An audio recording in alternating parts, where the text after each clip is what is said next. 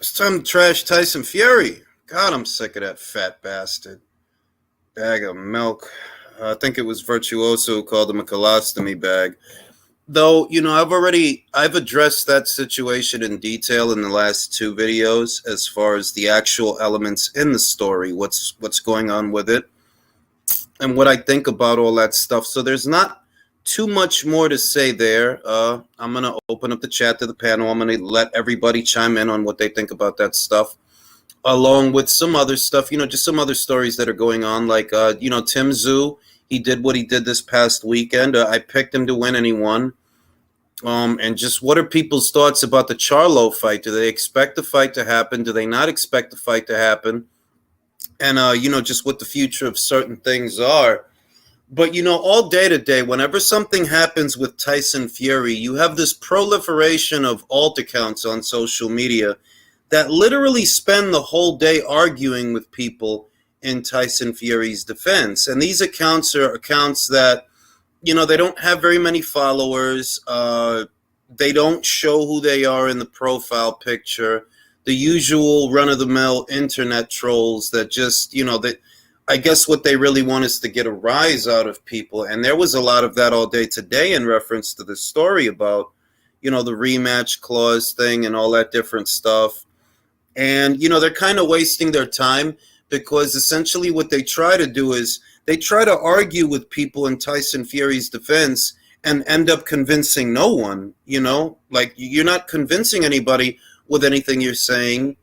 And all you are doing is showing that no matter what, in your mind, whatever Tyson Fury does, you're okay with it, because as far as an actual debate or a discussion, no solutions are reached. You don't convince me, I don't convince you, but more people agree with me than agree with you. So, I mean, if you were trying to, get people to agree with you, these accounts, they just kind of tend to fall flat on their face. It's like it's a pointless endeavor, and it borders on trolling, because it's like, for as much as you're arguing, you're not getting anywhere. You do it often, and you never get anywhere when you do it, But that's just internet trolls. That's just people that use the internet as a way to behave that they would not otherwise behave in a real life setting. That's all that really is, which is why these days I don't really like to argue with them too much unless I'm literally just lounging around or something. Then I might entertain the conversation for a couple of minutes or come back to it. But it's like, there's no point in discussing anything with those individuals. Like there's literally no point. There's no point in doing it. So, I tend not to these days. I just laugh and I'm very condescending, and it just is what it is. What it do, Smokey? What it do, Unico Country? What it do, Boxing News? What it do, que lo que, manín? Juancho in the building. And yeah, man, it's a couple of things going on. The Ryan Garcia versus Gervonta Davis stuff, that's created an influx of arguments as well because of the rehydration clause. And it just goes to show, it's just like Coach Malaka says, shout out to Coach Malaka, that if these guys didn't have double standards, they wouldn't have standards at all, because they love to go off on Canelo Alvarez for the weight stipulations that he's used, even though many of these guys are big Floyd Mayweather fans who also used weight stipulations. And in a general sense, weight stipulations are actually pretty common in boxing. Anyone from Floyd to Manny to Oscar to lots of guys have used weight stipulations. But, what's weird is they attack Canelo for weight stipulations, then go out of their way to defend Tank for his weight stipulations. And I would say the glaring difference between the weight stipulations that those fighters have used and the way that Tank is using it is, when Floyd fought Canelo, right, for example, at a catch weight of 152 pounds, Canelo wasn't just any old body. He was actually a champion at junior middleweight. That's what he was. He was a champion at junior middleweight. He wasn't just some guy. He wasn't just a contender, wasn't just a prospect. He was a champion. When you think about Andre Ward's situation with Chad Dawson, that, Chad offered to come down and Ward obliged him. He held him to that. Bad Chad wasn't just some contender at light heavyweight. He wasn't just Joe Blow at light heavyweight. This was an established force in the light heavyweight division. Whereas Gervonta is using all those clauses and all those things, a catch weight, a rehydration clause, for a dude that ain't done all that much at lightweight or super lightweight. You know, like you using that, like you using that for like basically a prospect, because Ryan is kind of caught in between a contender and a prospect because he beat Luke Campbell many years ago. Yeah, you could say that he achieved contender status, but he didn't hang on to it because, you know, after that, he moved backwards. The guys he was fighting, they weren't better than a Luke Campbell. So you're catch weighting a guy who hasn't done a lot at 135, hasn't done a lot at 140, and you needed a catch weight to feel comfortable enough to fight this guy. You needed a rehydration clause to feel comfortable enough to fight this guy. It's a little frivolous. If I'm being real, like it is a frivolity for you to need a catch weight and a rehydration clause for Ryan Garcia. What, you nervous? You scared? I guess.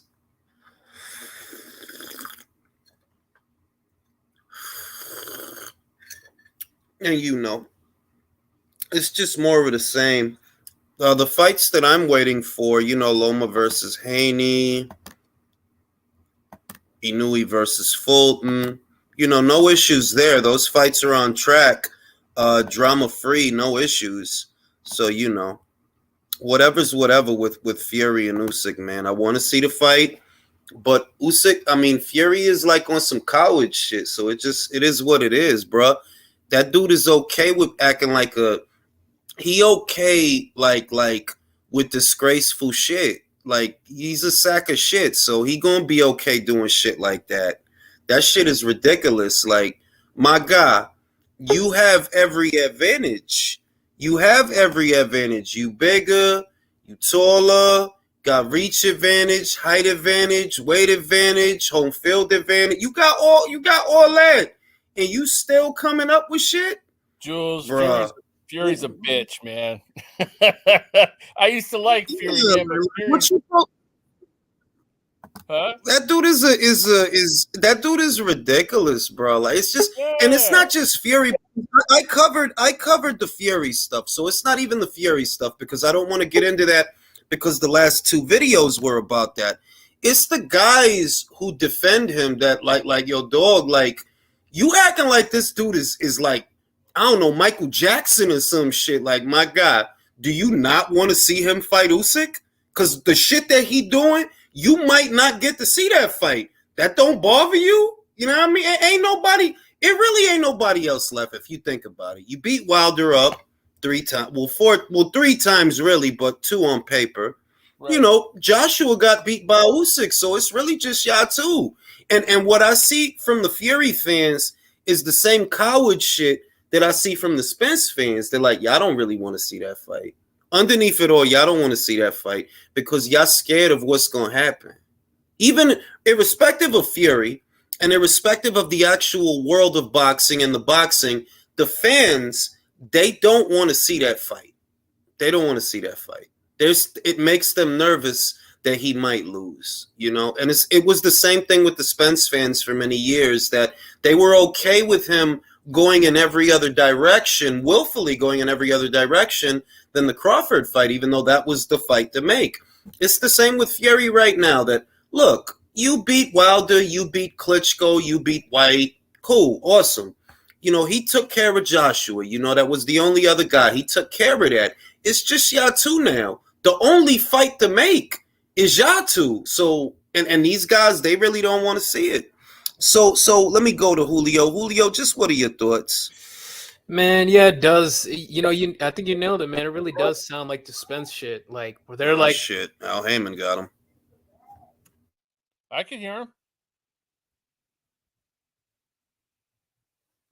Can you hear me? Yeah, I can hear you. Yeah, Julio was speaking. All of a sudden, now he's not.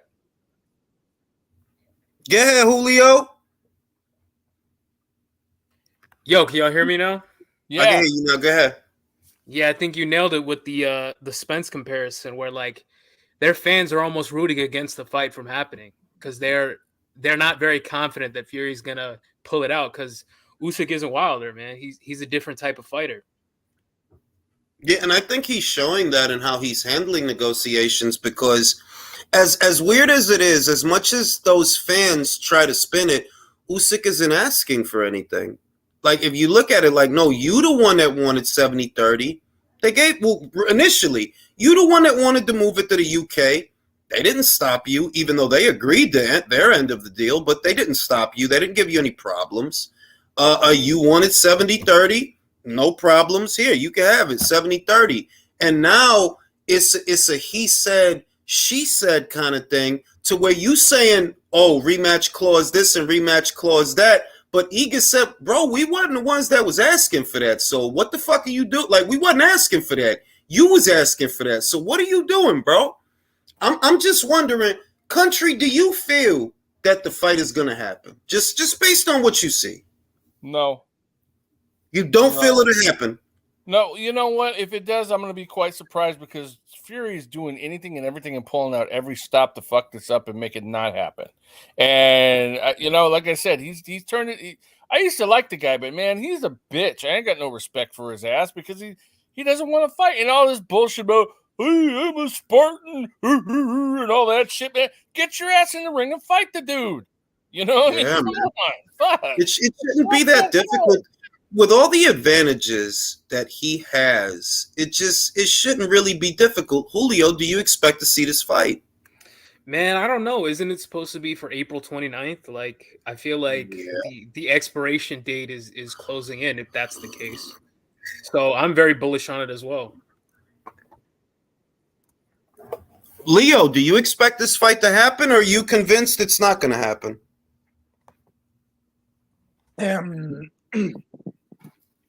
I think it's gonna be a delay in the fight. I don't know if you say it before. Maybe it was you. But the thing that the issue that Tyson Fury has this problem. He's not ready to fight. The date is too close, so he's trying to get a way to postpone the fight if it even gonna happen. So he recognizes he needs a full camp to have a chance to beat this man, and he doesn't think he's going to have the possibility to have a full camp to April. So he's gonna try because as we're talking a lot of shit that Fury is a middleweight. No, this is probably your more difficult fight to the date. So you need to be ready to compete, maybe win. So I don't think this fight is. If this fight happens, I don't think it's gonna be in April. I think it's gonna be in June. I mean, there's a reason that Bruce Trampler said it's going to be in June. He said that over the weekend, and then he deleted the tweet. But he literally said that before Fury even came out with this latest nonsense about the rematch clause, right? Bruce Trampler, I posted it in 2 videos, that Bruce Trampler of Top Rank said, yo, they moving that shit to June. That's what he said. So, yeah, I mean, you just take it for what it is. JBN, do you think the fight is going to happen? Yeah. Tyson Fury, Usyk.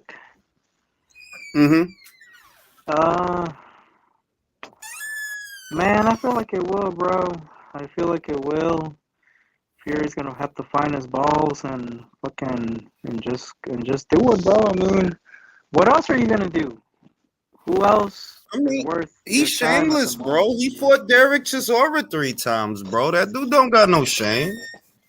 No, pues sí tiene razón. Ese tipo no tiene vergüenza. Él no tiene vergüenza. He doesn't have no shame. Yeah, fuck around and we see Wilder 4, but I don't think Wilder wants that final fight, bro. I don't think Wilder's gonna do that 4th fight. I mean, for what? You got your fucking ass handed to you, bro. The last 2 fights. Like, what are you gonna do? Like, what else are you gonna do, man? And then all the cheating allegations. Like, bro, if Wilder fights him again, bro, like with all those cheating allegations, like, se va a ver como un pendejo. But I have confidence Ya that se it'll vio como un pendejo que cuando lo abrazó, él se vio como un pendejo, porque ¿cómo tú vas a decir toda esa cosa de ese tipo? Para que después que cuando están cara a cara, you're gonna dap him up. Ahí se vio que ese tipo un pendejo. He accused, like, think about it. You accused him of trying to kill you, so that when he's right in front of you, you dap him up like nothing happened. Like, that dude is cheeks, bro. That dude is cheeks. and you fought him in the same place, same Yeah, commission. like, But in my opinion, it'll happen, bro. It has to happen, man. Ya va a ser mucha mala suerte, güey. See, if the fucking undisputed fight doesn't happen, bro, like that's just gonna be so much fucking shit luck, bro. Like, it has to happen, bro. we'll see, bro. Like, I'm being real. I could see Usyk because it's already established. Krasiuk said that they're basically Friday is the deadline, to reach a deal and all this stuff. Friday is the deadline now. And I still feel like even with all this nonsense, Usyk will take the fight.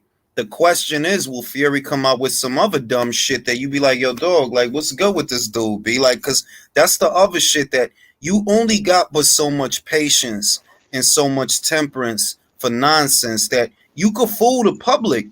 But the people behind the scenes, like Usyk and his team, they going to know what it is. That it's like, bro, this dude don't want to fight us. We wasting mad time on him. This dude don't want to fight us. So they might be like, yo, you know what? Yeah, we'll concede to the whatever what you want. You don't want a rematch? All right, my guy, no rematch clause. Fine, no rematch clause. And let that be the last thing. And on Monday, he might come out with some other shit. Mirage, I got the holy Mirage, the most Australian that I ever met. Mirage, what's your take on the shit, man? Is this fight gonna happen or is it not gonna happen? As you said, Fury's fucking shameless. He's a shameless motherfucker, a shameless gypsy. Mm-hmm. But I think this fight is too big not to happen. I think after all these shenanigans, there's going to be all kinds of bullshit. Eventually, it has to happen, and I think it will happen eventually. I don't know because you think about Bo versus Lewis. We never got that. We never got that shit. And you think about all the shit with Joshua and Wilder and just all of that shit that irrespective of anything, it didn't happen. And it's like it's not outside the realm of possibility that the whole shit fall apart and we don't get nothing. Do you think the only difference here, can I just respond quickly? The difference here, there's nothing else really on the heavyweight landscape. But back then, you had a lot more big fights. This is the undisputed. This is the only fight really that can the biggest fight. So there's less options, which is why I think they're going to be cornered eventually, and it'll happen. That's the only reason. Well, I mean, put it this way.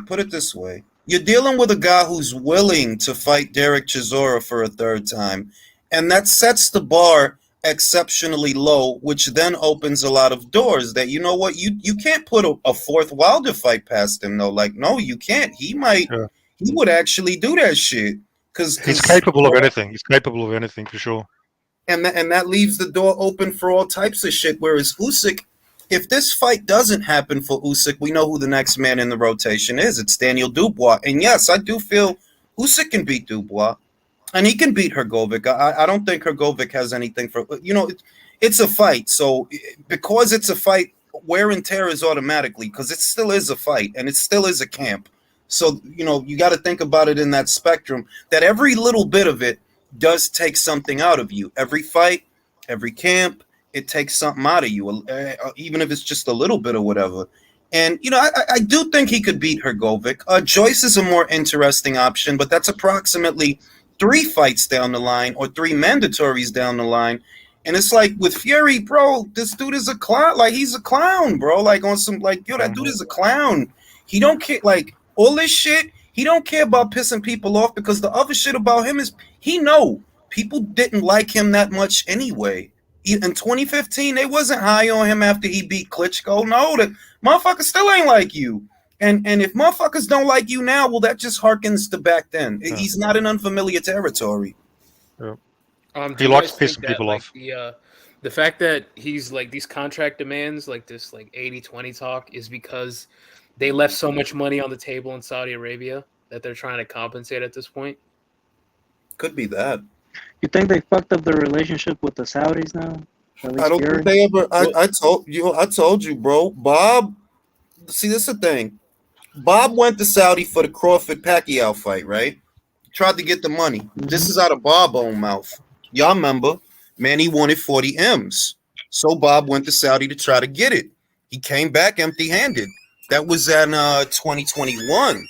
So all I see is that, yo, you don't really got a relationship with them guys. Like, for all this hoopla, you don't have a relationship with them people because all these years have passed and you ain't done nothing with them people. Like, you ain't done nothing in Saudi Arabia. The only guy that did anything in Saudi Arabia was Eddie Hearn, not Frank Warren. Because he said something that struck me where he was like, the money in Saudi Arabia is considerably more than what it would be in England if they put it at Wembley. So that's why it makes me think that, like, okay, Even if they sell out Wembley. Yeah, like he said, it was Right. considerably more. So than hosting the fight in England. So that's making me think, like, man, they're like scrambling to try and like compensate for that loss. Well, the main thing is, but let me say this: the main thing for those that may not understand the difference in the deal structure, it's a different model in Saudi, and that's why I see what could be a part of the problem. You go to Saudi. It's not the same thing as doing the show in Wembley. The reason that the money is not the same is because they're buying the fight from you. You know, they're buying it from you. So they're offering you a fuck ton of money to take the fight off of you. And once they take the fight off of you, they're going to flip the fight. In the UK, they're going to flip the fight. In America, they're going to flip the fight to where your competitors can buy the fight, because that's what happened with Joshua Usyk too, you know? They gave Matchroom and the guys all that money. Then in the UK, they sold the fight to Sky, which is DAZN's competitor. And in America and all the other territories, yeah, it was on DAZN. But you see what I mean? That if you're Bob and you do the deal with them, well, maybe the fight don't be on ESPN in America. Maybe the fight don't be on BT in the UK. Maybe the fight ends up on Sky in the UK. Frank's broadcast partner's not going to like that. ESPN in America wouldn't like that shit. What if the fight go to fucking DAZN? Just hypothetically, right? To show you what I mean, that if the fight went to DAZN in America instead of ESPN, the people at ESPN is going to be looking at Bob like, yo, what the fuck happened, bro? We spent money on that guy's fights. Why is he over there? That's why they didn't give a fuck about saving the Anthony Joshua fight, bro. I feel like if they would have actually tried to push to save that fight when they were in negotiations, they could have found a way about it, bro. But they were so fucking salty that it was happening on DAZN. Like, you could hear that they were happy they're gonna get that money, but they were salty as fuck that it was gonna happen on DAZN, that they just wanted whatever excuse to cancel it. Yeah, because if you think about what the Joshua fight would have been for the money that the Prince was putting up, and I know that most people aren't thinking about it 10 or 50 steps ahead. They're not. Because if you're taking the Prince's money to do the fight, you know what happens? They're buying the fight from you. They're not just buying it off Matchroom. They're buying it off of Top Rank and all of that. Like, so it creates instability for Top Rank and their broadcast partner, because they'll take the rights to that fight and they'll auction it off to the highest bidder. And that may or may not be your broadcast partner. That might be your competitor that ends up getting the rights to the fight. And I don't think that Top Rank, personally, I don't think that Bob and Top Rank are comfortable with that deal structure. I don't think they are. Like, no, we don't want, yeah, it's a lot of money for the fighters. Yeah, for the fighters, they offering them a fuck ton of money, and you get a percentage of whatever the fighters make. But maybe that percentage is not as much or comparable to what you'd get if you did the show. It sounds more complex than it is, that if you let them take the fight off your hands, you'll get a percentage out of Fury's purse. And maybe that percentage is a lot of money because it's a huge purse. But what you figure is, well, I could make more than that for myself promoting the show. That doesn't mean that the fighter would make more, but I can make more for myself if I promote the show, that I get a bigger piece of the pie because it's my show and I'm doing it. Also, my relationship with my broadcast partner.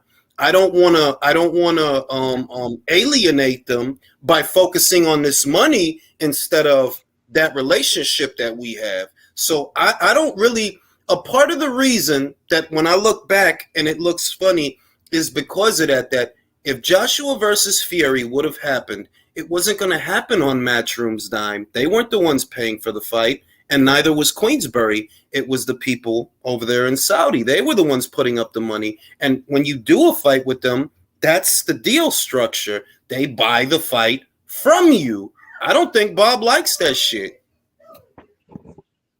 And the other thing, Julius, just to remember the people, the only reason that Fury is because I don't give a fuck about him saying, no, I need the bigger split of the fight. No, you agreed to that term because you wanted home field advantage. Because taking less money for instead of more money doesn't make any fucking sense. That has to be the main reason. And Fury, I don't think he gives a fuck about Top Rank. I don't think he gives a fuck about Bob Arum and Frank Warren. If it's about the money, like I think he is, he's just agreeing of this because he needs the home field advantage in this fight. Mm-hmm. And he said, I mean, it's a few things because, look, yeah, maybe Fury, he wants the home field advantage. I don't dismiss that because I've raised that point myself several times, but the deal structure is important. I do think the deal structure is important. I do. And I think that when Bob and all those people came out with that story that, they couldn't get the stadium up on time. Yeah, that's bullshit. You didn't want to do it over there. You didn't want to do it over there because if you do it over there, they're buying the fight from you. That's what it is. I still think Usyk unintentionally threw a monkey wrench in Fury's apple cart because I think he really wanted to fight AJ as opposed to Usyk. And yeah, because it would have came along and beat AJ. I think, and I'm almost wondering if Fury kind of saw that in AJ and was trying to capitalize on that at the time because AJ was kind of in decline a bit, right? So maybe he felt in his mind he was catching him at the right time. All of a sudden, here comes Usyk, and then bam, he wins, and Fury's like, "Fuck." There goes my plan because he was going to fight AJ, make all this money, and then retire. Well, not really, because remember how it happened that Fury was supposed to fight AJ. Usyk doesn't come into it until the Fury shit fell apart. Why did the Fury shit fall apart? Because of the Wilder arbitration. You see what I mean? That in other words, Usyk only got to fight AJ because you didn't fight him. You were supposed to fight him. You were in negotiations with him. You announced it on Sunday before the arbitration. You announced it that, the fight is a go, the Prince, all the bullshit, all the bells and whistles. On Monday, I got to fight Wilder. My bad. I got to fight Wilder. The only reason Usyk even came into it is because you didn't fight AJ. So did Usyk fuck it up for Fury, or did Fury open the door for Usyk to come in? Because it was supposed to be AJ and Fury. Man, I'll tell you what Usyk did too, bro. He stepped down so the undisputed fight could happen, bro. And ese tipo no es pendejo. Él no es pendejo. And then yesterday he's part of the fight and he doesn't even want to fight, bro. Like, man, I'm sick and tired of this fucking mayonnaise man, bro. Bro, ese tipo un charlatán. Te lo estoy diciendo. He's a charlatan, bro. He's like that dude. Like, everybody thinks Fury changed because of the Wilder fights, and they weren't watching him before. Like, I remember Fury from before all of this nonsense, and he looks like the same charlatan to me. You're the same guy. The only difference between now and then is you fought in a fight that changed people's perceptions of you, the Wilder fights. And based on those fights, they look at you in a different light, like, oh, no, it's impossible to beat. Like, bro, what are you talking about, bro? This dude supposed to have an L already. Like, what is y'all talking about? This dude is like, you going to have to beat Usyk to convince me, bro. You're going to have to. Because I remember Fury and beating Wilder. You're not going to tell me that all you got to do to be the invincible heavyweight is beat Wilder. I'm not buying that shit. Yep. You know what I mean? What it do? What it do? All right, man. Edwin Castillo. Let me read the super chat. Edwin Castillo says, "Saludos a mi Julius for the woo." Come on, B. Come on with the. But check, go ahead, Virtuoso. Your thoughts on that shit? Yeah, man. I just think your Capricornian brother, Blair Cobbs, should be fighting Crawford, man. Yeah, For real. Yeah. Nah, but for real, like, yo, Tyson Fury's a bitch, bro. He's a bitch, man. Like, ain't nobody was talking about no fucking rematch clause, bro. Like, come on now. Like, we trying to get this fight already done with, man. And then what we have, like 5 weeks left? Mm-hmm. Man, I don't think Virtuoso on that time yeah. frame. I asked everybody, do you think it's gonna happen? You know what I think might happen, and I'll be optimistic. I think the fight there will be pushed back. Yeah. What do you get from Fury? What do you think he's doing? What do you think this is? A stall tactic, to be exact, because it wasn't like a few days ago that the WBA said like, yo, we was gonna have a mandate, Dubois, and I'm thinking, yo, could this be his plan all along to try to get this guy to fight his mandatories? And by the way, they do have, I guess interim or like one of them fucking make believe champions over at Queensberry, so you never know. Fuck, will Usyk want to do that? I mean, he knows the best money is with Fury, so I mean, he's kind of like put him in on the spot. It's like, yo, you got to take this fucking low ball offer, or I'm gonna tell Frank, yo, tap these fucking governing bodies on the shoulder and tell them, hey, we got this mandatories for Usyk, just he don't want to fight Fury. So his whole plan has been to make him look like he's the one that's filibustering the fight, but in reality, it's Fury. That would be funny if they're like trying to send Daniel Dubois in as like a testing little experiment against Usyk to see how he fares before it's going to be a terrible Tyson tries to fight him. It's going to be a terrible experiment. Like maybe they're trying to feed Daniel to Usyk just to see. To me, it's a little bit weird. Like Fury is a lot of things, right? But I don't think he lacks confidence. Like considering like his career, so I don't think he's really ducking in that sense. I think it's a lot about ego. He just wants to. And he also loves to piss people off, so he just wants. To me, that'll be first on the list rather than ducking. I don't see. Like, do you agree? Like, he doesn't seem to lack confidence to me, especially after this. I disagree. I do think he lacks confidence, and I think that the reason that it doesn't seem that way is because people misread the situations that he's been in. He only fought Wilder because he was a boxer of limited ability. That's why you chose him over AJ. You had two undefeated boxers in front of you, a unified champion that will literally get you more money than Wilder. And Wilder, you chose Wilder. Why? Yeah, we know that. But Wilder still was a puncher, and he was still like a threatening fighter in that sense. So he did beat the fuck out of him. I don't disagree overall. with you. I don't disagree with you, Mirage. But they were both punchers, though. They both were, Joshua and Wilder. It's not like Joshua wasn't a puncher. No, he is a puncher. Most of his fights have ended by way of knockout. So I'm like, well, why would you choose less money? Why would you choose less money than more money? Because the less money is less risky. Pretty much what Wilder did. His dumbass said, I could have got more money for Joshua, but I chose you, even though I got less money. Hey, Mr. Flash, chump! I'm not British. I'm Australian. Get it right. And I'm not a Fury fanboy. I don't like Fury at all. I'm just questioning.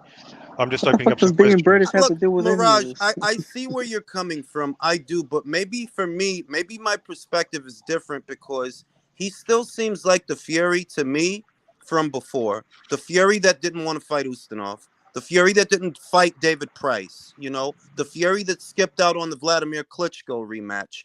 I remember when they had Mm. the sit down with I don't think it was Johnny Nelson, but I remember they had their sit down, and you could see he wasn't confident ahead of the second fight. You could see he starts talking about maybe I'm a lose, maybe I'm a lose. I'm like, bruh, he know he finna lose, and what do? Oh, my ankle got hurt. Oh, my ankle, and then oh, my mental health. I'm sorry, I can't box. It's like, bruh, I don't think he's as confident as he lets on, if anything. Yeah, that's possible. But do you think Usyk is that type of fighter to like intimidate him? Like he's so much bigger, you would think, okay, Fury would just be so confident. I'm just going to fucking, I'm too big for this dude. I'm not sure if Usyk is the guy that he would sort of want to duck. Well, I'm skeptical. Bro, remember he that can see Usyk's ability. Fury let it slip on the Joe Oh, Rogan podcast that it's the small fighters that bother him. He Yep. said that. He Yep. said that. Mirage, When did he you was yeah. see? Did you describing see? fighting Steve Cunningham, remember? Right. That's what I was gonna ask Mirage. Have you seen that fight?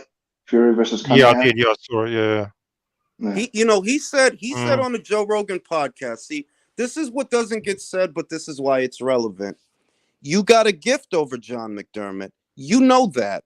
You know that. John McDermott was not a he's not a big guy, bro. He's a fat guy, but he's not a big guy. He's just a fat guy, and he's shorter than Fury. You know you got a gift over that guy. You know that Steve Cunningham, a cruiserweight, he puts you on your ass. And you know what you said on the Joe Rogan podcast. The smaller fighters bother him because they're naturally faster. It's And they're easy yeah. harder for to him hit. it's easy for him to be fast Hey, against Julius, others. Yeah, wasn't he supposed to fight David Hay, and he's kind of yeah, but swerved that David fight? Hay's the Or one that David Hay's kind of the one that fucked that up. I think, unless I'm Oh, No, mistaken, it but was David Hay that fucked that up. no, but But yeah, but Steve Cunningham gave him everything he could handle in that fight. I actually rewatched Yeah. it recently. I Yeah, don't think I didn't hear him say that on Rogan. I didn't know it was, that's an interesting admission yeah, that small he guys. said it. He said and he said it in detail. I'm not Yeah, he paraphrasing. did. I saw He's that the too. he's the one that said that the smaller fighters are the ones that give him problems because he can't outbox them because they're naturally faster and they move better. Mm, That he'll have an advantage over a natural heavyweight, but a smaller fighter, he said, I think he said it's like fighting butter. Or it's like fighting, this guy's too mm, slippery. That's what he said. And it's like, well, then that makes sense why you wouldn't be crazy about fighting Usyk.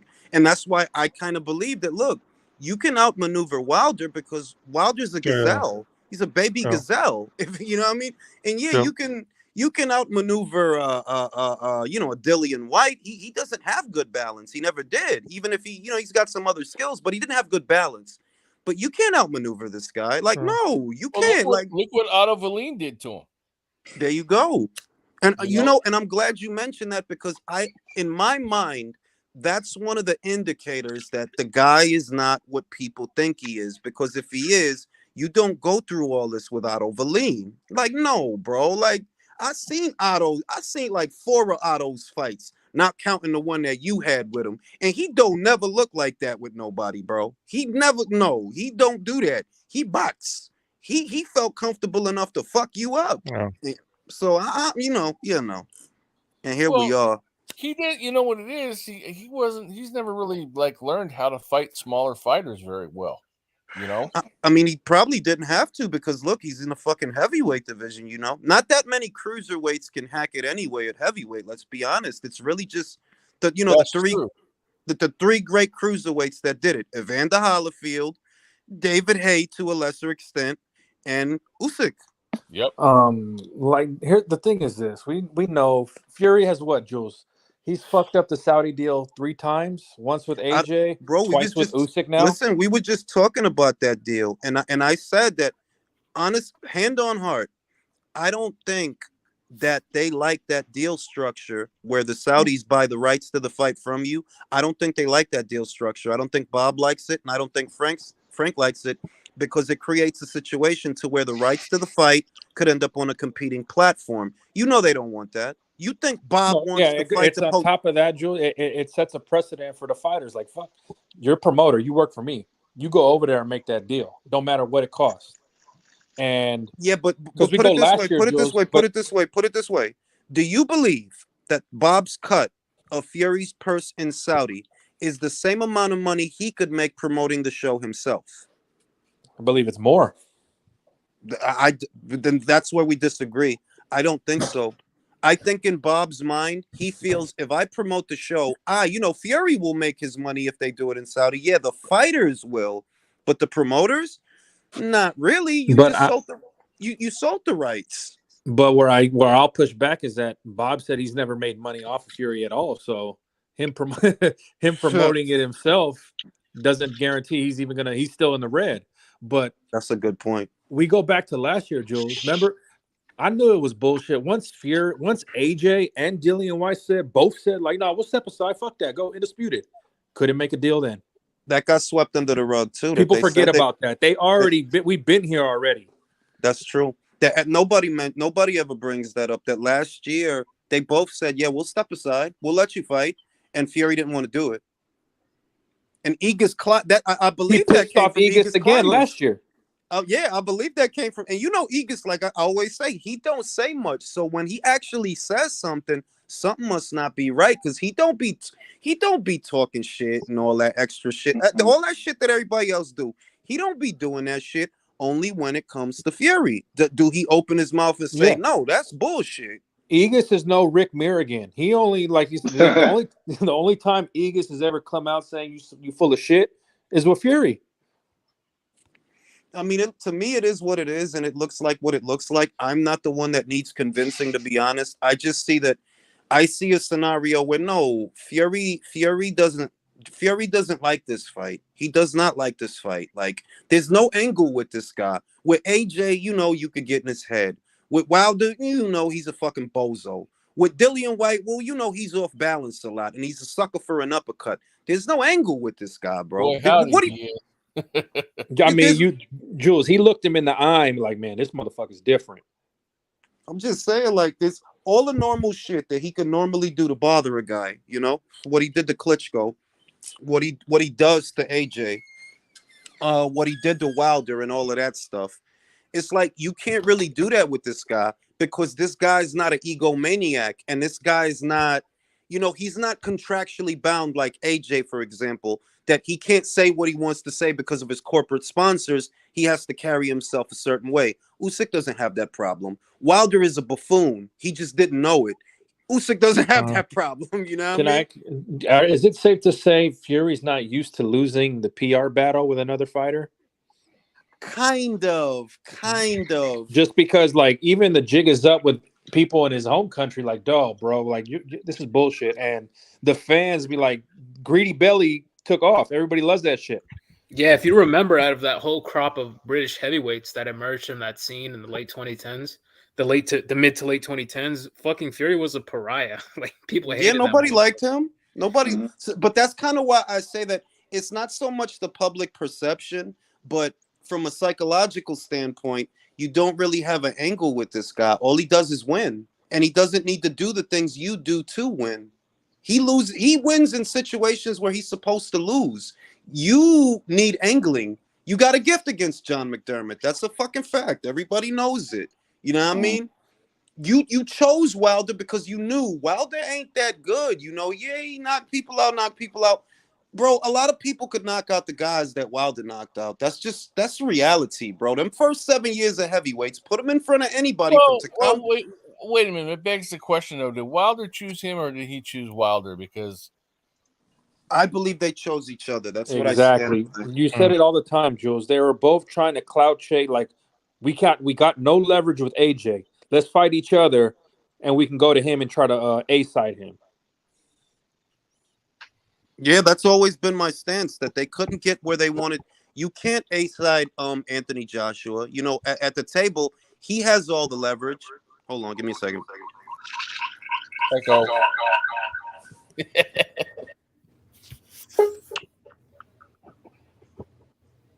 Let me. All right, get that out of there. All right, yeah, you don't have any leverage with the Joshua kid. So the best thing you can do is try to make it like a little biosphere for you and Wilder, where you just jerk each other off. That's how I've always interpreted their fights. That Wilder couldn't get anywhere with AJ, And Fury couldn't get anywhere with AJ. Like, no, you're not going to get what you want. It's not going to be all your way. So if it's not going to be all your way, you don't want to do it. Instead, you fight each other and try to create your own little Shangri-La, your own little like biosphere or whatever.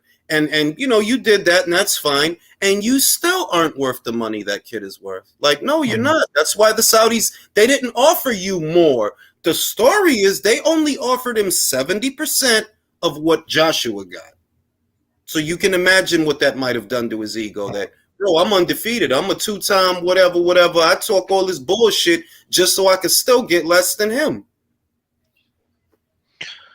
But eventually, I mean, very soon we're going to find out the truth. I mean, there's wheeling and dealing, which is normal. But when you start getting like irrational, when you start making irrational demands and you allow the fight to fall through, then you're exposed. So he's already 70-30. That's already, we're getting on the irrational stage. If he wants more and he lets it fall through, then it's blatant what he was up to all along. I think for Fury, not for Bob and not for Frank, I think for Fury, we've reached the irrational stage because the fight was worth more money in Saudi than it's worth in the UK. And that's out of Bob's own mouth. So I'm like, okay, if the fight was worth more in Saudi, why didn't you wait? Remember what you got to remember. Hold on. You got to remember what they tell you because they make you forget. They told the world the reason we didn't do it in Saudi is because they couldn't do the fight on time. That's what they said in the beginning, right? So it's like, all right, but it's worth more money over there. So why not just wait? Now look at where we are. Now look at where we are. This shit might not happen April 29th. It might get pushed back. So for it getting pushed back, why didn't you do it in Saudi? Maybe you don't want to. Exactly. That makes too much fucking sense. And did you see what Steve Kim called up Aegis, and Aegis just dropped that tip like, hey, if they move off this April 29th date, that 70-30 split's gone.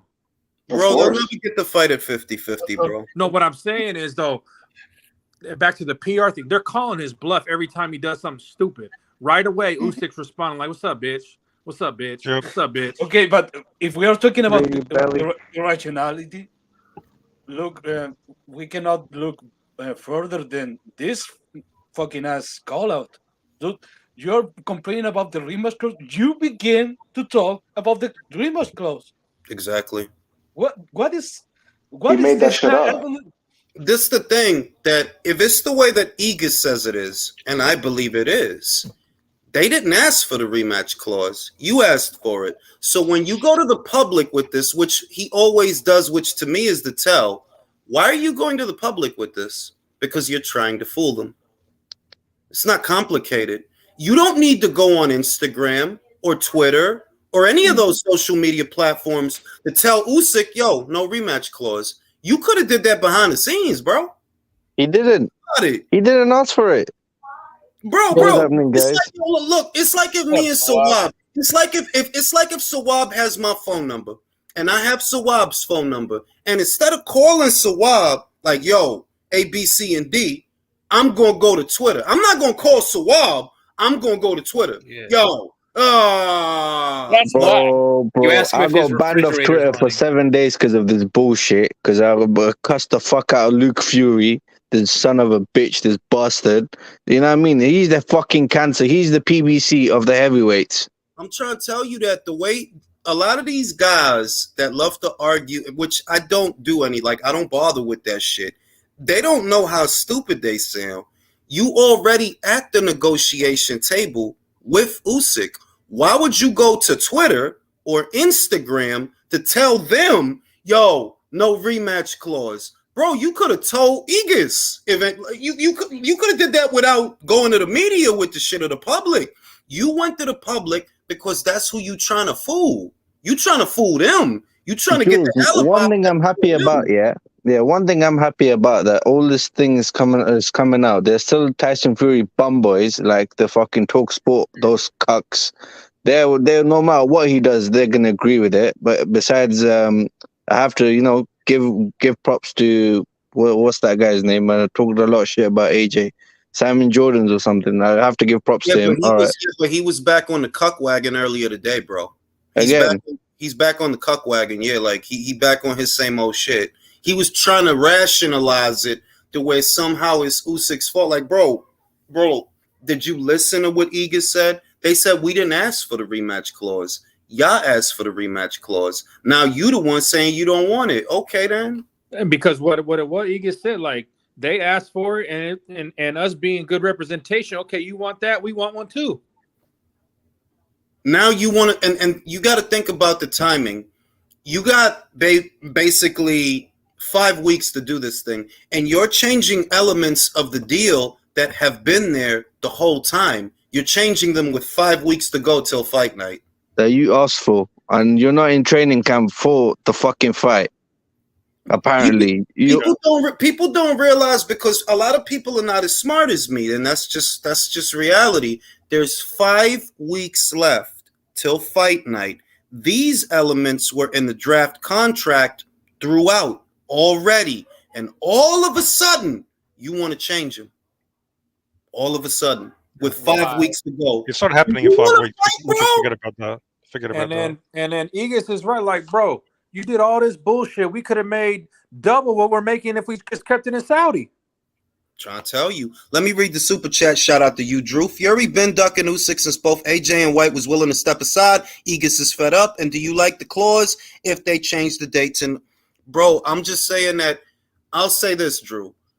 Usyk's never going to get that fight with Fury at 50-50. Like it won't happen. It won't happen. So if Egas takes a position to where, if it's not April, then we change the split, then you ain't never going to fight. Never gonna fight. It won't happen. Philly says B-Hop fought Oscar for undisputed, had 3 out of 4 belts, and still only got 18%. Usyk should have 40%, but it is what it is. But see, this the thing. We over the splits. He accepted the 70-30. We're over the splits. It's not about the splits no more. Now you trying to make it about renegotiating a rematch clause. And if I know Usyk, because he's a Capricorn like me, I don't need a rematch. I'm going to beat you the first time. You need a rematch, not me. Did I'm Bernard really take 18%? I think so, yeah. I remember it being a very low percentage. I remember that. Jules, I got a couple that's questions. Gratuity. That's a gratuity contract. You recently mentioned 70% that the Saudis are willing to give Fury, right? And they were given AJ what, like 80 million? Yeah, the number that was out there was somewhere in between 75 and 85 million. Okay, so I would say roughly, give or take, they were going to give him 56 million. That's a lot of money. And yet his biggest payday was what, against what, Dillian White for 41 million? Oh, no. The pot was 41. The pot. Yeah. Let's just But put it this 31, way, yeah? right? Sorry, Yeah, Virtuoso. yeah. Let me say this. Let's put it this way. Let me answer the question. If the pot was 41, what Fury got out of the pot was something like 30 to 35, because Dillian's portion of the pot was only like 5. You know what I mean? So if his portion of the pot was 5 and it's 30 and it's 41 in the pot, Fury probably got 35 out of that, if that, because some people speculate Frank didn't really spend that. You know, they negotiated it to where it's okay, Fury, you'll get 20, 25 so long as you ain't got to go to Matchroom.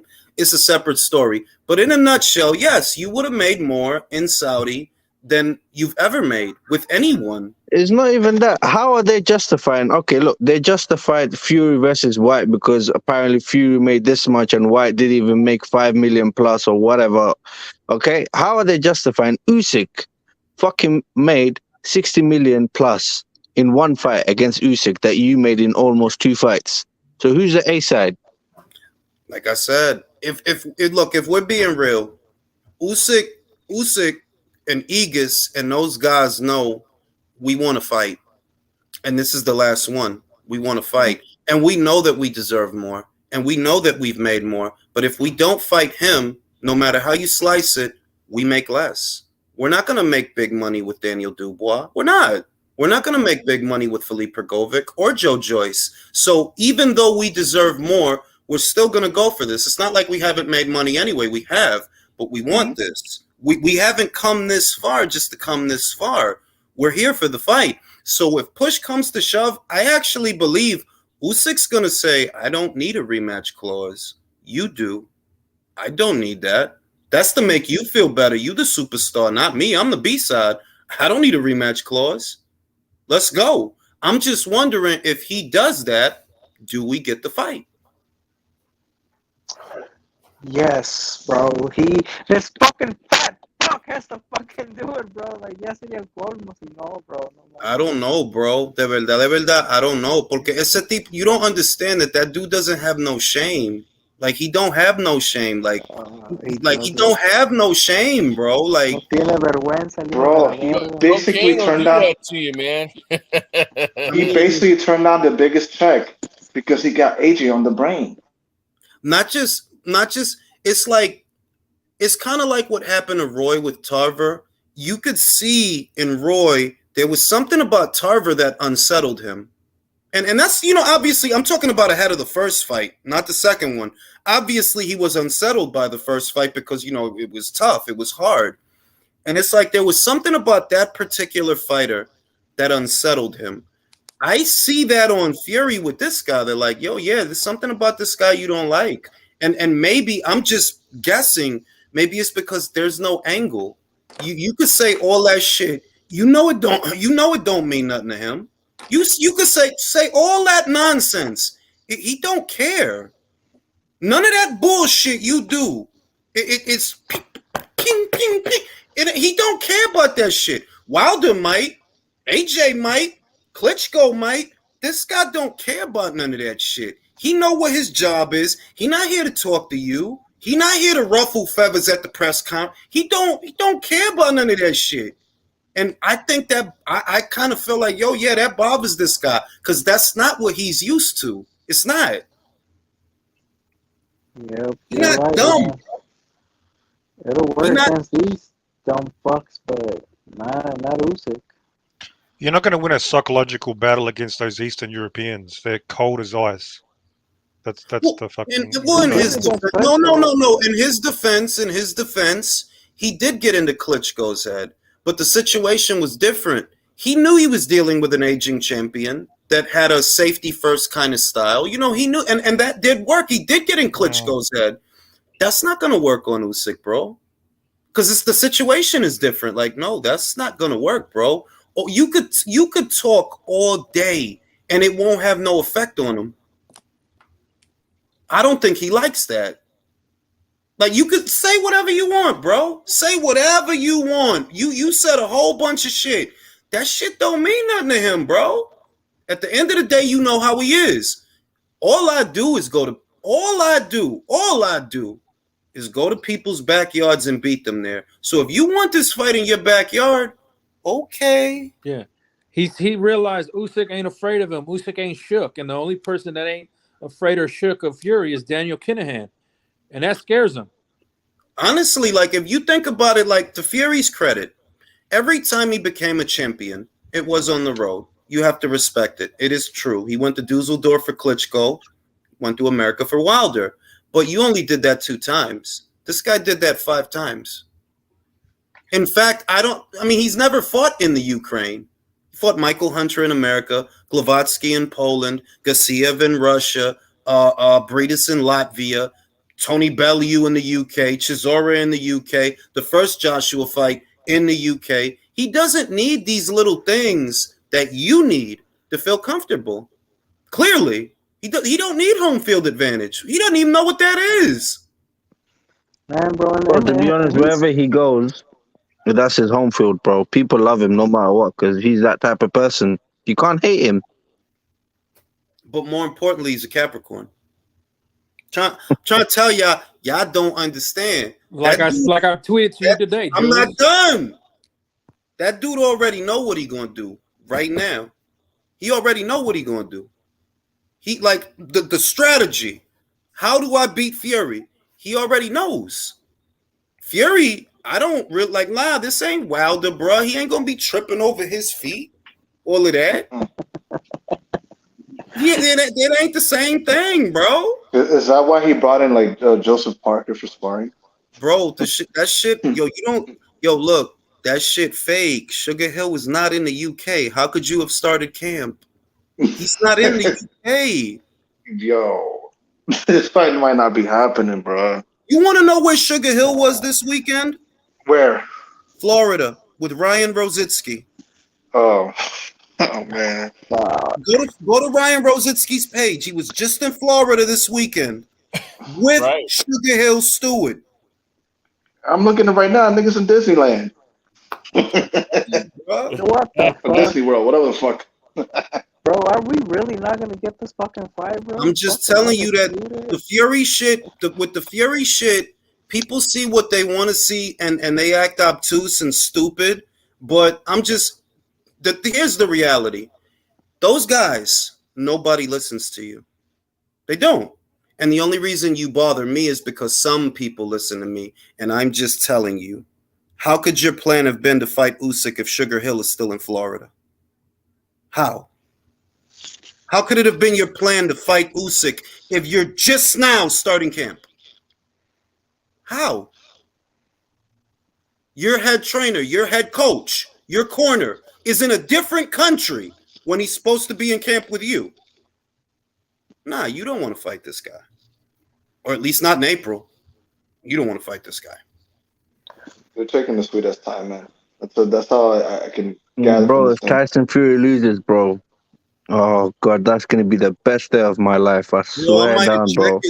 I might ejaculate if he Like loses. Jules said, bro, I'll run naked on the streets, bro, with my nuts hanging out. I might, if he loses, oh my God, if he loses, bro, I might jizz on camera.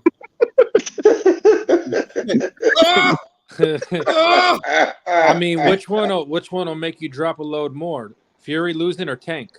Fury. Fury, bro. What about Benavidez? I don't really care about that too No much. one gives a fuck about him. No. I'm gonna be no.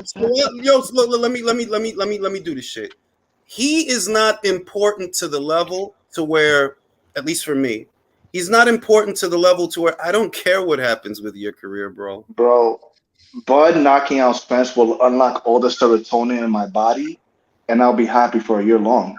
I have to say wholeheartedly, if there's one defeat that really means a lot to me, it is Fury. I hate him. Yeah. Bro, you Yeah. hate it more than Spence? Yes. Yes. Yeah, that's true. Spence, see, this is the thing. At least I know what's gonna I know what's gonna happen to Spence. I'm not worried. I know what's gonna happen to Tank. I'm not worried. You're a fraud. You'll get figured out sooner or later. And I can see that it's not really far away with those guys. It's not actually very far away. With Fury, it's like, yo, you a coward, bro. Like, you are such a coward, bro. You wanted to fight Joshua off of 2 losses back to back. You're a coward. Yeah, you're a coward. And I know that you didn't actually expect to fight him. You just wanted to make him look bad because you knew under those circumstances it's not likely that you'll fight. But you're that big a coward that you'll do that dumb shit anyway because you're a piece of shit. Bro, what did Yeah, you true say or about false? him? Look, Tyson Go Fury, ahead. like Anthony Joshua accepted everything, bro. They accepted everything. They just wanted some time so they can fix the fucking paperwork. The same team that was doing Derek Chisora's fucking bullshit. And still you didn't fight him coming off back-to-back losses to Usyk. And you're not fighting that person that beat him twice. You're not fighting the person that lost to him twice. No. The dude, I said it last year, and I kept saying it, that it's not Fury's intention to pursue a fight. And people kept thinking I was saying, oh, because he's scared of AJ. No, you're not hearing me. Do you think Fury, when he did that, honestly expected AJ to fight him? No, he didn't expect him to fight him. But if he doesn't expect AJ to fight him, what is he doing? He's kicking him while he's down. He's trying to make him look bad because you're a coward. You're a piece of shit. You're a coward. This dude just lost 2 back-to-back fights. Why are you calling him out if you know it's not likely you guys are going to fight? You're a coward. Yeah, and it even makes him even more a fucking hypocrite because he did all that bullshit about mental health and that he was feeling lonely and all that bullshit. And you're kicking a man while he's down, like, bro, that's the way he is, a piece of shit, bro. I'm telling you that the shit about him being depressed, and I'm being real, I do believe you have a pathological problem up here because it's in the eyes. He looks like those mental patients that I used to watch. But you're a pathological liar. That's what you are a pathological liar. You are a scatterbrained idiot. Like you are. Yeah, you have that going on. The depression stuff. Go back to the source. When did that start? When UCAD was up your ass over the nandrolone? And you believe mental health. Yeah, you just so happen to have the mental breakdown when they about to suspend your boxing license for a couple of years. Come on, man. People got to be smarter than this. This dude is a fraud.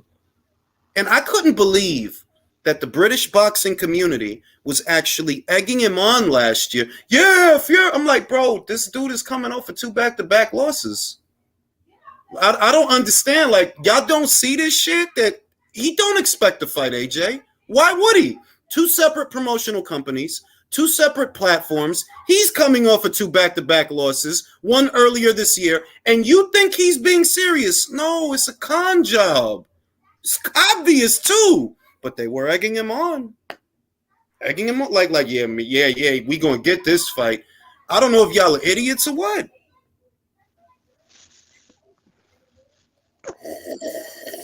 No, but true or false though, like Jules, going back to 2021, right? When they had that arbitration ruling, like irrespective of the decision, Fury could have just dropped the title and said, "Let's fight," right? I mentioned this earlier. I don't think Bob and them like that deal structure. If you do the fight in Saudi, let's go back to 2021. Let's say the arbitrator doesn't rule in Wilder's favor. Let's just say it's not an issue. What happens is the Saudis buy the rights to the fight off of Eddie, off of Bob, off of Frank. Now, Eddie he doesn't seem to have a problem with that, but Bob and Frank might. They might, yeah.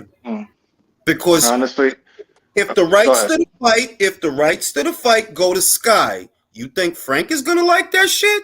You think the people at BT is gonna like that shit? No, that's supposed to be our fight. The fuck happened? And I think they know, Jules, that in the event any dealing with Eddie and Saudi over there, Lim Blavatnik and them, they're gonna overpay just to get it, just to fuck them and say like you're on our platform. Yeah, I mean maybe because their bank account's bigger. What I could see is this. Eddie has an actual relationship with those people. Bob does not. Frank does not. You don't do nothing over there, bro. They don't subsidize none of your fights, bro. You don't know nobody over there, bro.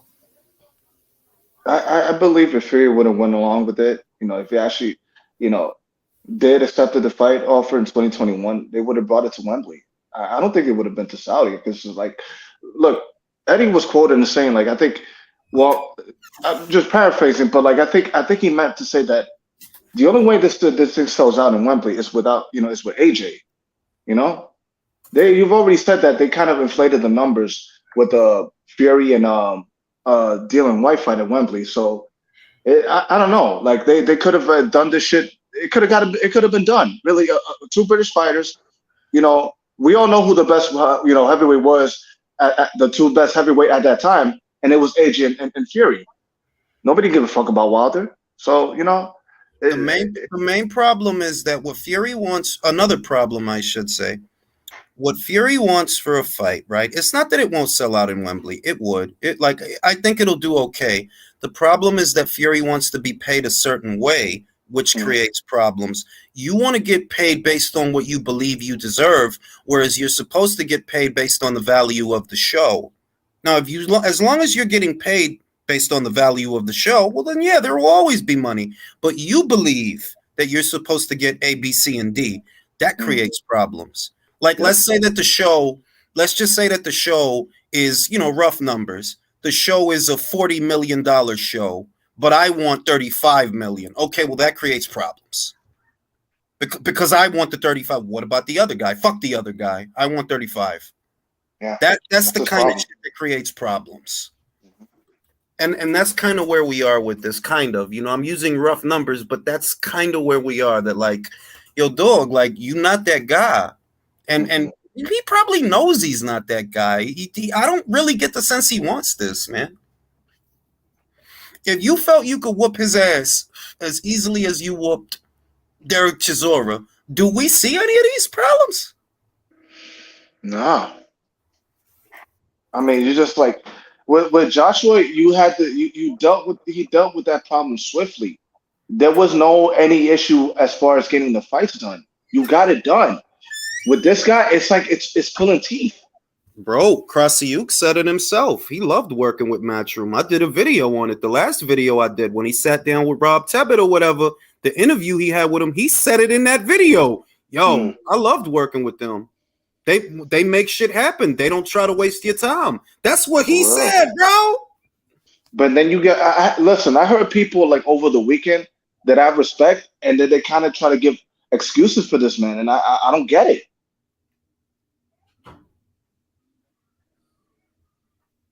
And I seen Alexis towing the company line earlier, talking about, oh, Usyk has been given specific instructions. Listen, bro. Yeah, like he gonna toe that line regardless, which is why I gotta say it. You see, that's why people don't listen to you. You was acting like you were above what the LDBC channels were doing. You're just like them. You're just doing that for Top Rank. No matter what happens in your mind, Top Rank is never wrong. You don't actually care about Fury versus Usyk, which also tells me, okay, you're not a boxing fan. Because that's what this is all about for me. It's about a hospitable enough environment to make the fight. But at some point, yes, it does become unreasonable. Like, yeah, bro, like it is unreasonable. Like the way you doing shit, no, we might not get the fight. We might not. And the crazy part about it is, you, like you said, he's the PBC version just for Top Rank. You could even quote Top Rank executives saying, "Well, we ain't making no money. We ain't doing this. We ain't doing that," and he'll spin it to where like, "Oh no, they was just saying that for PR." I said it from day one, Jules. I said it from day one. Listen, just a while. What you called them was respectful. Was respectfully disrespectful. But me personally, yo, he a coon. I'm sorry. I just, you know what I get tired of? It's the silliness, because it's like, okay, I don't know what you have going on, right? I'm only here for boxing matches, in case you're not aware, right? I don't actually care about Usyk's wallet, right? No, I actually don't. But I care to see the fight. So I know that the environment has to be hospitable enough to make a fight, because it takes two teams to make a fight. And what I've identified is, okay, this team is being unreasonable. Like, yeah, you're being unreasonable. You lost him money that he could have made. That's bad enough. You get him to the UK where it's worth less money. That's bad enough. You offer him 30%. That's bad enough. Now this, bro, I want to see a fight, bro. And you don't want to hold him accountable because he's a top rank fighter. How fucking stupid do you sound, bro? Well, it sounds just as stupid when he calls Alicia undercard girl. Bro, and you know what's weird? He's in New York. Alicia Baumgartner was in the New York Post, in the paper, looking fine as fuck. All right? I advise y'all go look at that issue. She's in the New York Post. She's on the red carpet for Creed 3, doing press. All right? She was rubbing elbows with superstars and all this different shit. Cardi B retweeted her ring walk. And this dude still, like, bro, at some point, yeah, the shit you doing is childish. You really think they're on the same footing? All right, then. All right, then, bro. I don't know what to tell you, bro. I don't know what to tell you. I don't know. It's from my vantage point. Simple as I said it. He is Bob Arum's nurse and garden cleaner. That's all he is, bro. He washes his Bob Arum's nuts and drinks that same water as if it's holy water for him, bro.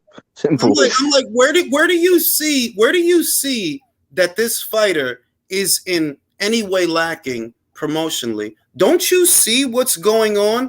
Enjoy her while she's here, because soon Hollywood is gonna get her. You know, that's what I see. That like, yo, this kid's gonna be in movies pretty soon. So enjoy her while she's here in the sport, because pretty soon she won't have to box. She's gonna be like a Gina Carano type of boxing. I could see that. I could see that for Senicia too, but Senicia got both of them. Yeah, like I could see that for Senicia, and she got the connects. Senicia has the connects. She's already reading scripts and taking acting lessons. You know. I'll even go this far. I can't. I gotta watch how I say it because I don't want to break sources. But A-list celebrities were asking, "How do I get tickets to her fight?" Holly Berry, J-Lo, and Ben. And I'll just say that it's been an issue because somebody's hating. I'll leave it at that. Somebody's hate. Who's? I'll put it in the comments, but y'all don't say nothing out loud. Wait. I'm gonna go to comments right now.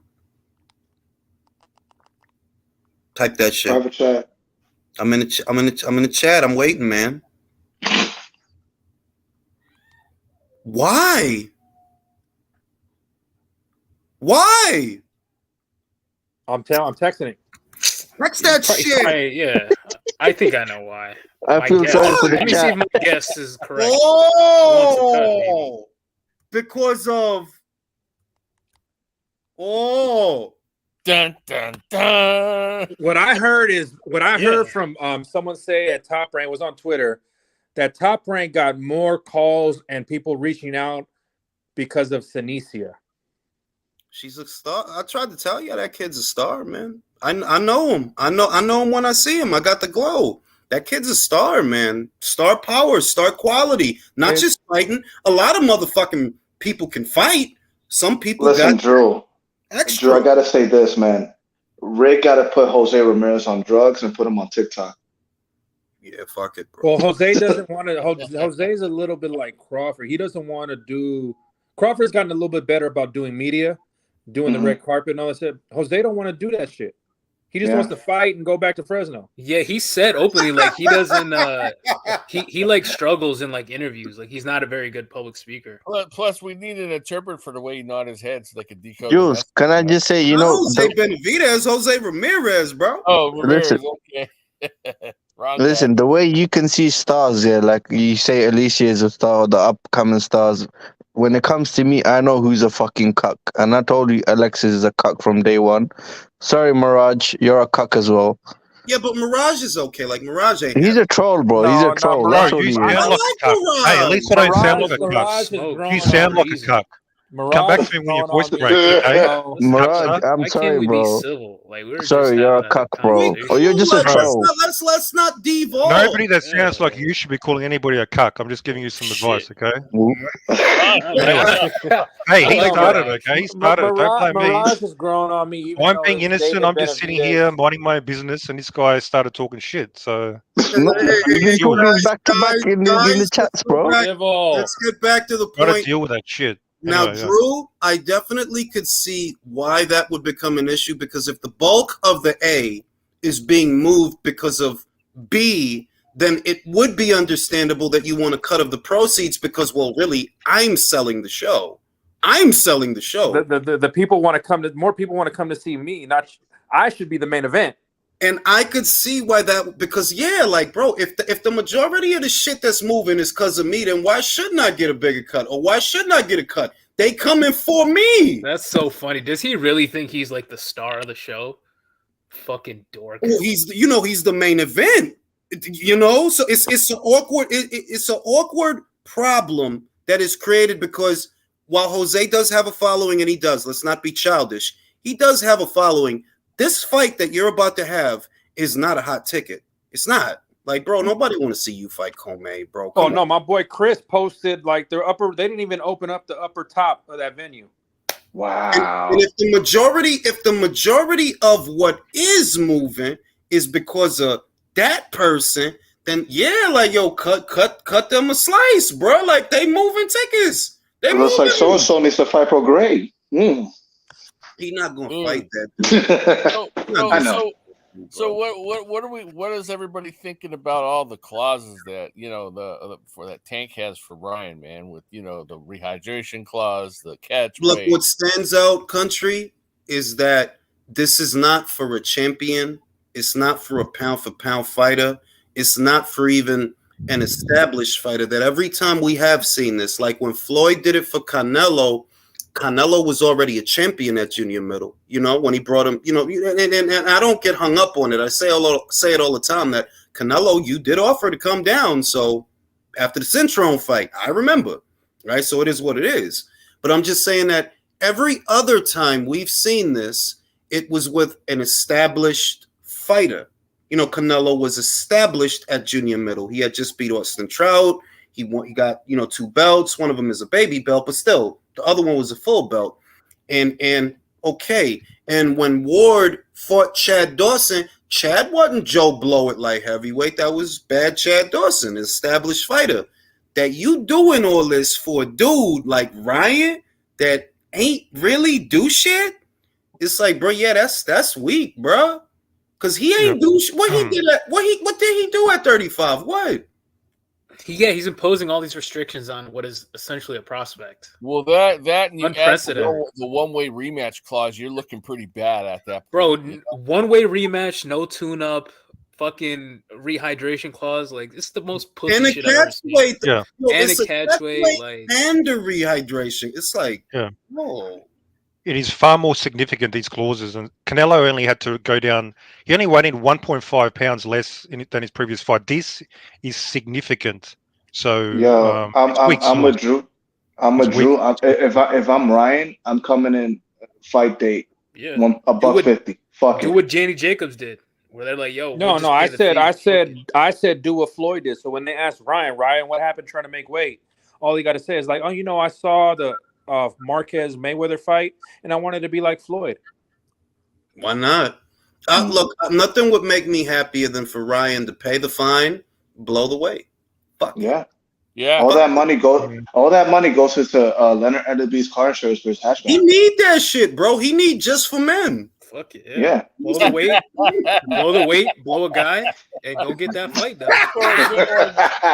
Hey, Drew, do what Ryan do. How bad do you think the Plant Benavidez fight suffers because of all the announcements? Everybody's buzzed about everything else but that fight. It is bad though. Like not to be petty, but all fuckery aside, it is kind of bad because there's so much in going into April. And so much that people are looking forward to that I do question how many people are going to want to pay the 80.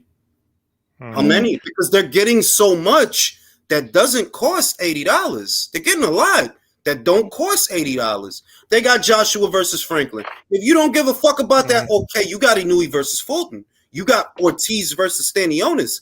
None of that shit costs $80. This shit costs $80, bro. Mirage, you paying $80? Hang on. I paid $20 yesterday, $20 US. So I'm booked. So I don't know about what you motherfuckers are paying, but $20, I'm done. Nothing. But I'm from my contacts, from my inside contacts, I'm hearing there's a lot of buzz about this fight, Jules. So I think you're underestimating the drawing power of the Mexican monster. And you might be surprised with those pay-per-view numbers. That's the hot take. I'll tell you what. I'm gonna make a deal with you. 10 people is not a buzz. Hold on, no. Come on, I've got serious contacts. Be cordial, guys. I'll make a deal with you. I promise that I will concede to being impressed. I will be impressed with David. His marquee value, not his resume, because that sucks. Yeah. But I will be impressed with his marquee value if in his pay-per-view debut he sells in excess of 300,000. I actually would be impressed. I would. So, I'd be impressed if he sells if he doubles, 100. If he doubles Terence Crawford's all-time highest pay-per-view numbers, I'd be impressed. I would be impressed. I would. Because Caleb. Yeah, go ahead, bro. Okay, so hang on. Let's be specific here. I think he's going to beat Terence Crawford's record 135K pay-per-view. So, are you opposing that, or are you? No, I'm saying I'm saying I'm not opposing it. I'm saying if he beats it, yeah, I'll be impressed. I would. All right. I would be impressed. I think he's going to beat it. Mirage, let's put a bet down. I'll put £1,000 down. I'll bet you fucking anything. Let's go. Name it. Okay. Name it. Plant Test me, versus bro. Benavidez. Let's go. Name your What's the bet? price.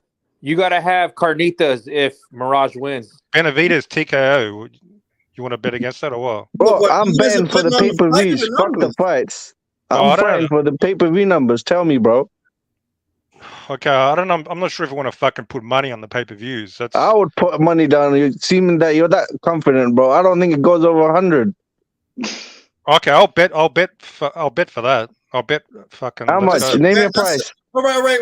Look, let me read the super chats. Will says, I think Fury is shameless enough to duck Usyk and go run into another type of money fight. Unfortunately for Fury, heavyweight does not play these games. People love gladiator fights, not safe money fights, which is kind of a valid point that if Fury, if the fight fell apart, we already know what's waiting for Usyk.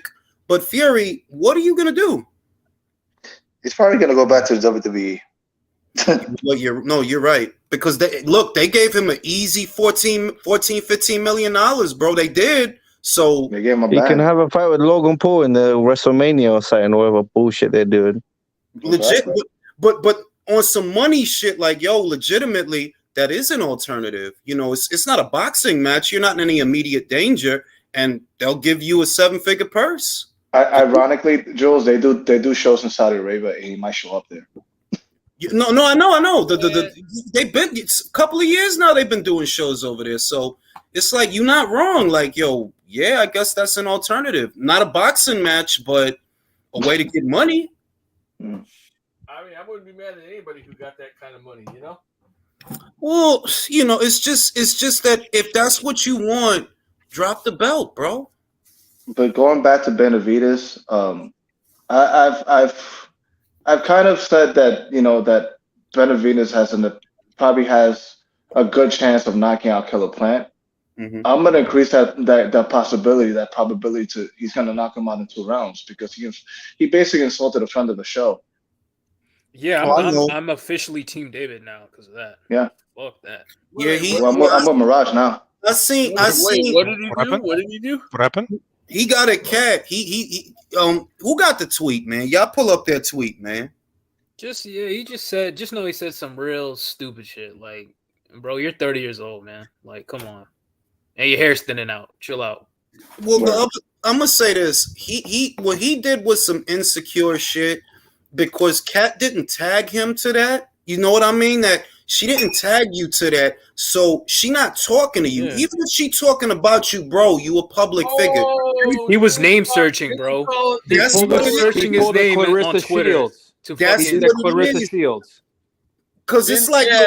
if she didn't tag you to it, right? Which I think, as long as you're not tagging people, you could talk about whatever you want, but how you talk to is different. And she ain't talking to you. She entitled to her opinion. She entitled. Like, the fuck? Like, you want her to say that you impressive? They're like, nah, you not, my guy. And if you want to impress people, don't focus on the tweet. Focus on the fight. Didn't he call her the B word and everything too? Bro, he was wild disrespectful, bro. Yeah, fuck Killer Plant. Bitch I ass think I wigger. saw part of that. I didn't know. Oh, what so that now was you about. guys, now you're on the Benavidez train. After all this, you Damn eventually right. get on it. Oh, No, shut up, I honestly, I wish I could. That's what it took, eh? A fucking No, tweet. bro, I Motherfucking wish- tweet. I wish I Mirage lived in is a. gonna I sound wish. right, David. Well, I actually Wow. had that opinion that he was gonna knock him out. So Yeah, come yeah, on, I did too. Give me a break. For the record, No, I picked just David, want to wish it ends up like a Muay Thai fight where it's a double knockout. I'll say this much. There is Drew, I know why you changed your name. there is a possibility that it cracks 300,000 buys, but I'm not confident because from March going into April and May, it's a loaded schedule. Like, it's fucking low. Even if Fury versus Usyk doesn't happen anywhere in there, the fucking schedule is nuts, bro. It's locked and loaded. Like, it's mad shit that's happening that don't cost nobody $80, bro. Yeah, when All it comes these to fights- the purist, like the purist versus casual, like dynamic, this is the weakest fight of like that summer. Literally. I wouldn't go that far, but it is weird. Like, all these fights are literally happening within 3 months. 2-3 months. Bro, The so they're biggest going out of fights. business. They're going out of business sale. Man, Like, so Mirage is Yeah. overjoyed that we're on the Benavidez train now, huh? yeah. So I think Better it'll do a late good than never. gate. I think Better it'll late do a than good never. gate, but I don't know if it'll do fucking 300,000 buys. Like, chill. I do think it'll do a decent gate. As far as 300,000, I don't know, bro. Like, and I'm not saying that to knock him. Just being real, like, if I look at it and then I look at what else is going on at or around that time, I'm like, bruh, a lot of people not gonna feel like paying $80 because of all the other shit they getting. They getting mad shit that don't cost extra. 80 right now, they might want to say that for Ryan and Davis. They might want to say that for them. So I don't know if it's. I really don't know. Like, I don't know. Maybe 225. Maybe I would say. Pay-per-views are inconsistent these days. UFC pay-per-views even have dropped heaps, so that's not something I'm confident on. Really, like you never know what's going to happen. Well, that and there is that, and then there is the piracy, because that is just the regular shit. That's just quality control, quality control based on a competitive market. That's what I just talked about.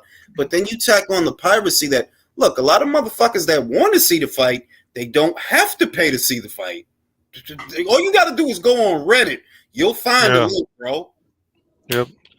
So I don't know. I'm not confident. Whereas a fight like Ryan and Javante, it is a little different because you don't want to wrestle with a laggy stream for a semi-important fight or an intriguing fight. Like, no, you don't want to do that for that fight. So you might still be able to do something with it. Is that fight still intriguing? Like, I'm sure the casual fans, they don't know about or give a shit any of the stipulations. But if the entire fight was predicated on the fact that Ryan was bigger than Tank, that's the only reason people gave him a chance, and that shit is gone now.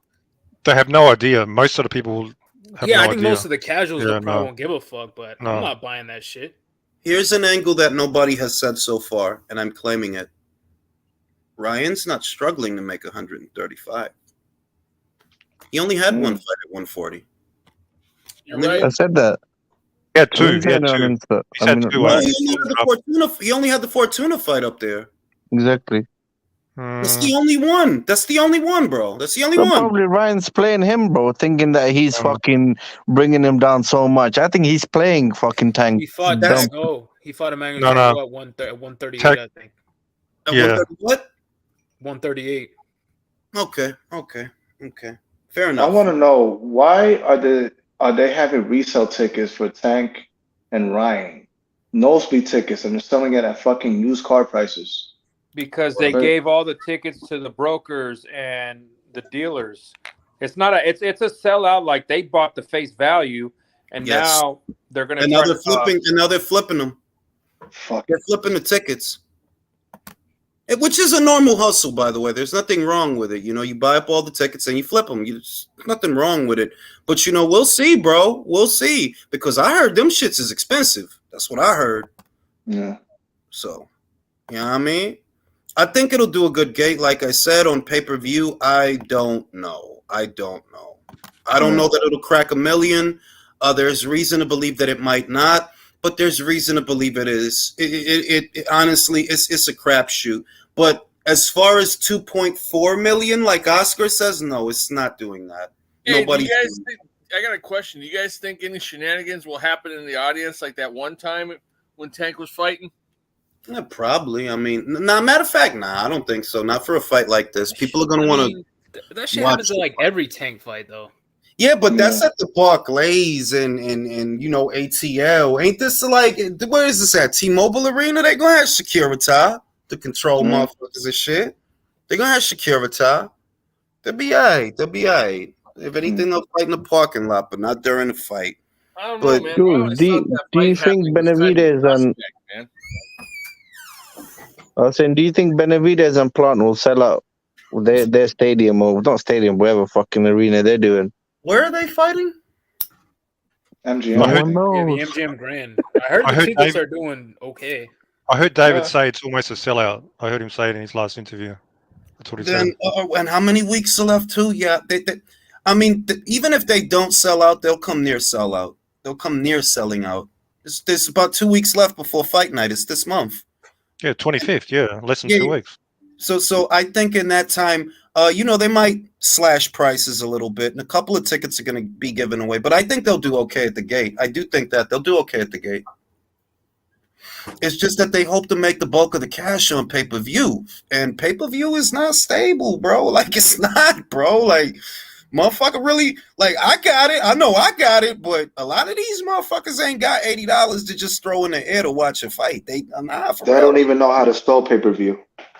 Trying to tell you, yo, a lot of motherfuckers. We haven't even gotten the Spence pay-per-view either yet. Rider of the Storm says, I live in LA and no one is talking about David versus Plant. I'll take your word for it, bro. I'm on the East Coast. I don't know. If you saying if that's how it is, that's how it is. Yeah, I haven't heard a lot of people talking about it either. No, because Tank and Brian are dominating the conversation. I want to say, look, I try to like Mark Castro. He hasn't wowed me yet. To be honest, I've seen a lot of his fights since he went pro. He hasn't wowed me yet. He has ability, but I don't see no X factor. Keyshawn, so far so good. So far, so good. You know, he like he doing what he need to do, and he looking good doing it. But a lot of guys do at this early stage. You know, we'll see when they put him through some acid tests. We'll see how he come out. Mark, like I said, I've seen a lot of his fights since he went pro. He hasn't wowed me yet. Now, Pacheco, I like Pacheco. I like him. See, I think he can be better than David, honestly, because he's more technically sound. I like his combinations. They flow Now good. you're getting delusional. Calm down. Bro, he is like he is the more fundamentally sound fighter. Oh, do you want some perspective? I think you need some perspective. Oh, shit. Okay. You got him mad. Hang on. You started. Pacheco is 22 years old. Okay. Benavidez at 19 years old, he was using Porky Medina's head as a speedball, right? At 20 years old, he was a world champion. World champion. So let's get some. Calm down. Pacheco is a good kid. He's a good prospect. I personally think he's too weak for the division. Like he's very skinny. No, he's young. Weight. He's young. You got to give him time. Yeah.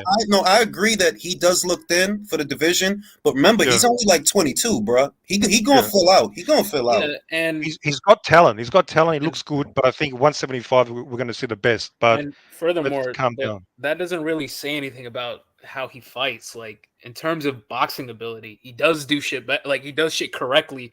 Whereas David gets away with things based on he's technical. Yeah, he has high quality. And at the same age, when Pacheco was 19, he was the number 1 ranked amateur middleweight in the United States and in Mexico. So it's not like he has a much deeper amateur pedigree than David does.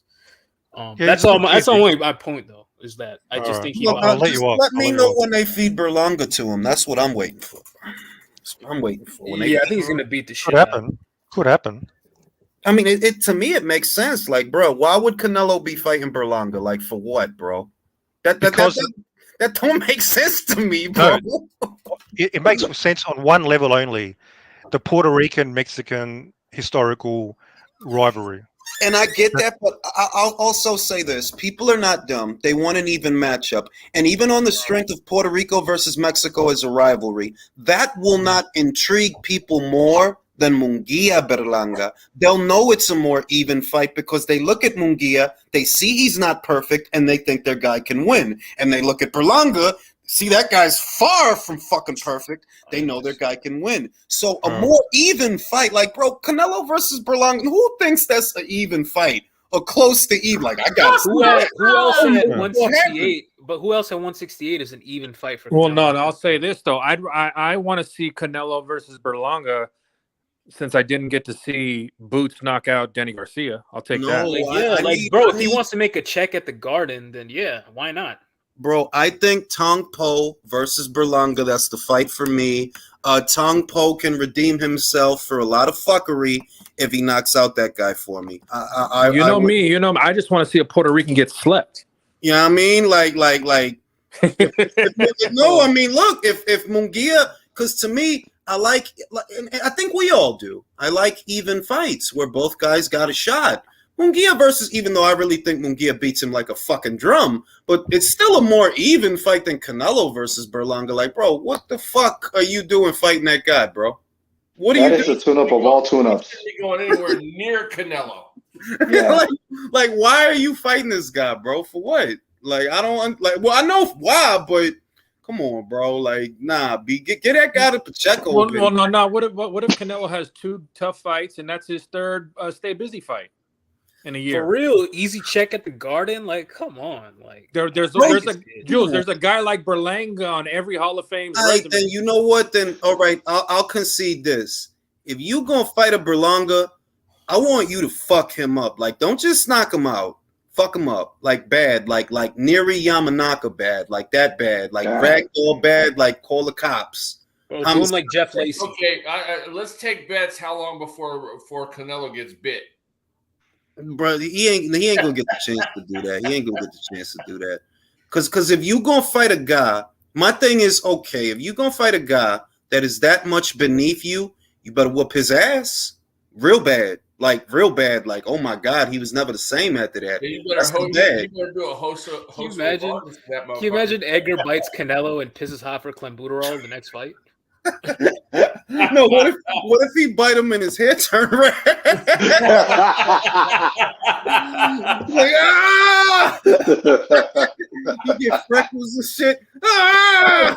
Looking like Blanca from Street Fighter. Oh shit, man! Shit, man. You don't turn him into a Puerto Rican. He turns you into a Mexican. Get the fuck out of here. You bite that motherfucking shit and ground turkey, ground beef start coming out of his mouth. It's like ah, fucking tomatoes and lettuce and shit. What you done to me? Luis says, I spent $800 on plant tickets. Now my girl bitching me out because I'm broke. I made a big mistake. I don't know what I was thinking. Can't get a refund, bro. You better just, I don't know, man. Enjoy that. Bag, You know why? Because Has to be you. they're already flexing those tickets. They're doing giveaway contests. Like They are. those tickets you paid $800 for. The day of the fight, they're gonna be like $300-400. Ask him if he has some Jordans he can sell, or a TV, PlayStation. PS5, yo. Just tell your girl she can go hang out with the Sancho that's been in her Instagram DMs that she hasn't told you about. Steal some of her earrings, bro. Louise. No, I'm just saying, like, it's a good, like, okay, you mad that I did this? Okay, you go get a out of jail free card, so we're even. Yeah. Louise, tell your girlfriend to bet 800 on Benavidez TKO. She'll get the money back. I was about to say something fucked up. Yo, you ever seen that show Pawn Stars? Yeah, Like, can you imagine if you went into them with the fucking Benavidez tickets? All I got for you is this mug. He's gonna do his shit. Got us this mug for you, bro. 800 fucking David tickets. Fucking Zerto, bro. He's fighting Gabe this weekend, man. Oh man, are you guys excited for that one, Bruh. That is such like, bruh, come on now. Like, what is y'all trying to do to Gabe? Y'all trying to give him brain damage? Like, what is going on here, bro?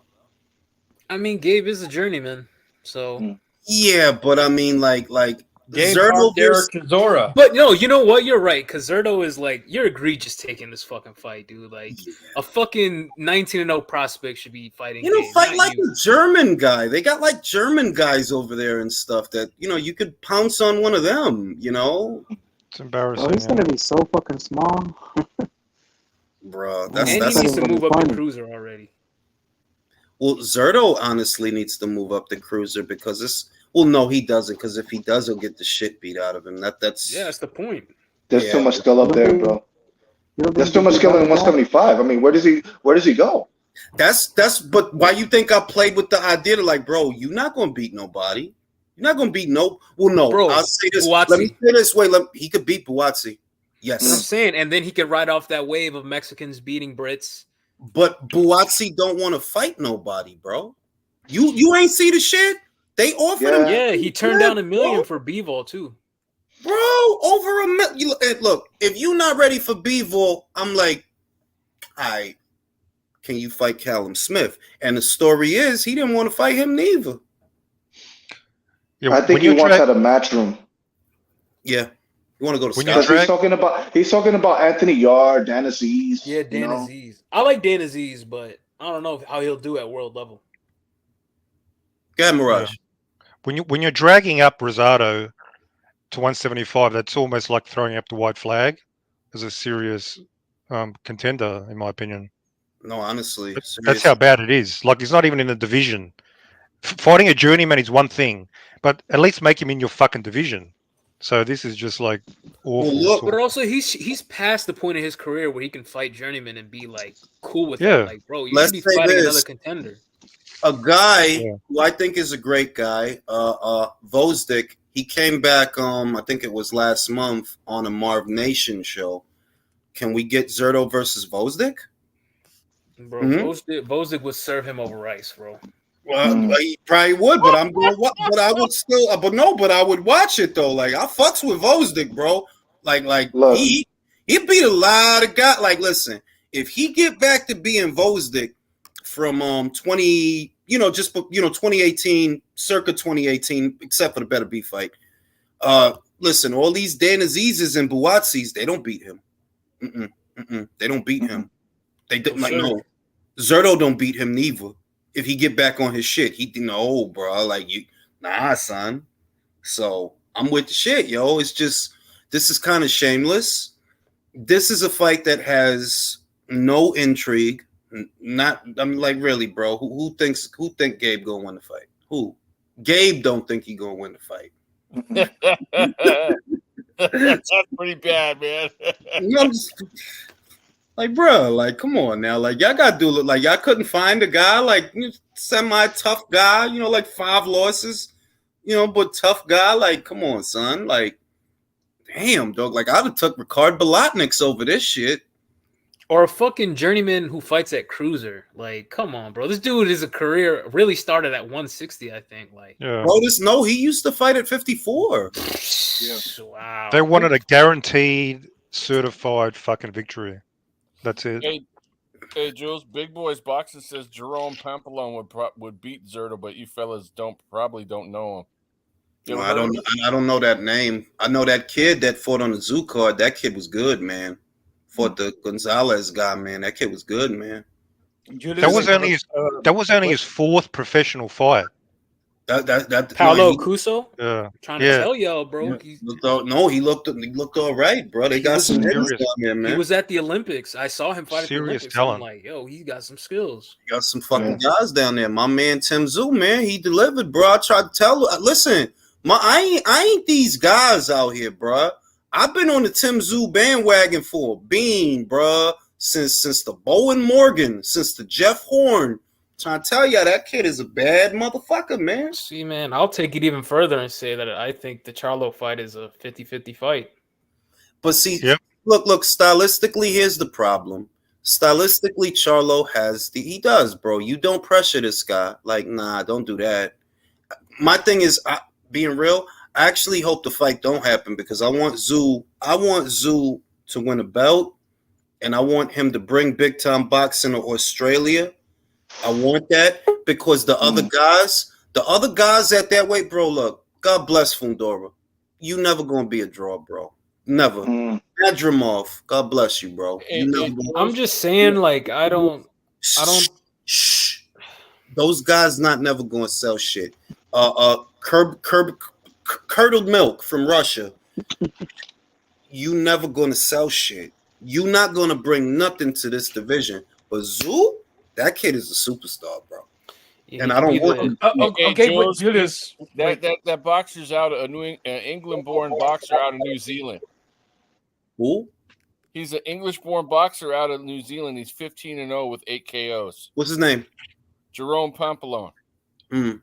Pompey Mountain? I'm going to look him up. Pampalone. Pantalon? Yeah, I'm going to look him up. Pantalon. Pompey Mountain.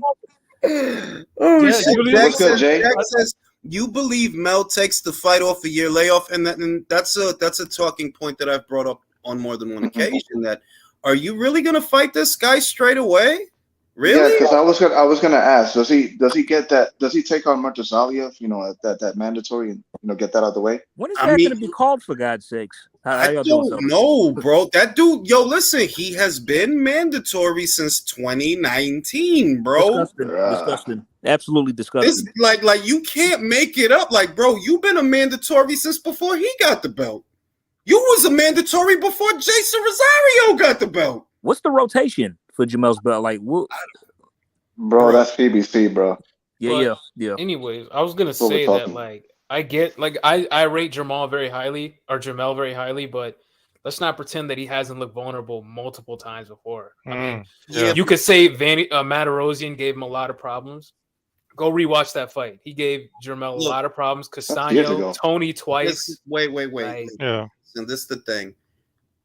Castano's pressure gave Jermel more problems than Tim's would because it's constant. He not letting you set your... Well, he wasn't letting Mel set his feet. He wasn't giving him room. Kept coming at him. Tim's pressure is different. His pressure is where I am, versus where you are. And it's not always throwing punches. And if it turns into a sharp shooting fight, Melo win it. Melo win that. Because Tim don't just throw to be throwing like Castaño. That's Castaño's gift and curse. That he throw to be throwing. So at first, yeah, he gonna fluster you because he's like, yo, this motherfucker need to get off me, yo. It'll fluster you. I think He pick his punches, so that's what gives Mel the room to put his shots in there. I think Tim is too green right now. He needs more experience before he goes near Jamel. Hang on. Let me say this about Tszyu. Tszyu strikes me like the kind of guy that is not gonna broke after a loss, and I don't think after watching the Harrison fight, I don't think Tim gets knocked out in a Rematch Charlo fight. I don't. I think he loses some points. He maybe gets hurt, but I don't. And if Tim is the fighter I think he is, he gets better after that fight. Win or lose. Look, bro. I want Tim to exceed his father's legacy. I think he can do that. When I look across the junior middle, I'm telling you, Fundora don't beat him. Madrimov don't beat him. Kurbanov don't beat him. Even I don't think Liam Smith beats him either. Murtazaliev don't beat him. I see a guy who, if you let him run this show, he will bring money and attention to this division. He will bring money and attention to this division that Charlo doesn't even bring it. That's a fact. Like that crowd against Tony Harrison. Did you see all the he can be like what Nassim was for the smaller weights, like for 154, like bringing some entertainment to that division. Like, bro, no one's gonna pay to see Ammo Williams at this point.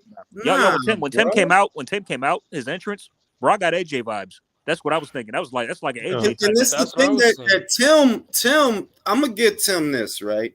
A lot of times the apple fall far from the tree. Y'all know that. These boxing sons, they don't be like that. I see a kid in Tim that, nah, son, he might be better than his father. He might be better than his father. Let me, Jules, I just want to follow on what you said. What you said about like Castaño and Tim, the way they throw punches, etc. That's true. But when Harrison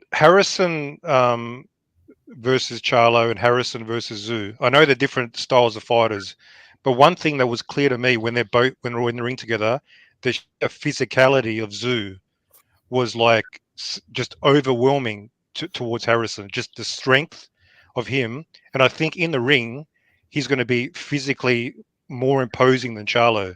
He's just so strong and thick for that weight. That's going to be the advantage. He may not have the volume of a Castaño, but the strength, that's going to be a serious factor. This is the thing. Charlo. Tony, see, and I don't think Tony's like, they immediately started shitting on Tony after the fight, and it's not that Tony is bad or this. Go watch the Sergio Garcia fight if you think he's fucking washed. He was not washed, bro. It's just that style, Tim's style, Tony don't like that shit, bro. He don't like nobody being in his face like that all the time. It wears him out. You know what I mean? He want a slow fight where you get to shoot shit, and pick the shot. If you always in his face, he gonna get tired. He gonna gas out. He gonna start getting hit. So I'm not with this bullshit. Oh yeah, now Tony was washed. Bitch, y'all was picking him to win. Bro, they were saying I know he was somebody fighting. on Twitter who said that exact same thing. He was riding with Tony to school him, but once he gets stopped, now he's washed up. Yeah, I'm like, they bro, were saying, Tony was fighting like he was in some yams. I know the same Sergio Garcia that was giving Fundora fits when they fought. Tony beat him easy. Like, yeah, he beat him good. He beat him real good. And he was letting him go with Garcia. With Tim, to Mirage's credit, it's true that, this dude, he don't look like he that big on TV, but probably when they in there with him and you feel him, that pressure and them punches, it's not watching TV, and bro. he's faster too. Like his hand speed was about the same as Tony's. Like everyone was saying that Tim was slow, but That's the Canelo effect. He was putting shit together against Tony. That's what pissed me off. The bullshit about the ring size. Fuck out of here. No. Hey, Divas, you know how you say like the like the next face of boxing in America could also be a foreign fighter. I believe Tim Tszyu, bro. He could be the next face of boxing, even in America. Look, Just like Conor, bro. Mirage probably don't notice. For some reasons, Americans like Australians. I don't know what it is. I don't know what it is. Since the Dundee era, Cracker Barrel Dundee. Yep. I'm trying to tell Margot Robbie, Steve Irwin, Naomi Watts. You know what I'm saying? I just saw Alexis comparing him to Triple G. Yeah, I don't know what the fuck he was talking about. well, yeah, okay. I see. You know what I see in Tim? When I watch Tim, I feel like I'm watching an improved version of Kostya Tszyu. That's what I see when I see Tim. Hang on, an improved version? I mean, are we getting carried away now? Nah, I think he's like a slicker version, in my opinion. I mean, like the fluidity of his combinations. It's not as tense as his father. When his dad threw punches, it was real tense. When he threw punches, Costa had more pop. Costa had more pop. Yeah, he had more raw power, but he was very like that mechanical Soviet style. I think Tim, even though he's trained by his grandfather, who look at how many the uppercuts more modern. The uppercuts was flowing. It wasn't like it was just flowing like dig. The way Harrison's head was bouncing back off those uppercuts, Bro, man. I mean, catch and shoot Hey, shit Mirage, that he was I had doing. a question. Are him and his father estranged? Kind of. Yes, his father left him as a child to go bang some Russian model. And started a new family. Fuck Costa Tszyu. As a father, he fucked up, but he's still a great boxer. You know, actually, I was actually wondering about like why is his dad not around or doesn't go to? It's weird. It's weird. Yeah, he just abandoned. He abandoned his family. Literally abandoned the family. Oh wow! When they were kids. Wow. Oh, so it's like David Benavidez, Jose Benavidez Jr., right? I don't know. I mean, the thing bro, is, but that's why Tim is good though. Like, bro, if you read what Tim said that there was a time in him and his brother Nikita's life that the dad took him over there to Russia, and they really didn't like it over there, man. And they said that in Russia, Kostya is the man. You got limos and people treating him good because because they're Kostya Tszyu's kids. But they said they didn't like that shit. They wanted to go back to Australia with their mom, and that's what they did. They don't like the shit with him and his dad. It's like they got a real rip.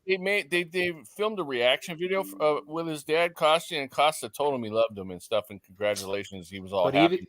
Bro, even after the fight, like you could see, like it went viral. Like Tim talking to his mom and grandmother after the fight, you ain't see no mention of his father or any of the other shit. But I think that's what makes Tim good though. Like, bro, I bet Chris Eubank was in Junior's life every single day of his life, and that dude is trash. I told people in 2017 that I believe that Jermell Charlo's got the better boxer because it's Jermall getting all the praise. I said that in 2017. Right here on this channel, that they've been blowing smoke up Jamal's ass since the fucking J-Rock knockout. And I believe that the reason that Jermell went above and beyond is because he was standing in his brother's shadow. Yep, well, he's eclipsed that now, in my opinion. Oh shit, it's undisputed, bro. Hello, and listen, I don't say it's not just being undisputed. If you look at his resume at 50, he got a great resume at that fucking weight, bro. He not letting motherfuckers breathe there. Like, but I personally, I don't want Charlo versus Tszyu. Of course I would watch it. And of course it's a great fight. But being a fan of more than just the run-of-the-mill shit, I would love to see Tim Tszyu versus Fundora. Ooh. He'll beat the shit out that skinny dude, bro. It's not a lot. Bruh, most of that division don't beat that guy. Most of them. The one guy, I don't know if he's still there. I think he went down to welter. One guy that's problematic is Sissoko. That dude is problematic. Xander Tszyu. Xander will fuck around and go to middleweight, bro. Bro, Xander Tszyu in like 2 years from now? Sheesh.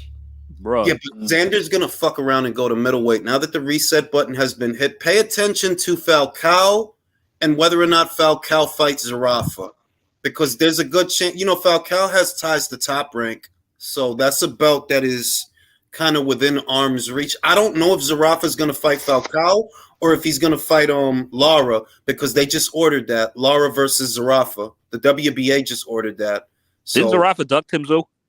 Yes. That's why he ended up fighting Stevie Sparks, because it was supposed to be Zarafa, bro. about Fucking Charles Steve Conway? Sparks from 140 was willing to fucking fight him, bro. Zarafa is a whole hoe, bro. He a whole hoe. Steve Sparks is a Is he dog. even any good? Like I know his name. I know him by name association. What about Charles Conwell versus Tim Tszyu? That dude career not going nowhere, bro. Yeah. He ain't even with a promoter or network, I'm huh? just being real. That like I see guys like Madrimov. Yeah, Madrimov is fun. Yeah, amateur, bro. You not gonna be a star. I'm not hating on you. You're not gonna be a star, bro. Mm-mm. He's not going to be a star, but I think he's going to be like a fan favorite. He's gonna be like a Derevianchenko. Yeah. That's what he's gonna be. He's gonna be a Derevianchenko. Or Cheeseman. Nah, not a. Come on, bro. Come on. He be got way like, more pedigree than that's Ted Cheeseman, disrespectful, bro. He said not big cheese. Nah, bro. but bro, Felix Cash, Emma Williams, Tim would fuck them up. For real. Bad. I see what the division could be if you let this kid do his thing uninterrupted. If you let him, he'll run that shit and he will bring international money. He's entertaining enough that the Americans will watch him. This weekend is proof of that. Americans was watching that shit too. We saw him. You went live. We all watched him. Well, and with his accent, the way he speaks, he's kind of eloquent in a way. Bro, he sounds like Mirage. Yeah.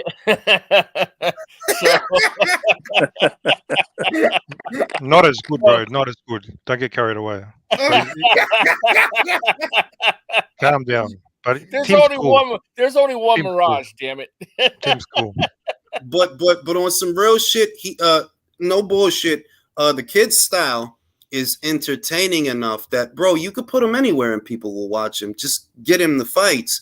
And what I'm afraid of is, look, Charlo can stop all of that and put a dent in that. And I honestly think, I look at it as I'd rather Tim stay unbeaten and fight all these guys than take a chance on this guy, because this might fuck it all up. Whereas if you let him do his thing and fight all them guys, money gonna keep flowing, people gonna keep going to the hospital, noses gonna stay broke, people gonna get knocked out more often. Because the other thing is, before he jumped into bed with the PBC, that kid was fighting on a regular basis, bro, a couple of times a year. It wasn't until he started fucking with them that everything slowed down. Hey, Jules, I got a question. If Tony Harrison fought the way he did when he fought Jermell Charlo against Tim, how would you have seen that fight come?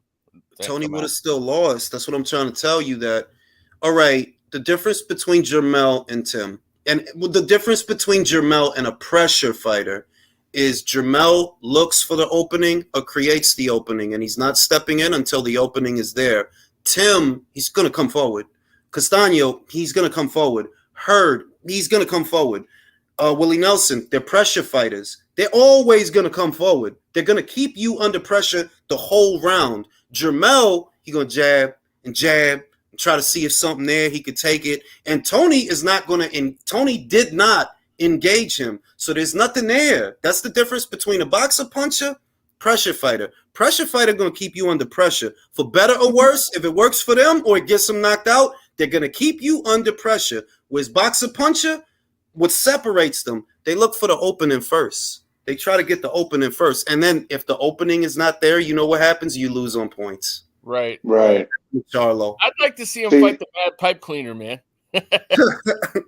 But Jules, you said you prefer to see Tim like fuck all these other guys up, etc., and not risk losing to Charlo.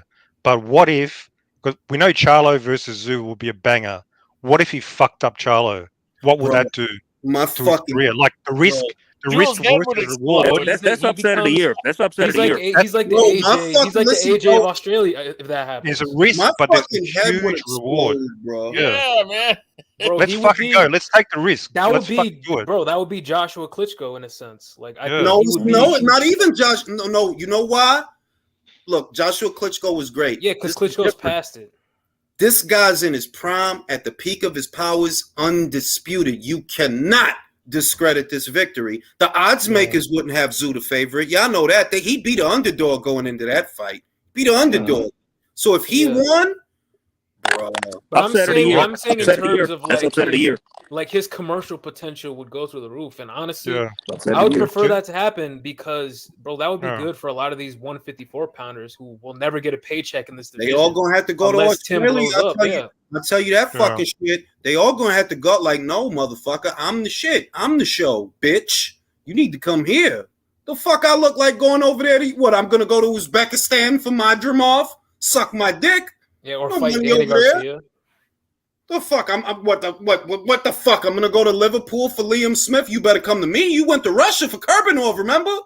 You better come to me. I got all these. Let me ask you guys. Let me ask y'all this: do y'all think the if he fights Jamel, the rematch should be in Australia or They'll Vegas? never negotiate it to where the rematch can happen in Australia. No, I meant the fight itself. I meant just the overall fight. Oh, you mean ideally? Ideally. Yeah, ideally. Yes, Yeah, ideally, if you want a fight that has atmosphere, that where people are involved and engaged, Australia. It means more. Just like, look, George Kambosos versus Devin Haney in America, man, put that bitch at Fantasy Springs. All right. Yes. And that's what I'm saying. Because like Jamal's not. With Jamel, he's not a draw here. That's what I'm saying. And look, in Australia with that same George and that same Devin, Marvel Stadium. Hello, exactly. Big fight. It'll sell out. We will sell out any stadium in Australia. Tszyu Charlo, basically. Telling you, and then undisputed. If we're gonna idealize the situation and say, okay, well, what's the best place to do the fight where it has atmosphere and people are really excited and really, really engaged? Invested. Australia, man. Bro, Yeah, and then, man. like, no more belts at PBC. That would be perfect if he wins, honestly. Oh, that would be lovely. But do you think Charlo will come to Australia for the right dollars? Like, surely he will. No, he won't. He won't. Really? He won't. Nope. No. He knows. Look, I like Mel. I like Mel. I do like Mel, and I do respect the hell out of Mel. I honestly do. But I'm getting this shit. I seen an interview with him where they asked him about Tim, and you getting uncomfortable when they ask you about him, bro. Why? Oh shit. Oh, really? Why do you get uncomfortable? Why you get upset when they ask you about him, bro? And on last Saturday's broadcast, he was kind of downplaying him, and I didn't like that, bro. Let me just say this right now. Hold on. Let me just say this. Prior to that fight, I really thought it was 50-50 because based on the Gachet fight, Tim looked reckless, right? But last Saturday, he really impressed me. He looked very methodical as a pressure fighter, man. And that's something you have to consider going into that fight. You know what I'm saying? So I can understand why he's acting kind of nervous. You know what I mean? And I'm trying to say, bro, like, Charlo has looked human, bro. Not even recently. I'm talking about when he first got on the scene too. Like, he's looked vulnerable throughout his career, and that's what makes him great, though, is that he does bounce back and he does find a way to win. But against a younger guy, and he's coming off an injury and a layoff, like, come on. I mean, look, bro. The shit is that one. I like Jermel's jab. It's a strong fucking jab, bro. You don't want him to hit you with it because it's the kind of jab that'll buzz you, and then he could get that right hand over and take you out. He's got good hooks to the body. You know, he hurt Castaño to the body. He's got a good arsenal of punches. And while I understand that he has looked vulnerable before, this is not the kind of fighter that you stand in front of him letting him go. It's not this guy. This is a guy you got to outbox him like Tony did. Outbox him, bro. Pick your moments. Because if you want to fight the whole round, okay, you're going to get a fight. If you want to trade, he's going to trade. And he can hit too. So it's a gamble, bro. It's a gamble. Like you don't stand in front of that guy, bro, because you making his job easier by doing that. You know what I mean? He don't gotta find you. He don't gotta look for you. If Spence actually moved up, do you think he'd I'm gonna fuck that bitch up, bro. I'm trying to tell you. I told you on Saturday, bro. Spence is not it, bro. Go ahead, Stan. Yo, 500. Tim knocks that motherfucker out. But I'm asking is, do you think he would even fight him if he moved up, though? Man, Spence is a pussy. I ainan fuck him. Why we think his style? Why is we talking about that irrelevant welterweight that ain't fought in over a year? Fucking get the fuck out of here, bro. You can do that type of shit against small guys like Mikey and Danny Garcia, but I don't know about some of these 154 guys. I don't know if that style will work at that weight. Go ahead, throw them body shots so he can uppercut the shit out of you, bro. Like, yo, what make me mad about Spence is that you not that guy, and you know you not that guy, and they know you not that guy, so that you real fucking careful, bro. But I bet, yo, listen, Tim will knock that motherfucker out. Hey, Spence ain't shit. Unbiased says, Spence ain't Jules, shit. do you realize that Spence always Fixing beats these on fights. Charlo when they spar? And motherfuckers think I'm crazy for saying that, but look at what happened to Jorge when he thought he could be a 140-pounder. Look at what happened as soon as he got up there. That motherfucker beat the shit out of him in one round. Like, yo, you not that guy, bro. You better go back down there. And he went back down. You don't belong up here with these guys. Yo, come on, man. Spence, come on. I think, like, look, he could probably beat certain guys, like a Kurbanov. Yeah, you could probably beat a Kurbanov. But I just have a feeling they might try to do Spence versus Fundoria. And go ahead, get into that gunfight, Spence, so I could laugh my fucking ass off. Yeah, go in the pocket, do that shit you be doing. Do it. Look, I'm gonna say this. I'm just very skeptical of his punch resistance. So am I. Yeah. His shit. Yeah, because Danny didn't try to hit him. Then Ugas, that was weird. So I'm not going to tell you Systematically, he that I didn't try don't to hit think. I'm not going to tell you that I don't think he could probably hurt Fundora, because for God's sake, Ocampo was getting some respect, right? Like, he was getting some respect.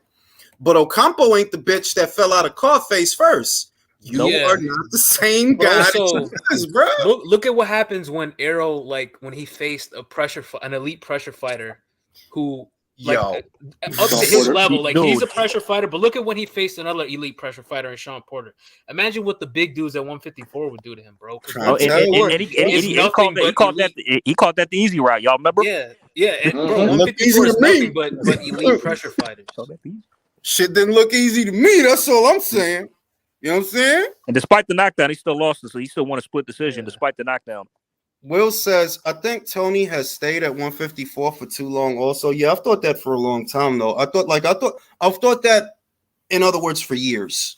That, like, yo, you should have been with the middleweight, you know. But he wanted to stay there. It is what it is.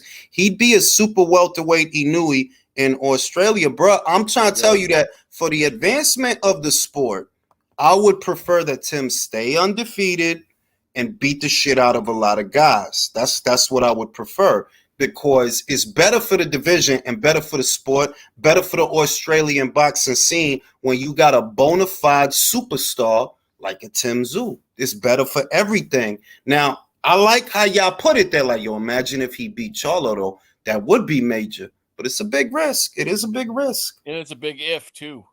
Big shit. Big risk, bro. Charlo ain't for play. Charlo is not for play. That motherfucker could punch, too. I mean, but the thing about Jamel, I've noticed, is like there's pure boxers give him a lot of issues. I noticed, but he's got that bailout power that allows him to still, he lands one punch, then he wins. Because I think John Jackson was giving him issues in that fight. He didn't even look good in that fight, and until he knocked Trout him out. Bailout power, Austin Trout as well. Then I mean that was the distance, but still, it's like Tony in the rematch as well, and Brian in the rematch. So it's like he's got that bailout, punch, or just power that saves him pretty much. If he's getting scored or losing, bop, that's it. You know what I mean? So that's what separates him from the rest. It's that power. And for the record, I'm not trying to shit on Jamel, but I'm just saying I just think that fight is a lot more competitive than people are making it out to be. Because after he knocked out Harrison, I saw a lot of he doesn't beat Jamel, and Jamel's gonna wipe him off the map and all this other shit. Let's say this then. If he's all right, one of the few ways I think he could maybe beat Mel, few ways, you got to go to his body. You got to go to the body. If you're going to beat him, that's where you'll beat him. Why? He's been at 54 for like a millennium. I don't think he'll take the body shots well. I don't. Okay. I have to agree with you, Julius, in one thing. I think Tim Tszyu is green, and I noticed that in the Harrison fight, because do you remember that huge over right hand he landed? He hurt him. Remember what he did after that? He got sloppy. He tried to finish him up. He tried to throw out. He went into a frenzy. Yeah, he went into a frenzy. Yeah. So, okay, I was looking at it. I thought, okay, this kid needs some work, but you can also see this guy is improving fight after fight because Hmm. I didn't see that Tim Tszyu in the Terrell Gachev, whatever Yeah. his name. The last, Terrell Gausha. Goucher butter. that motherfucker. I don't see that Tim Gefilte Tszyu fish. in that.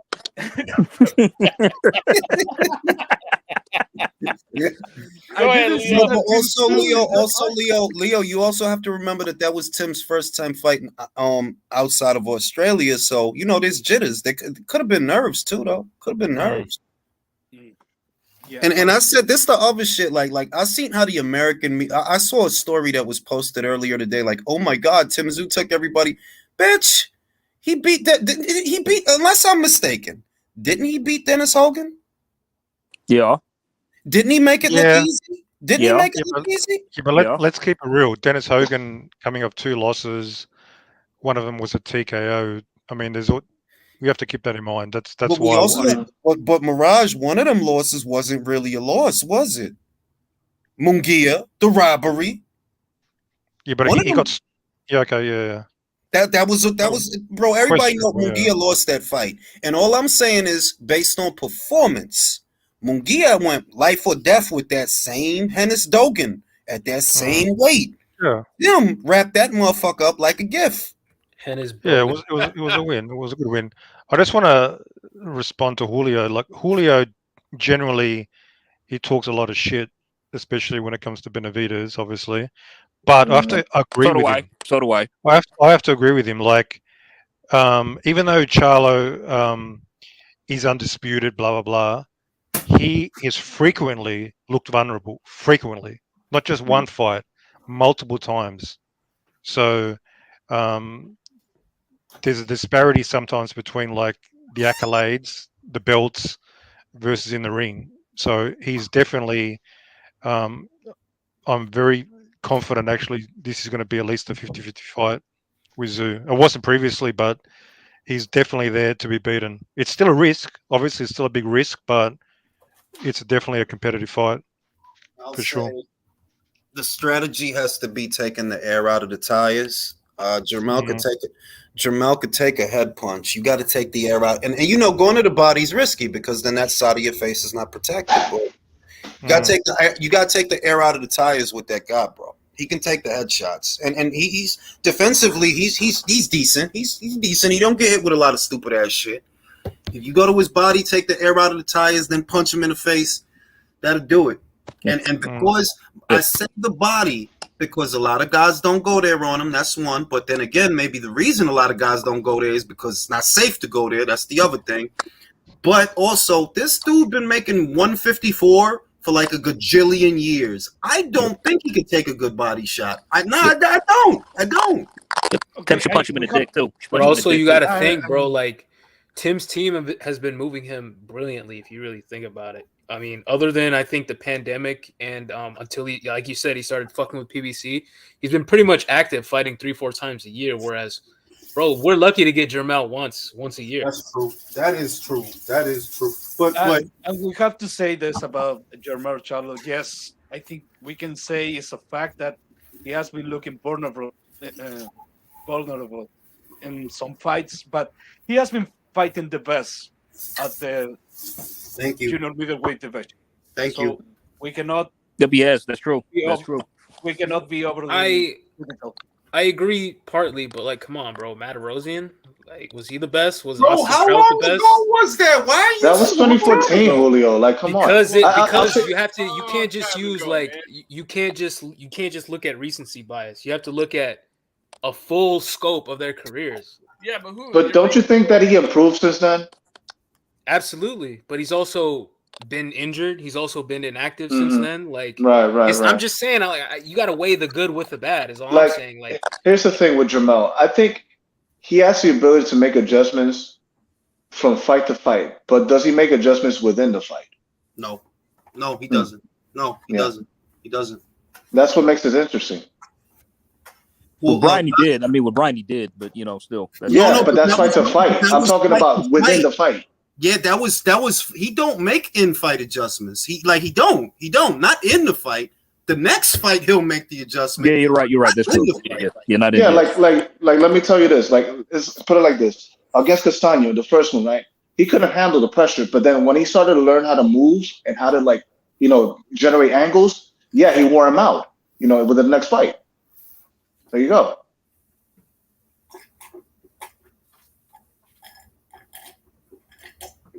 Don't mind me. I'm drinking water. Yeah, I'm saying, like, what's with the radio silence? You got a chance to respond. No. I was drinking water, bro. No, I'm talking about the other panelists. Welcome to feel free to chime in. I do agree with that. I do think that Tim has to disguise his punches. He's got to tighten up that guard. You don't want that jab getting in because that's not a regular jab.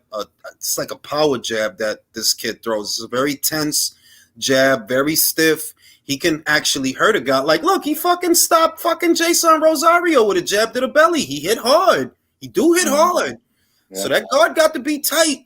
And the way I see he can get him, one way you can get him, the body. Take the air out them tires. It'll take something off them punches. And when he feel them body shots, them hands is going to drop and you could tee off upstairs. Yeah, because that's another thing. Jamal doesn't move his head that much, just like his brother. Not really. Yeah, not really. He really don't. So, you know what I mean? But it's like us. I don't know that they're gonna fight. I'm not. It's not. Oh, duck this, duck that. It's just like, yo, that's like not ideal for Jermell to fight this young guy who's sharp. He's hungry. He got the little ponytail in the back. Nah, son. You better go fight that Russian. You better go fight him. You better fight Myrtle Beach. Yeah. What's a big fight for Jermell at 160 though? Jamal. Nobody cares about Jamal. Nobody. Yeah. There's only one Charlo. Nah, you know what this shit is? At 160, what he has that are compelling fights, is that now that Lara is the WBA champion, and he is old. Like a long time ago, I would have picked Lara to beat him and his brother. But today, now a Tim Tszyu fight is a much bigger fight than that fight. It is. But it's a bigger fight in Australia. Is he going to go there? No. He's just going to go there. I got all the belts. How should take about Munguia? No. So. Mongloa? Well, I mean, that's no. I mean, if they could make it, yes, that's a big fight. In Texas, guys, I'm sorry, but like at the rate that the middleweight division is going, we'll probably get a fucking undisputed champion by 2045. For real though, like, Oscar literally running around telling people, yo, I want to make Munguia Bivol. Are you high? What? Retarded. He didn't say that. He didn't say that. I'm like, bro, what you trying to get him? Like, what? Like, bro, just look, for putting him in there with Bivol, just be real. And I'm telling you, Oscar, hear me, bro. Coke spirits, listen to me. Coke spirits. Cocaine. Listen to me. Oscar, gamble. Send him to Showtime. Let him fight Jamal. I'm telling you, he will win. He will. Jamal ain't shit. He might. The saddest thing about Jamal, you have the style to beat Munguia, but you no longer have the durability. You don't have it anymore. How do I know? Montiel hurt you, bro. And that was there you go. Yep. Was over 2 years ago, bro. You fucking suck, bro. Bro, every fight he's in, he got a swollen eye. He had to take 2 years to recover from that fight. Bro. Well, dude, you know what was telling and embarrassing a moment to me in my mind is when Mike Tyson was telling him, you got to call people out, say their names, and he refused. He ain't want to do that shit. He ain't want to do that shit. No. Country, what really did it for me is when Tyson's like, well, what do you want? I'm like, I want all the belts. I'm like, fuck you. Fuck you. Let me read the super chats. Alex says, Tim got an iron chin and knows it. He can afford to make some mistakes. Not with Jermell. Will says, Spence versus Tszyu is worth full bro, I would love that fight. Whoa! I'll buy it. Whoa! I'll pay for it. Spence is a hoe, bro. He don't want to fight nobody. You like, come on, man. Dude is a hoe. He don't want to fight nobody. Bro, come on now. Like, You about to fight Queefy, ain't? What is the holdup, bro? What's going on with that? Is that even What, happening? dude? There is radio silence on his career right now. It's just, that wasn't on the schedule. Like what? Like what is going? Like, literally, you right? It wasn't. It ain't even. Listen, it ain't even tentatively. We don't know where it would be. Like, where would you put that shit? Where in the schedule would that shit go? Not in April. At that much, we can concede. Got to be around May somewhere, but May's not good, bro. There's a lot of shit going on. Not really. So, what you want to push this bitch out to July? You want to wait? Is he even gonna fight Keith? Like, we don't even know that for sure. That I told you. I don't want to. I said guy, that. Like, bro. I don't want Errol's to. lame. Bro, I don't want to hear about this man if he's not fighting Crawford. Go fight a red light. That shit. It's no point in talking about. It's him and Jamal. It's the same shit. It's like, bro, what? Like, bro, he's even dunking sobriety. Bro, just use more drugs, bro. Use more drugs. Ducking a stop sign. For real. Come on now, like that, and that's why I say it every live that it boggles my mind that there are people that are passionate enough to argue in his defense every day when he don't come. This dude doesn't fight, bro. What are you so excited about? He don't fight. You ain't seen this dude in months, bro. Man, watch an abusive relationship with that guy. Hey, Jules, watch it. You're going to have unbiased mad in the comments. I'm sorry, unbiased, but it's just I just don't get the fixation with a fighter that don't fight. The whole point of being a fan of a fighter is because he be fighting. That dude don't be fighting, bro. Like, what is going on here? He's gonna be a pile of bones talking about, yeah, I'm excited for the next Spence fight any day now. Like, and he swears that him and Bud are working behind the scenes. I mean, I hope so. That's what he just said in the comments. Look, how did you know? He said he just gets a vibe. I don't look, man. Just fuck that shit. I got. Yo, if it ain't signed, I don't give a fuck, bro. I got Inui and Fulton. Yes, we did. I got. Let's chop it up about that. Ortiz Stanionis. Loma Haney. Yes. On tap. All right. Who y'all got in those fights? With Loma and Haney, I can't look, man. I'm going. Just let me say this. I don't have a horse in that race because I like them both. So I'm not rooting for either one. I'm just trying to understand. It's not fair, Julius. Devin, outside of that jab, which has always been your best weapon, and a great jab, a good jab, let alone a great jab, stops a lot of shit from going on. A lot of shit that don't need to happen, the jab will stop that shit. But you're going to need more than a jab. To keep Loma off you. And I don't think Devin is as good against southpaws as people might think. He got hit a lot by Jojo Diaz. I think he makes defensive mistakes against southpaws that he doesn't make against orthodox fighters. So Loma and his signature lateral shifts, and then I'm going to shift, and then I'm going to punch you, and then you still looking over there. You still facing over there. Most fighters, they just circle around. They go very round. With Loma, it's a triangle. And the other thing is, I know that in the first couple of rounds, you'll be fresh enough to turn with him. You'll be fresh. You'll be fresh. But having to do that over and over, because he's going to keep doing it. He did it to Jermaine Ortiz. And that was like the pace that Loma sets is ridiculous. Yeah, that is true. Really like, Jules, what you He's said a human is fact. dynamo. Like, Jermaine started gassing out bad towards the end of that because fight. of the He couldn't keep up with the pace. He couldn't keep up with the pace. It's all this Not shit. only that, but he was swinging and missing. It's all this shit that you got to do.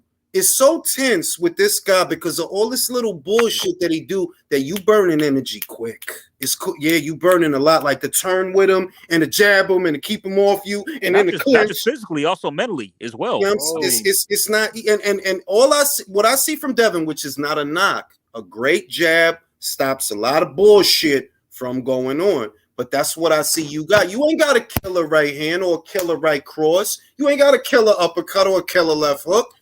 You got a great jab. And call me crazy. I think Loma could take what he's got. I know he can. I think he can. You know what I mean? So it's like at the same time, Devin is young. Have we seen all he has? Maybe we haven't. We haven't. No. Maybe because he hasn't had to use it. Maybe we haven't. Unless he's got another gear we haven't seen it yet. That's all I'm saying. So that's a tough. stylistically, like I'll tell you what. Stylistically, Loma has the edge. Style, Loma has the edge. But physically, that's where I'm stumped. And I'm like, look, this dude is 35. He done had shoulder pain, hand pain, and shit. But Devin, you are killing yourself to make that weight. You are. And you only getting bigger. I seen him next to Crawford. He was bigger than Crawford. And he's going to be training during Ramadan, so he's not going to be eating or drinking unless he's saying, "Fuck that, I'm a Buddhist now." I mean, look, you gotta make a decision as a fighter, as a trained athlete. Look, I gotta sacrifice this for that. It's either or. You know what I mean? Allah will not deliver you the victory if you eat that bagel, bro. A lot of bro. His last fight, like people were getting on it because he posted a picture of a sandwich during Ramadan. Like they like a lot of the Muslims are going after him, but also he could train at night. Like I've heard a lot of Muslim fighters do that. Like they'll do all their camps basically at night. Better call Artur. You better call. Oh, good. He better call Artur. That's Artur trained. Artur fought whatchamacallit, who was it? Right after Ramadan, I think it was. Who the fuck was it? Joe Smith? Yeah, it was Joe Smith. Yeah, Joe Smith. Damn. Yep. So you better call that motherfucker like Artur, train me in the ways of the beard. I honestly think I honestly think Loma can pull it off, though, man. I really do. Yeah, I think so. Yeah, maybe. I think it's wishful thinking, man. Wishful thinking, in my opinion. What do you mean wishful thinking? Devin Haney is going to Okay, how did you guys look? I had Ortiz beating Loma 7-5. How did you guys have that last fight? I did not. No. I had Loma by that margin. Yeah, same. Okay. It was close. Okay. It was close, but Loma Either way, Loma struggled with a guy who had 17 pro fights. Nah, No. Listen, let me say this. Who Mike is that? Jermaine Ortiz was the perfect preparation for Devin because Jermaine Ortiz does things that Devin doesn't do. Jermaine Ortiz is actually good on the inside, and he's quick. He's sharp. Devin works to slow a fight down. He don't keep up with the other guy. He try to slow things down.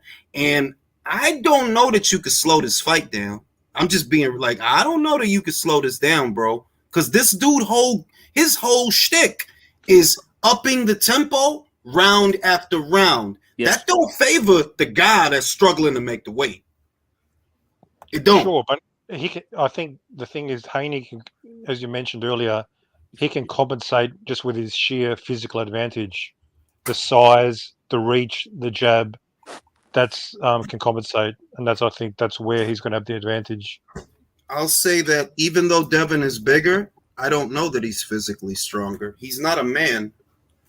Loma's a man. Yeah, but he can't get to him. He's not going to be able to get to him to through the jab to take advantage of any sort of physical. He could if he can get the Nakatani. He can get the. Bro, Nakatani. I mean, come on, bro. Nakatani.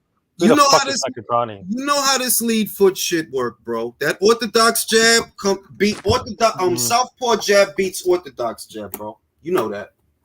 Comes over the top or goes under it. And I'm trying to tell y'all, man, watch that JoJo fight. JoJo was getting off on Devin quite. Yes, he was. He was far more than Kambosos did, I think, in my opinion. But the thing is, we're talking about Jojo Diaz, though. Like, he was worth it, to try to be reckless with Jojo Diaz because he's not a hard puncher.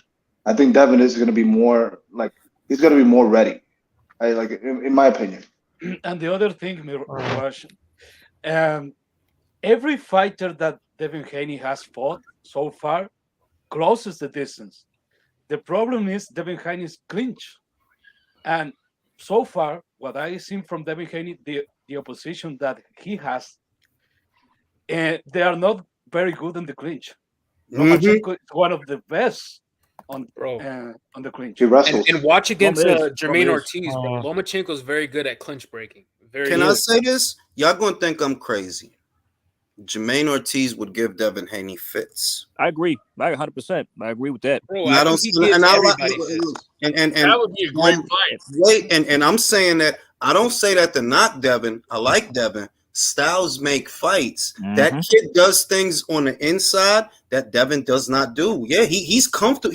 To me, what I seen from Ortiz, the cup, because I watched him before the Loma fight, and I was like, I said it like, yo, Loma not this gonna be a problem. He might win, but this gonna be hard. This is gonna be difficult, and I don't see that on Devin. That sharpness, that explosivity. No, you don't have that. You don't have that. I mean, first off, Devin has no inside game at all. None. It doesn't exist. What he works to do in every fight that I've seen him in is slow the tempo down with the jab, keep the guy at arm's length. If he gets in, you get a couple of shots off, but then you tie him up. You always trying to slow the fight down. His style is the opposite of yours. As this fight progresses, he's gonna do more shit. He's gonna shift more, pivot more, throw more. That's what he do. And Devin Haney's clinch is not to set up an offensive. His clinch is waiting for the referee to break the clinch. Right. That's true, but he's mastered that art. He's mastered the art to suit his abilities, and it's hard. Loma's not gonna let him do that. Loma won't let him do that. That's the question. That is the question. Can he overcome that? That's the question. I think that I'm skeptical. The only guy. Silence! I see a frightening scenario. I see a scenario. It's one of two. Both don't really favor Devin, though. I see a scenario. Devin goes out. Maybe 10-11. I see that. Why? I said, it depends on how Loma comes out. If Loma comes out, you need to pick up the pace in round 2. If you want to feel him out in round 1, go ahead. But let's not download information for 5 rounds, okay? Let's not do that. From round 2 on, you need to squeeze this kid and keep him moving. And I see a scenario where if you come out quick in rounds 2, 3, 4, by 11, he ain't going to have nothing. He ain't going to have nothing. But I don't see a scenario where Devin either outworks Lomachenko or knocks out Lomachenko. No, you don't be knocking people out. You didn't knock out Linares. Nope. And everybody else who fought him knocked him out. Even Abdulaev knocked him out, and you beat Abdulaev. The only guy have Loma seen even call the TKO'd. clinch. The only guy have seen call the clinch against Lomachenko was Teofimo Lopez. And you can see Teofimo Lopez was way stronger than Lomachenko. Yes. In his fight. Was there even a lot of clinching? Other than that, Teo's all athleticism. Yeah. Not even Nakatani, that is a huge fucking lightweight, could hold a clinch against Lomachenko. Lil, he was bigger than Ryota Murata, like in the photo that they took together. Shit. But also, let me read the super chat. Let me read the super chat. I'm only half joking, but do you think Fury will leave the country when he cancels the Usyk fight? Probably. How do you think British fans will deal with? Bro, I'm telling you, they will disown him, bro. They already disowned him now. They already disowned him. So Juggernaut says the great thing about Loma is that he can be an elite pressure fighter, and thank you, Juggernaut, because that's what I see that Devin is not gonna like. The pace. That's not his pace, bro. That's what I keep Devin saying. wanna relax. Like the pace he sets is ridiculous. Devin want to relax and throw 1 and 2 punches at a time. Very controlled, steady. He don't want somebody being in his fucking face all night. It's not his face. I mean, see, the thing about Lowe, he's a hybrid of 2 styles. He's a pressure fighter and a boxer puncher, and he mixes all that into his own unique style and how he fights. Yeah, but Devin is a spoiler. Spoilers know how to slow the pace down, don't they? Can he? With Loma, Not again. Generally they can. No. Quality of a spoiler, though. Let me say this. If it were Devin, and I'm telling you, if it were Devin and Ryan, spoiler. If it were Devin and Gervonta, spoiler. If it were Devin and Lopez, spoiler. Those are all boxer punchers. That's what they all are. And the pure boxer beats the boxer puncher most of the time. Who he don't beat is the guy that don't leave him alone. The guy that don't leave him alone, he's gonna wear him out. It's gonna be it could be Rakhimov, Zelfa Barrett. It could be Tim Tszyu, Tony Harrison. Pure boxers do not like pressure. They don't like it. Wait a minute, Julius. Has Devin Haney fought a pressure fighter before? No. Ooh. And I don't expect him to turn into fucking, James Toney overnight on the inside. Is JoJo one? Is he a pressure fighter? No, Never, not employed even that, close. he employed Jojo's that not- style, but he's more of like a boxer puncher. He's Okay. a boxer puncher that's like a, I don't know, like a B minus, C plus. He has some of the things, but not all of them. You know, he's some of the good things, but not all of them. And he's not afraid to punch. You know, he's not afraid to punch, but he's not a pressure guy. It's not constant pressure. It's not. No, Yeah, the but problem with there's Jojo. still an X factor. Go, bro. Okay, the problem with Jojo Garcia, besides the obvious that he's apparently a pedophile, he went to the road of the Mikey Garcia because he didn't want. He's not really a lightweight. He's not really a super lightweight. It's not none of that. He's at best a featherweight, and he Yeah. went to the other weights to search for money fights. Who Mike is Wherever he that? was. Yeah, who's farting? So you. Go ahead. Not me. Go ahead. Go ahead, Leo. No, that's the problem with Jojo. That he's fighting in a way that is not his weight. That's true. He's Well, not a that's a real fact. lightweight. He He's started not a chasing lightweight. glory. Like he started like going after paychecks.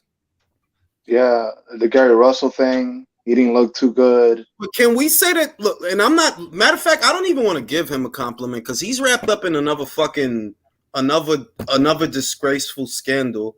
Wasn't he Yeah. sending dick pics to little girls and shit, bro? Yeah, that Oh, and yeah, being a it's not neglectful parent apparently. Yeah, like that dude. That dude's a piece of shit, bro. Dude's a piece. Let me take that. Yeah, fuck him, bro. Fucking prick. Jules, we're not gonna let you escape this one, man. Look at the super chat. Hey man, I seen the shit, man. I seen the shit. Yeah. But in all seriousness, like I never seen Devin with a real pressure fighter. I haven't. And look, usually what happens when you put those two styles together, usually, not always, but usually, the pressure fighter wins. The volume puncher wins. Usually, you know what I mean? There's the rare instance of Lara and Gulo, you know, where the pure boxer pulls it off because he is a couple of levels above that pressure guy. Like, and Gulo is like that dude is like a C class, maybe D class pressure guy. Lara's at least like a B minus. So but he struggled. You know, he did struggle. He did get knocked down 2 times. You know what I mean? Now, Devin, Loma ain't just some volume guy. You know, he's not just a guy that throws a lot of punches. He do a lot more than just throw punches. So it's stylistically, it favors Loma. I still think you guys are underestimating just the size factor. That's an X factor that can totally change the equation.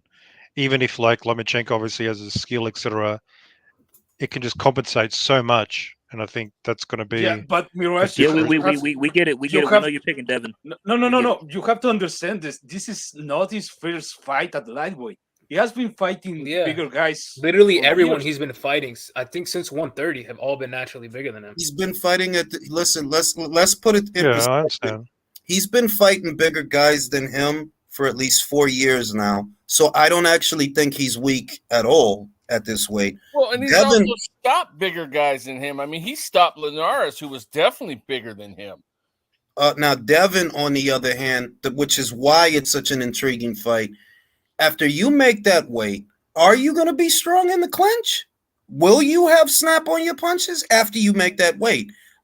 This is not George Kambosos, you know? It's not. And it's not Jojo Diaz. Jojo has no power at 135. You know who did have power? Linares, one of the best right hands in the whole division. And he hurt you with it. It took you a couple of rounds to shake that off. Loma hit hard, too. And also consider the fact that Jojo is pretty much the only, prominent southpaw he's faced at all. If you really think about it. And that's always a red sign, like a red flag to me when I look at an up-and-coming fighter and they have like 20 fights and I don't see any southpaws. Like, yeah, I think that's for a reason. Could be. And this is not your run-of-the-mill. Like, that's the other thing. That Jojo's mid-range to inside guy. If he's not mid-range, he's not fighting. Vasyl Lomachenko's not limited to that. He'll find a way in, but it's not going to be as crude as what you get from Jojo Diaz, bro. So it's a trial, bro. It's a great fight, and that's why right now I'm on the fence. Because I don't know if Devin got a trick up his sleeve that I don't know about, or I don't know if this is Lomachenko's moment. I don't know. Yeah, what you're talking about, Julius, about up his sleeve is Devin becoming a boxer puncher. Do you think he can do that? You get He knocked can out. behave. Oh shit! No, yeah, because that's what usually happens. When the pure boxer, look, remember what happened to Tony in the second Charlo fight? Yep. When the pure boxer decides he's going to take the initiative, you know what happens? They get knocked out. When the pure boxer gets drawn out into a war, they get knocked out or they get knocked down because their speciality is deep. Maybe it's based on an internal rhythm. I don't know. I've been watching a lot of boxing over the years, and I feel like everybody has an internal rhythm. Everybody. And you can't really get away from it. You can't really change it. You could try to, but if you do and you break character, it just does not end well. It doesn't. Yeah. And the idea that Devin is gonna step into his jab and let him go, all right, bro, you do that. By the way, a question. I'm just saying, like, is it? Yeah. Go ahead. Just question right quick. Anybody got Gabe for the upset this weekend? No, bro. Really? Anyway. Gabe's upset he has to fight that fight. Word. Good one. That's the only upset you're gonna see. Motherfucking upset this weekend. Gabe is upset. Word. But yeah, like I said, he's not gonna be James Toney overnight fighting on the inside. If he's gonna fight at his pace, his style, it's an imperative that he has to be on his back and keep a distance. He's going to try to slow the fight down. And I think in the beginning, which is why it's important how Lomachenko comes out, I could see Devin winning the first 4 rounds. But it's that in that third and fourth, you need to pick it up. By the fifth, this needs to be a fast-paced fight, and Devin needs to be working by the fifth, all right? If the fifth and the sixth look like the third and the fourth, Loma, you about to lose. If he ain't working by the fifth and the sixth, he ain't gonna be tired, bro. You got to wear him out. That's Loma's ticket to win this fight. It's not his hands, it's his feet. Keep him moving. Keep him moving. Keep him having to reposition himself. Keep him having to try to create space and shit. Keep this kid moving. You'll drain him. For Devin, it's the opposite. Keep this little motherfucker at the end of the jab. Pop him quick. Quick, like you know you're not a knockout puncher. Don't try to become one. Pop his low ass quick, stun him, and get out of there. Create space. Make it imperative that the aesthetic of the match that you're watching, it doesn't look like one of his fights. It looks like one of my fights because I'm winning. That's what he has to do. They've been playing your style and your pace. That's how you knew. You know, a lot of people get mad about this fight, but look, Maypac didn't look like no Manny Pacquiao fight, right? No, it didn't. It looked like a typical Floyd Mayweather fight. Nope. Like a typical Mayweather fight.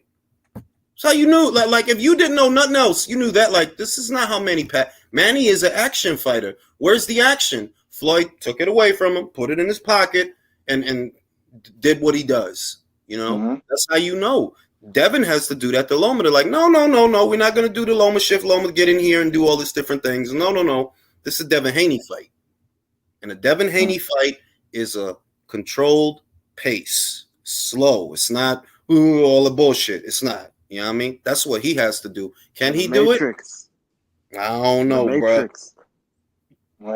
Yo, do you think if he closes it off, do you think he retires? Say it again, Julius. If he beats, do you think if he wins, do you think Loma calls it like retirement? I think he's gonna retire. No, he'll fight Shakur, bro. Like he'll fight Shakur. I'm telling you. No. Listen to me, Polo. Listen to me. If he beats Devin, right? If he beats Devin, not saying that he will or won't, but if he'll fight Shakur, and Shakur will retire him. I see it in the stars. If he beats Devin, I'm telling Shakur is a cut above Devin, bro. He's a cut above a lot of guys. Like that's not no regular pure boxer, man. A lot of shit, man. A lot of shit, right? And he would retire Lomachenko. About Lomachenko and Devin Haney, I've heard something about the purse. Like at some moment I thought it was some misinformation, but we're talking about $3-4 million for each fighter or something like that. Hey, Vegas, I think they said they're going to do it. Shit. And remember, that's on top of pay-per-view revenue because it's going to be a pay-per-view.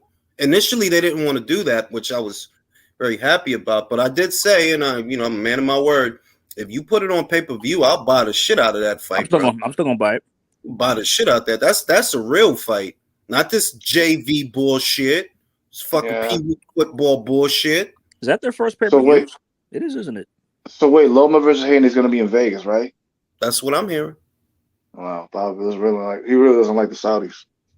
Well, that's another indicator to me that here you have these people that have all this money that can alleviate the burden for you and help you bear the burden, and you don't do no business with them, bro. Like you don't, so let's stop pretending Bob got a relation. No, you don't got no, you don't do big fights out there, bro. Like you local, you kind of local.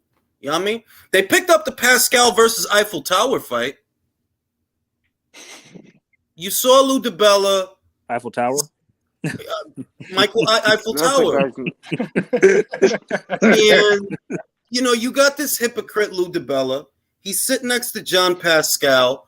Same guy crying a river over Conor Ben. My guy, you literally sitting next to a guy, promoting a fight for a guy that 4 banned substances in his system, but you worried about Conor Ben's omelets?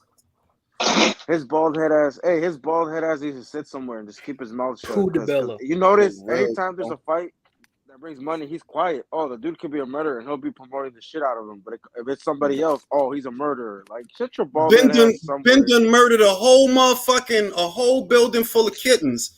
And Lou won't say nothing. He'll just sit there.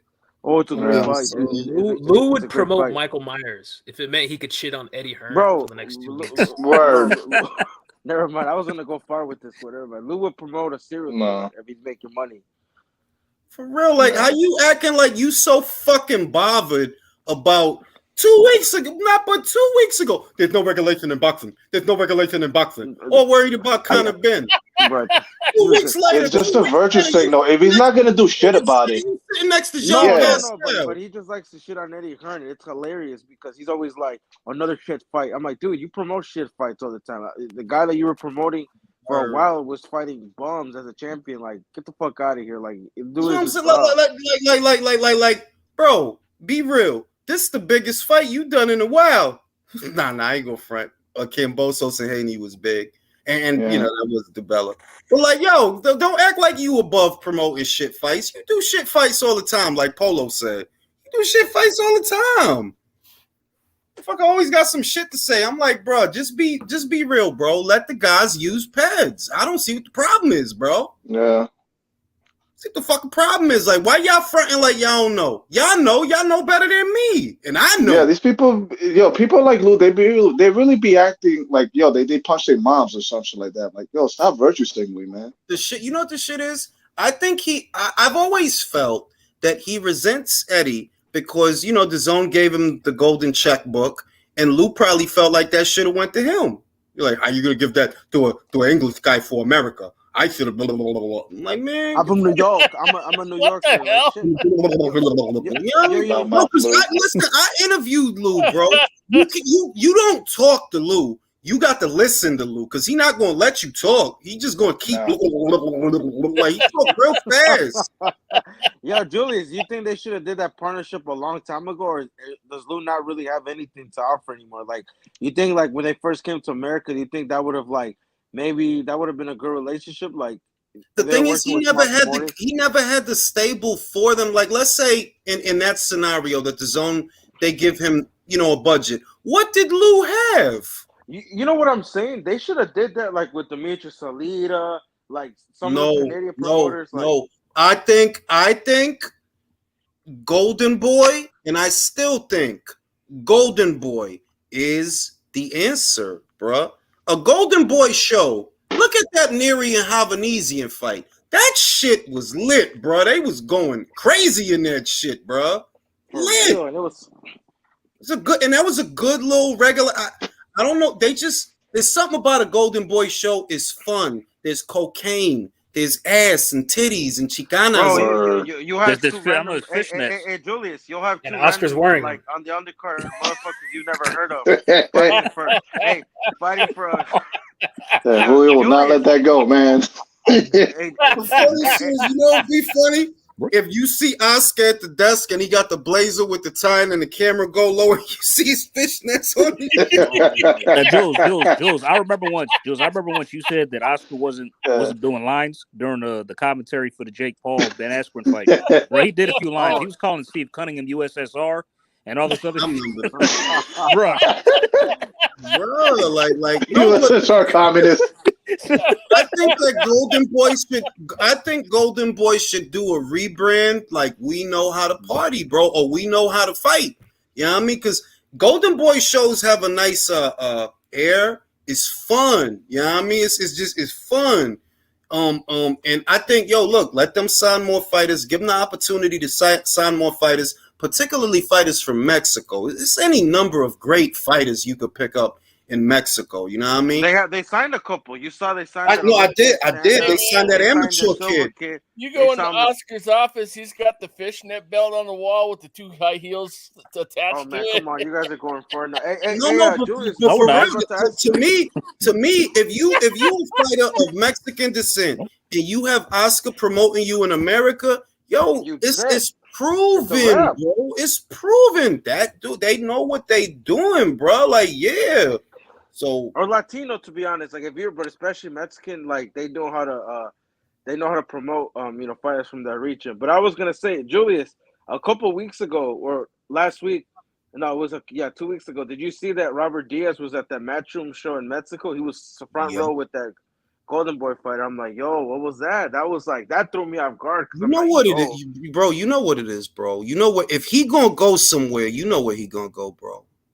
If he gonna go somewhere, Did you you know see what I the mean? undercard though? That Mexico show was lit. I don't know if you missed it. All the Matchroom Mexico shows that I seen. Ooh. Oh Did yes. you see that dude? Yo, Jules, did you see that dude that got sent to Jesus by that knockout, that scary knockout? He hit his head on the. It was like the second. Wait a minute, wasn't it another show that same day? It was Maxayo versus Mark, but the undercard was okay. Did he It die? was just shit. They had to. You see how they carried him out? Like they had to. Did you see that scary knockout? I was watching the fucking. Now I remember. I was watching the fucking McMahon. Oh, what did you think? What do you think of the guy that beat Hurd? Do you think he's a pro? Or what do you think? No, he has it. He has it. Like that. I don't know. I don't know. Listen, I don't know him. I never seen him. But based on what I saw, he has it. Like, yeah, he's sharp. He's strong. He ain't scared to fight. Ain't scared to punch, and he's big for that weight. So he got that dude's durable, man, because he was walking. Dude, he has a gas tank. He said in the interview he wants Charlo. He said he ain't gonna get him. He ain't gonna get him.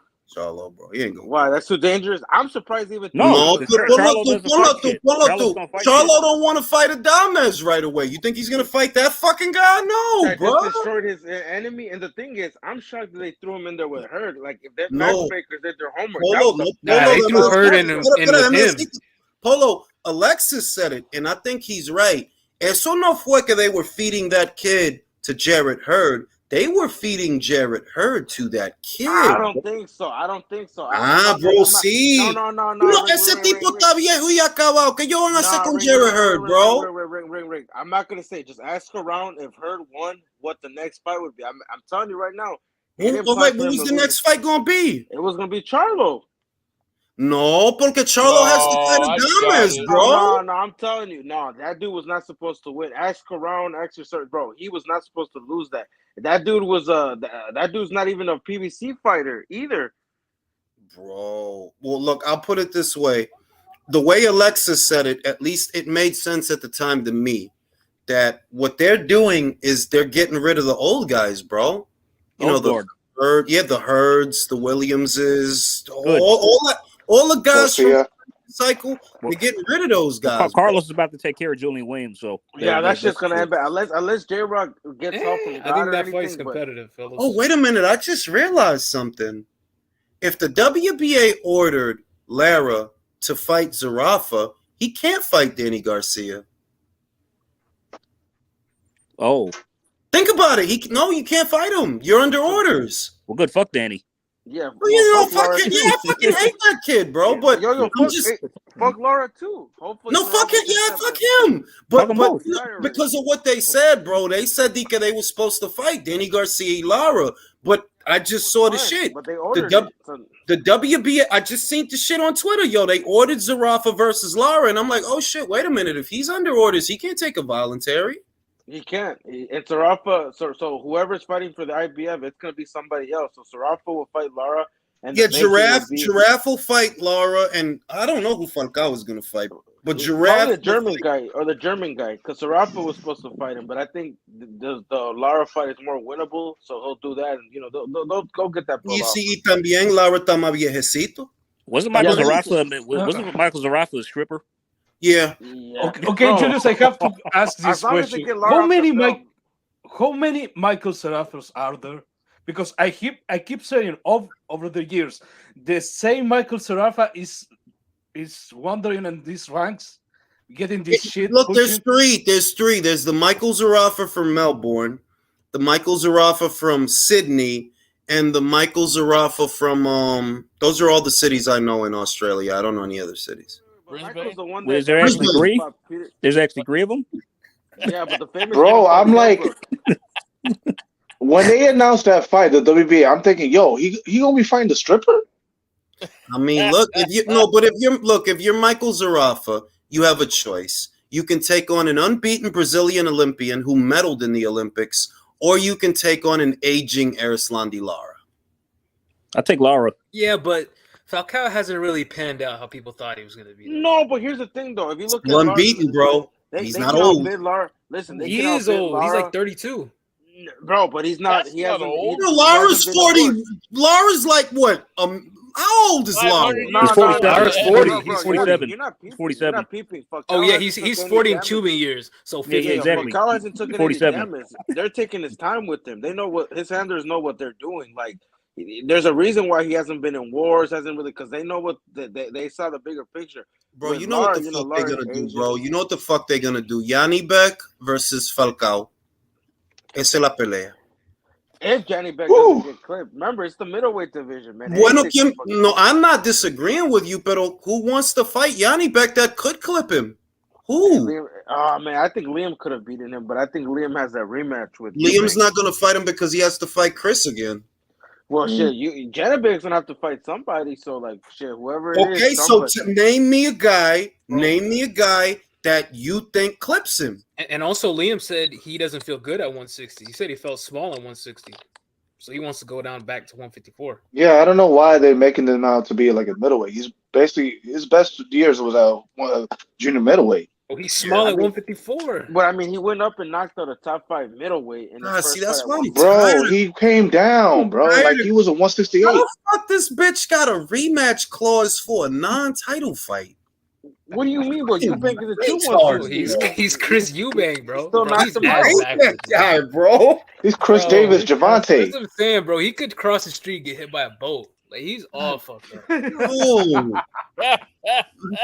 Like, bro, how the fuck do you have a rematch? Like, huh? Like, what the fuck? Fucking Javante Eubanks. Bro, them big ass leather jackets, like, bro, ain't no reason on, like, bro, for having a jacket that big, just get a merm, bro. Yo, you have a question, but how many people actually were picking Liam Smith to beat Chris? You be honest, like, who was picking him? I'm pretty sure they were picking them out of spite, because they don't like Chris. Smith. No, I bet money on Chris's Liam. ass. I actually won money. I got wins if they want to say so. I picked Liam from day one, but. Don't use that excuse on me. That's a true 160. But it don't matter if he was coming. He was never a 168. Or even he said himself that he felt. Bro, he doesn't have that much experience at 160 anyway. I mean, he had a couple of fights. I don't understand. More than 3 fights is plenty of experience. So I don't know what you're talking about. Oh, we're talking about Chris, right? Yeah, when Liam beat him fair. Like I don't understand. Like that was. But wait a minute, hold on. Didn't he came down from 168? Yeah, but he wasn't his best at 168. That's why he came back to 160 because he said he look, let's be real. This is the thing. This is what y'all missing. Chris's career is like a joke, right? When he went to 168, it was for the IBO title against Reynold Quinlan. and I think what was it after that? After Reynald, I think it was Avni Yildirim, because it's not like he was at 68. George Gross. He wasn't at Back-to-back 68. super fights. He wasn't at 68 like super long. He had like 4 fights that I know of at 68. Reynald Quinlan, Arthur Abraham, a very old Arthur Abraham, Avni Yildirim, and the ass whooping of George Groves. After that, he came back down. Yeah, he fought Liam Williams, Marcus Morrison. He fought some. I can't. The other two guys. Because he was at 68, but it wasn't like he wasn't up there that long. You know, like he wasn't up there that long. You know what I mean? Like, I mean, he did his. You know, he fought who he fought, but I'm just saying that's a true 160. That was so. The fact that Liam Smith went up there in his first fight, past 154, and knocked him out, like that's full credit. Maybe, like you said, he wasn't draining himself, but those extra 6 pounds helped him, and he's a bit stronger than what he was at 154. So if I'm him, I'll stay at 160 and see if I can get that. He wasn't draining himself. He wasn't made. He wasn't at 160 anyway. Like he wasn't draining himself at 154. Nah, look, Liam Smith is tiny at 154. Can I say, I could really go for Liam Smith versus Felix Cash. Ooh. Yeah. He beat the shit out of Felix Cash. Yeah, and that's a true another one middleweight. So what are we doing here? Like, No. You know why I say that? Because if he were to go back, I don't know what he want to do. Feel me? I don't know what he want to do. But I'm saying that you gonna go to 54 or go back for who, bro? Maybe try to get in line to fight Tszyu, and he could probably win that okay, Tszyu, cool. I said it before. I do like that fight, but I don't see the connection for that to happen. Like, what? I'm just gonna go down and fight Tszyu. No. Yeah, that's the fucking get revenge for fucking Ricky Hatton. Like Tim Tszyu could do that. Like, yo, I'm gonna head over to the UK, my UK debut. You know, yeah, cool. But see, now y'all just wishing. Wait. No, now y'all just wishing. Yo, I'm writing fanfic. Wait, I'm talking real shit. I don't. What connections does Tim Tszyu have to the UK? Bro, didn't his dad get his ass whooped by Ricky Hatton?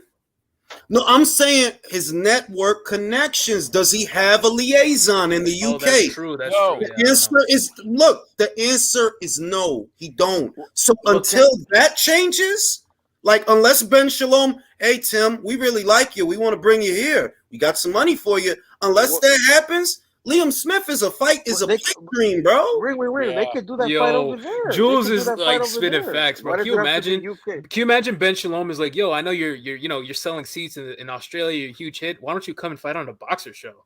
Why don't you come fight in Liverpool?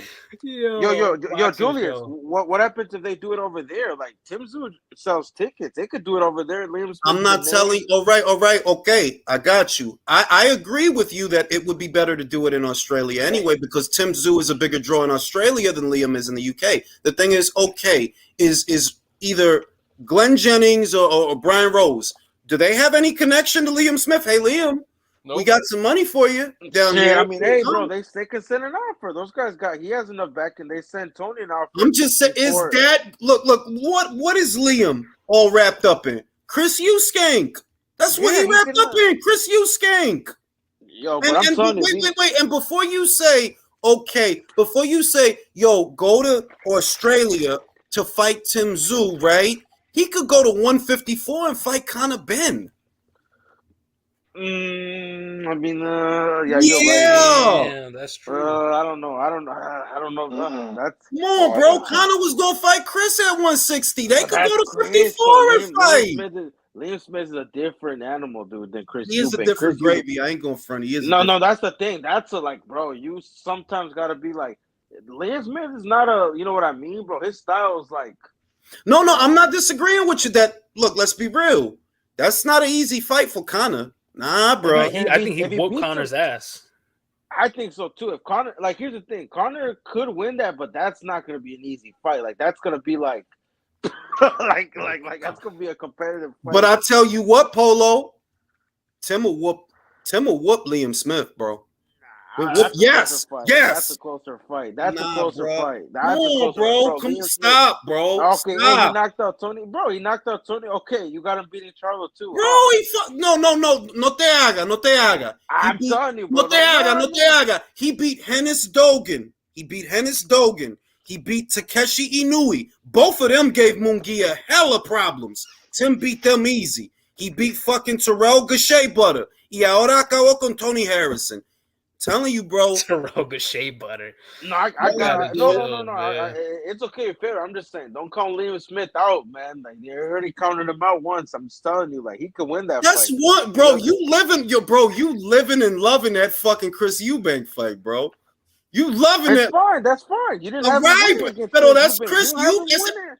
Eubank never made out to be a good at middleweight or anything, bro. He's a fail son. Yo.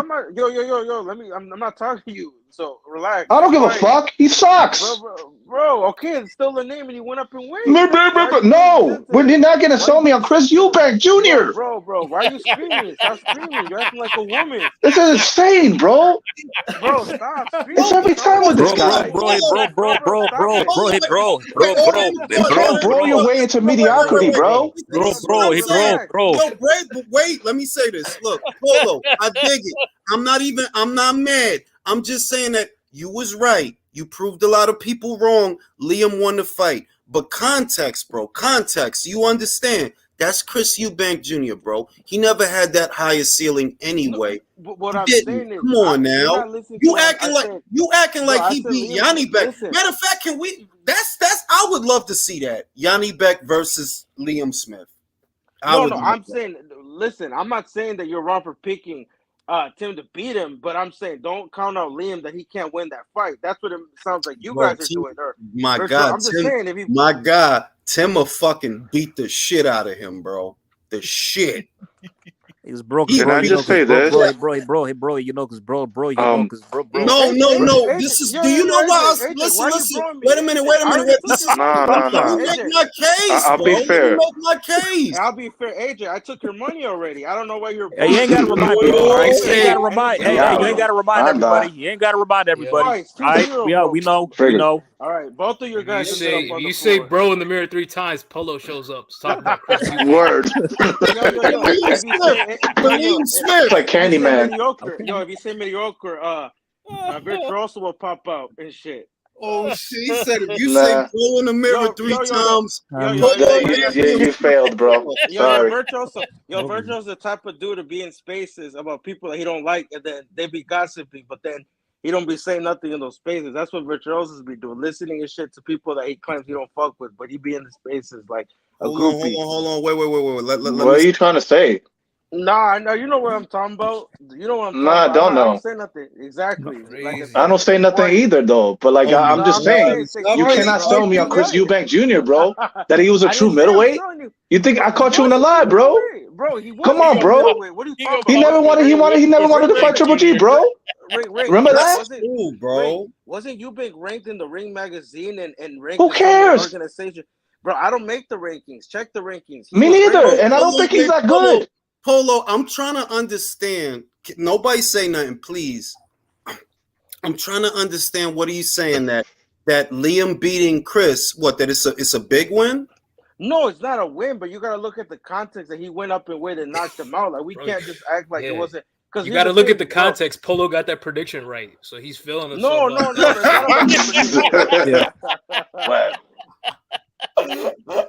I get a lot of predictions. Everybody. Yeah, took my money. So he took my money too. Keep reminding everybody.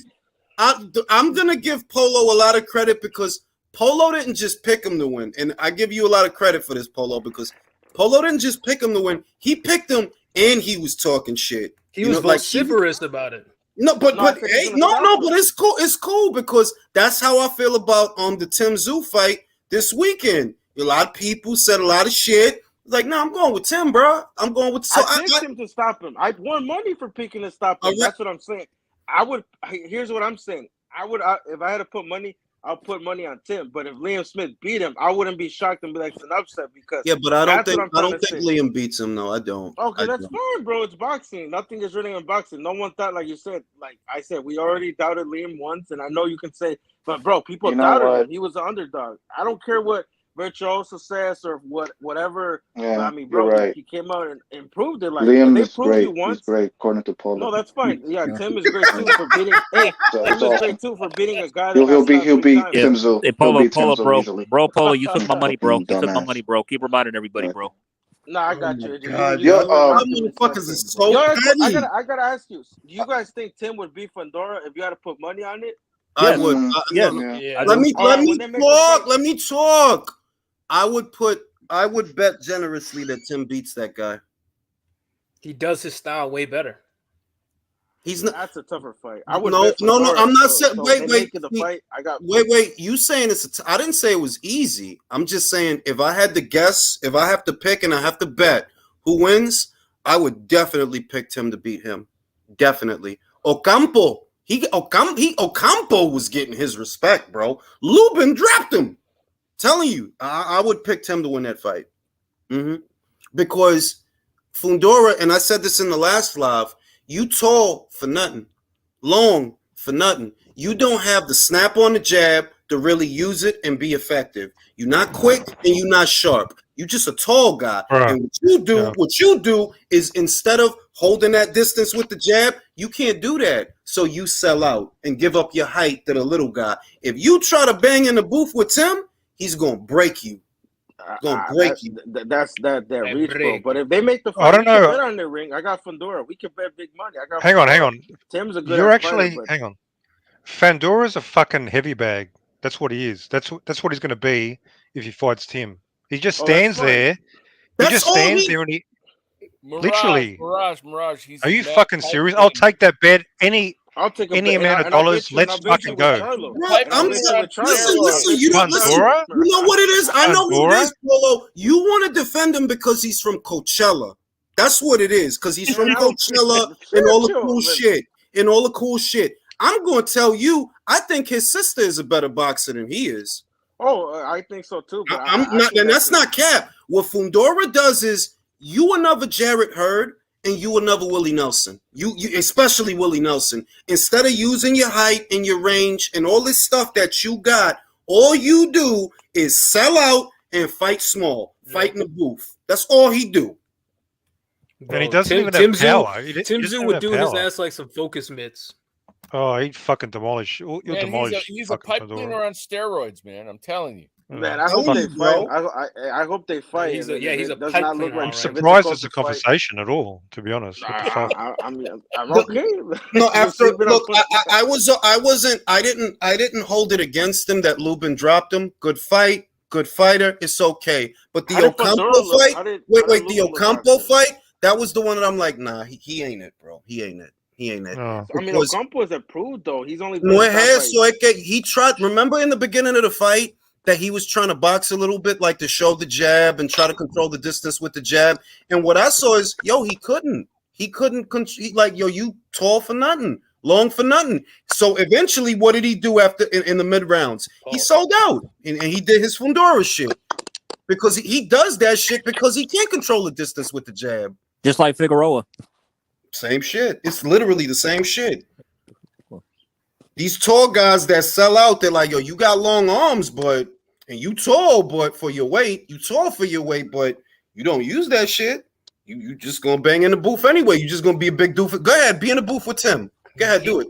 He's Jared Hurd all over again. That's how I see him. Yeah, Brandon figures Jared. Brandon Not even figure that. Hurd. It's not even that. I think he has an advantage because of his size, bro. That's the problem. Like, it's really hard to, like. Yeah, but he doesn't even know how to use it at all. Like literally, he's a toothpick. Hey, His body is this right is there a in front of you, man. I mean, this you is can a guy. back- This is a guy. Go ahead. Mirage, This is I a gotta ask you guy. something. You think Tim Tszyu beats Charlo too? It's highly probable that he can break Charlo down. It's highly probable. I'll bet you But on that much. Don't disappear. Fundora is just a guy. Hang on. This guy I'll tell you how it is.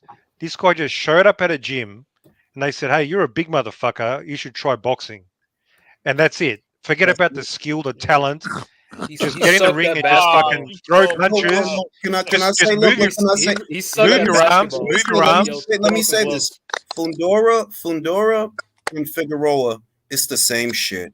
Honest to God, it is. It's the same inaccurate, messy, uncoordinated shit. It is. And the only advantage that you have is that you're taller than the guys that you're fighting. Other than that, it's the same messy shit. Yeah, Same doesn't shit. even have I power. think Doesn't set up nothing. Just a fucking big mummy. You know, mummy just goes in there, just throws, moves the arms. yo Mirage, That's it. I got a question. You're saying this about Fundora, but your boy David literally fights the same. He literally Bro, fights the don't even. same. I'm not even gonna Bro, he engage literally with you, fights the same. He literally fights the bro. same. Don't He literally insult I'm gonna fights. me. tell Don't you what. insult I'm the sport of He boxing. literally Shut the fights the fuck same. up. Hey, I'm gonna Mirage, tell you Mirage, what. Mirage, that's you all were I'm being saying. nice, I'm Mirage. gonna Let's tell you. keep, Wait, let's wait, wait. keep you were being nice, man. Come No, on, I let's have Let's my be be I'm civil, gonna limitations. professional. fellas. tell I have you my what. No, I'm gonna Hold tell on, limitations. you Shut what. the fellas. I'm fuck gonna Civil. tell up. you what. No, no, no. I'm gonna tell you what. And it's not like I'm a hater. I don't hate Fundora. I picked him to knock out Lupin because I knew that the volume Lupin don't take good punches. So if you volume the guy, he'll go out. There's guys Fundora could beat, but you're not. He's not actually a good pressure fighter. He's a good pressure fighter, but he's like a C plus, maybe B minus. As pressure fighters go, because he don't set up punches. He does like he just throws whatever. He just throws bullshit and arm punches. That's what he do. He get real close to you, and because he's tall and because he's big, it's some power on him. But on some pressure shit, yo, Liam Smith is a better pressure fighter than him. He hit you with some shit. Everything behind the jab, high guard, weight textbook. So nah, yeah, I would definitely pick Tim to win that fight. I would pick Tim to win that fight. I Yeah, gave Tim will fucking split him in half. We'll split him in half. I gave Fundora a chance to really show me and all I see from him is arm punches, the same as Figueroa. Those are arm punches, bro. Like you don't even gotta like I'll give Fundora this. He does have good uppercuts. That's one punch he throws that I like. That because you're taller than than the other guy, you could really drive your hips and turn into the shot, and it'll be a lot on the shot. It's the only shot he has that I like is the uppercut deep in the pocket. But it's like, bro, you too tall to be in the pocket that much, bro. You not only are you going to get hit, you do get hit. That shit going one day, somebody gonna get him. Somebody gonna get him. Probably gonna be Tim. That's That's a 50-50 fight though. Either bro, can his win. style is a cop out, bro. That's Come what on, bro. his style is a cop out. It's like, yeah, it's a cop out, bro. Just like Willie Nelson. It's a cop out, bro. You tall for nothing, big for nothing. You that big and that tall, so you can fight like you 5'2"? Come on. Shit, it works. You think Shit, Tim it is a works for him. 50-50 fight with Fundora? Are you fucking Yes, serious, bro. bro? Bro, Tim is not no Terminator. Relax. He got a good win. He He's a good he fighter, is. He's He but actually Terminated Tony. he bro, actually he is. is. But Terminated Tony. relax. Bro, Like you can't do that to Tim Polo. You over here high because Liam Smith beat Chris Eubank, bro. You bro, I can't do said he has that, a bro. chance. Hey, You can't Ring. do I said he has that, a chance. bro. Relax, because You can't do relax. that, Hey, bro. Jules. Hey, Jules, I want your opinion on this one, man. It's a little bit of a hypothetical, but what if Ortiz moved up to 54 and him and Tim fought? That's a tasty Woo! Mirage thinks Tim Tszyu will knock him out. It's not 50-50. That's Mirage. I bet you that's what he's No, gonna I'm not say. biased, bro. I'm not biased at all. You're confused. You're confused. But he's not moving up, so I mean, what's I the know. point? I That's why I mean, said it But was a the other thing, hypothetical. no, but the yeah, other thing, whatever. look, the other thing is that there's weight classes for a reason. It is. I like Virgil. I like his shot selection. But like, let's just say that was the next fight because I don't ride the fence, bro. If that was the next fight, he goes out. I seen the Maurice Hooker fight. I seen you getting hit. I seen Mean Machine drop you. I seen that too. So if that were next, not that it is, but if Tim that gets were him. next, Tim gets him. I would say Tim gets him. See, I think Tim off just better defense, and I like his. I think as far as punch variety, they're about the same, but I think Tim's a little slicker, so I'll pick him. And Tim's just physically stronger. He's very imposing for the weight. Yeah. He's gonna have the Well, who knows how advantage. the Stanionis fight is about to take how much is about to take out of Virgil. No, I think Virgil's gonna destroy him. I think Virgil's gonna hit him like a drum, bro. I think Virgil's gonna knock him out. I got Virgil dismantling him, man. I think Virgil's gonna get him with a body shot. competitive. It's gonna be a body shot. I'll put money on it. No, I won't. It would be. It's gonna be it'll be competitive. competitive for a minute, but then once Virgil gets to him, man, he's done. I say it all the time, Polo. The problem with Stanionis is he waits for his turn to punch. He'll guard up and stay behind his guard, take the shots, and wait for his turn. He fights in sequence. And if you do that with Virgil, your turn is not going to come. He's just going to keep going. I got Virgil winning, but I'm not counting Stanionis out. So if he wins, I'm not going to be like, oh my god. No, you need to count him out. I need to cut him out. Okay, I'll cut him Need to out. cut Hey, Ring, just like Liam Smith. Oh God, bro! Bro, that was like 18 fights ago, bro. Let that shit go, bro. I'm bro. just saying, bro. That Like shit Yoda's like happened. in the hole, like bro. Like I like Nah, Virgil, but nah. like Yoda's The that Butaev, jab. the I've seen him Butaev, fight in person, bro. You seen him fight? nah, I'm the like, bro. I've Butaev seen fight, the Yoda. Butaev fight told the story, bro. Him and Butaev was literally taking turns punching each other. First, I hit you, then you hit me, then I hit you, then you were like, go ahead, do that shit Bro, with Virgil. See he what bro. I happens. mean, he fucking man. I mean, he Bro, that got the was like a best of Butaev. 1920s bar fight. Yo, Ring, who would you favor in a fight between Mean Machine and Butaev? Because I thought Butaev that was next. You think Butaev beats Mean Machine? on volume and changes. Well, it's three things. Volume. Butaev throws a lot of punches, and so does Mean Machine. I think Mean Machine throws stronger punches, but I think Butaev has a better gas tank. He I think Mean switch Machine hits. hits harder. I No, think no, no. Mean Machine That's what I'm hits. saying. Mean Machine hits harder, but he gasses out. Butaev has a better gas tank. He throws punches, a lot of punches, and he's a switch hitter. He can fight orthodox. He can fight southpaw, and he's a dirty boxer. I love the dirty boxing. He's a grimy motherfucker. I like that disagree. shit. I'll pick I Mean favor Machine. Butaev. I favor Butaev to win that fight. But you know, Mean Machine not a bitch. He not a bitch. You gotta give Butaev this though. Stanionis never hurt him. He never hurt him. He never had him rattled. He never had him in trouble. He never had nothing. And he took punches in that fight. But if Mean Machine pulls it off, you wouldn't be like shocked or anything if Mean Machine comes the winner. Shocked? No, but he's a two-time Olympian. He can box. Shocked is not the word, but I would favor Butaev to beat him though. On volume, yeah, I'd favor Butaev. You probably seen him spar or some shit, and that's why you brought it up. Who? You. No, I've seen Mean Machine fight live. That's what, bro. I go to some of these fights and I see and I heard and I seen how hard he punches. Like, dude, that dude hits hard. No, like, he hit. No, I'm not dropped disagreeing. No, I'm not he dropped disagreeing with you. Crawford. I do He think he dropped hits. Crawford. I do think he hits harder than Butaev. I do, but Butaev is tricky and annoying.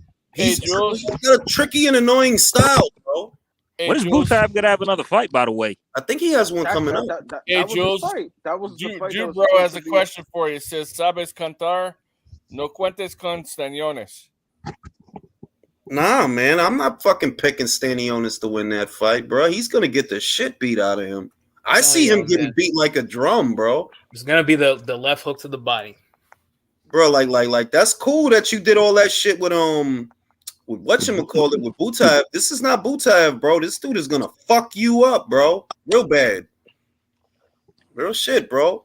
by the way, speaking of which, I got called a bitch on Twitter because apparently I came across a Michael McKinson fanboy because I put up a post that said I thought that that McKinson. I mean, because I put the post said that I knew somebody from McKinson's hometown and said he was going to pull off the upset. I said no, he's not. Virgil's going to knock him out. And I posted saw that. that, Then some fanboy popped up calling me a bitch. Wow. So Yeah, AJ, It was I probably know what you're Michael talking about, man. McKinson. No, What's this up? dude's a weirdo. I know It's exactly. probably Michael McKinson's burner. Nah, bro, it's a. Hey, AJ, I know off exactly topic, who but you're talking Stanionis about. looks like Stewie Griffin. Polo? What'd you say, Polo? No, I know exactly who you're talking about. Yeah, that dude is a weirdo, bro. He has. Yeah, I'm not gonna that's name a that real asshole. person. I'm not gonna name that No, asshole. he a real person, bro. I'm not even gonna say. Just know that's a weirdo. Go ahead, Julio. Oh no, I was gonna say off topic, but bro, Stanionis looks like Stewie Griffin. Like if you look closely, Like Saitama. He looks like Saitama, the one punch Saitama. looks like Voldemort. Bro, his face is so, his face is so in the middle of his head, bro. It's like it's mad nothing here. It's like Iowa or some shit, or Wyoming. Yeah. He's like you know what he's like? He's like a pomegranate. It's just all this shit. Yeah. The first time I saw Stanionis in a thumbnail, I thought there's somewhat Photoshop this shit because a human face don't supposed to be like that. Yeah, like his face is right in the center of his head, like right here. And it's just mad, like you're not supposed to eat the side of a pomegranate. Like that's how that dude, like it's just mad.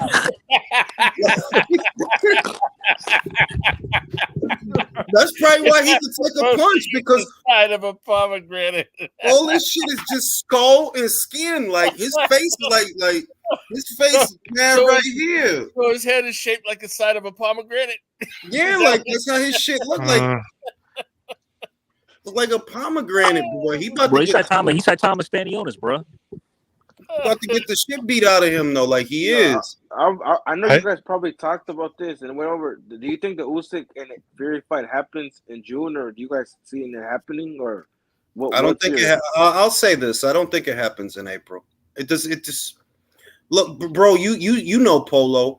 Sugar is in Florida right now, bro. He was in Florida this weekend with Ryan Rositsky training him. Oh, that Ryan Rosicky got trains with them now. Well, I think in the No, UK, Andy él Lee bajó para trains. allá. Él bajó para allá. He's not his trainer, pero él bajó para el gimnasio de Sugar. He was there, bro. So how the fuck are they supposed to fight in April in 5 weeks and Sugar Hill is in Florida? Yo, I didn't know. So Sugar's gym is in Florida now. Like he doesn't train in. I don't keep up. So he's not in Michigan, or he's in Florida now. Well, that's where his shit is at. Maybe that's his new shit. I don't know, but I know this past That weekend. explains it, because I Jules, remember seeing a picture with but you know- remember that Italian super middleweight that like had to get surgery. He got upset on the Zone Italy show, and there was a picture of him and Yo. Darrell, and it's in Florida, so that makes sense. And he Nah, had the you know, because in the UK, Andy Lee trains Tyson Fury, but a couple weeks back, he said that, I haven't seen much of him, and I don't think the Usyk fight's happening soon. He said that a couple, last month, I think. There you go. Yeah, man, they need to make this heavyweight fight or drop the belts or let that AJ get the belts back or something. Because damn, this shit is Google ridiculous. Anthony Rizzo. He look exactly like Stanionis. I'm gonna do that shit right now. I'm about to do that right now. Hey, Jules, I just want to ask you. I'm curious about something. Okay. So you guys, I mean, Jules, and also this relates to the rest of the panel here. You guys seem damn. pretty big. You guys seem pretty big on Ortiz. You seem like, you're fans of Ortiz, right? Yet at the same time, you guys are very critical of a certain guy called Benavidez. Now, Ortiz. Oh, God. Hang on. Hang on. Let him finish. Let me land this shit. Okay, hang on. Oh, man. So Ortiz has Positive never for been. cocaine, missed weight. He's never been a champion. He's never been a champion. He has He's a better got one resume. decent. He's got one decent win He has against a better Mean resume, Machine, and He has a better you guys resume. are on his dick. So I'm curious at this inconsistency. Can you explain this? All I said was he was. Well, Wait a you're on minute now. Wait a minute now. Benavidez. You're on How Benavidez. does? Wait a minute. Wait a minute. Mirage, are you How upset does- because we're ignoring you? Wait a minute Man, now. Mirage, How does picking him to beat Stanionis equate to all of that? Yeah. No. Exactly. It's more than Mirage that. is a fanboy. No. I can tell you're a general supporter of Ortiz. You like him as a fighter. It extends beyond just picking him to beat Stanionis. You like him, but you don't like Benavidez. There's something. Yeah, see, I like something Ortiz. going on here. I like Wait. Ortiz. No, I could. Nobody's saying Ring that. cook him. There's- Ring cook Let him. me There's something going on. let me cook. Well, for starters, Virgil Ortiz doesn't talk a lot of shit. That's one. He doesn't talk He a lot of backs it shit. up. Whatever he does say, he backs it up. He doesn't have some annoying fucking father always talking a bunch of shit, then getting scared when he sees Canelo. Who seen the video of him getting all fucking nervous? Yeah, when Mirage. Canelo was No, walking I didn't see that. was I didn't see scared. it. That's his dad, bro. He That's was his scared. dad. Come on. I'm just saying that. But wait, you want to know what it is about Benavidez that I don't like, or at least People a don't part like of it him. is Well, the that's one of 'em. marketing. Is the marketing like, bro? Y'all, bro, for real, Okay. y'all bunch of lames. Your dad is a lame, and you a lame. Like for Brother's real. a though. lame. Virgil's His fan brother's base a is lame, organic. too. So this is sort of personal, outside of the ring sort of shit. You don't like the Here personality. we go. I can here say we go. something, Mirage. Let Yeah. me tell you why I it's more like a recency bias. Virgil Ortiz fights more often than Benavidez. Has That's a better true. resume. Yep. I like Yep. him more. Oh, That's it. fuck off, better resume, man. Don't give me that shit. No, he Oh, does. he He does. does. He does. Who the fuck has he? Mo Okay, he's Hooker? beat a Mean Mo Machine. Hooker? Mo Hooker, Mean Oh Machine. no, when it comes to David, he Were doesn't they want to. champions? What Hang he on. thinks Were they he is. motherfucking Mo champions? Hooker or not? was the champion at Was Ramo 140. Gavrila champion? No, he Mo wasn't. Hooker was Yo, unified at thank you. 140. Yeah. Oh no, How about David. He's gonna count was David Karan Lemieux. Watch, he's Davis? gonna bring up David Lemieux. He was a champion Well, before Yeah, hang on. Karan. Mirage I'm is going to count. Yeah. I'm going to count a world champion. And then what happened Yeah. with Heaven David? forbid. He lost his belt to Coke on the, Yo, I don't know. I don't Okay, know the what thing kind is, of hey, I don't know what kind you of drugs you you're doing over there in motherfuckers, the pond, but you're hyping Lemieux up, man. You need to check. Go ahead and I get don't need to yourself hype checked him. I He's out. a Hey, you world champion. motherfucker! What the hell? Hold on. I like Virgil. I Okay. like Virgil relative to other welterweights, but I'm not like I'm not dumb. Like I don't think he beat Crawford. I think he probably Mirage, we're never gonna like David Benavidez the way you I do. think he Okay, probably find a way to struggled deal with with it. defense. All right. You're gonna fucking right. like him in 2 No, weeks, no, we're not. motherfucker. No, we're not. I'll I'm not. see you in We're 2 not. weeks. The only thing Let's I fucking know. go. This is the only 2 thing I weeks. know. Yeah, man. This is the only. So Listen. mad. No, wait a minute. Nobody say nothing. I don't know what's gonna happen with Canelo. That's why I don't worry about that. Like, if he fights Bivol again, he probably loses again. I don't know, right? Whatever with that shit. But see, the thing with David is, you're not gonna get a Canelo fight, regardless of why. You're not gonna get that fight. And there are guys on your side of the street. Not only do you have to beat this guy in front of you, and you better fucking beat him, and you better beat him good. You He's got gonna those. fuck him up. That's my personal All right, guarantee. that's awesome, yo. But that's awesome. But guess what? It don't stop there. You got David Morrell. You got Demetrius Andre. You got Jamal Charlo. Yeah.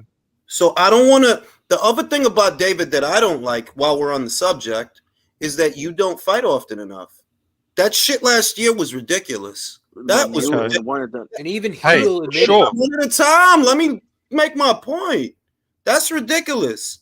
You beat the fuck out of David Lemieux. That they only had you fight once? Yeah, that's fucking ridiculous, bro. That is ridiculous. There's no reason you shouldn't have fought again and against somebody good, because David Lemieux was not good. If we're gonna be honest, like let's not be stupid here. The David you fought sucks. Everybody knew how that washed. shit would go. He was Yo, washed. Ring. If he fought Carlos Gongora and a contender, That's what I'm saying. Like, look at the or, Mobili kid. Look at the Mobili kid. yeah, that's sad, bro. I'm so glad you brought it up, because Lou Bro. DiBella said, Lou DiBella said they offered Gongora to Benavidez. Yo, and I asked Samson myself, and he admitted to it. He said, "Oh, it's the networks," but like, nah, bro. They knew that dude Yeah, is look. an issue because he's 6'2", He could southpaw. punch. He's strong as shit, and they knew. They're not dumb, bro. The thing about them is Samson knows about fighters that are a threat. He knows who to not match up. Yeah, okay, maybe David might give him some trouble or beat him, but he knows who not to like risk. Are you talking about Mobili? You're talking No, about No, Mobili? Gongora. They Carlos offered him Gongora. They offered him Carlos Gongora. The guy Mobili's about to fight. He Yeah, said but no. you're also on Mobili's dick. I noticed the other day. No, I just know Charles. that ain't even. Bro, Yeah, His best win. His best win. Use somebody else's Unless- on a fighter's dick. Unless Mirage. I'm You're on missing his- something, on Benavidez Mobili's so best You're win. not on David's dick. Okay, hang on. Mobili's best win is a decision over Ronald Ellis. Unless I'm missing something, is that true or not? I didn't say Maybe- I didn't like one. Bro, we're one not even thing. talking about him and Billy. We're talking about Yeah, like, how did it go from you on Ortiz's dick to you on Mobili's dick? No, He Mirage, you're a good This guy. is the No. problem. You're on David's dick, and you don't want to No. acknowledge that. Dude, Yo, you're yeah, on but I want- David's let me dick say so bad. You got Let the me say imprint of this. the head of his dick on your tonsils, man. I mean, Yo, Bro, Jesus. hey, hang on. Let- I'm Who's on that his. talking? Hey, I'm on his dick. I am on his dick, but it's justified. He It's admits justified. it. He admits it. That's the. Yo, Mirage, have you ever can I been say to a this? David fight? Mirage, have you ever been This to a is- David this is the fight, thing. or have you ever been I'm in to any of his Australia, fights live? motherfucker. How am I going to be a? How am I going to go This to a is David the fight? thing, Shut Mirage. up, man. You're never gonna Fucking go to his Tina. fight. You're never gonna, bro. I've been to more David fights than you'll ever will be in your entire life, and you're sucking this dude off. Let He's me never gonna let me meet say you, this thing. bro.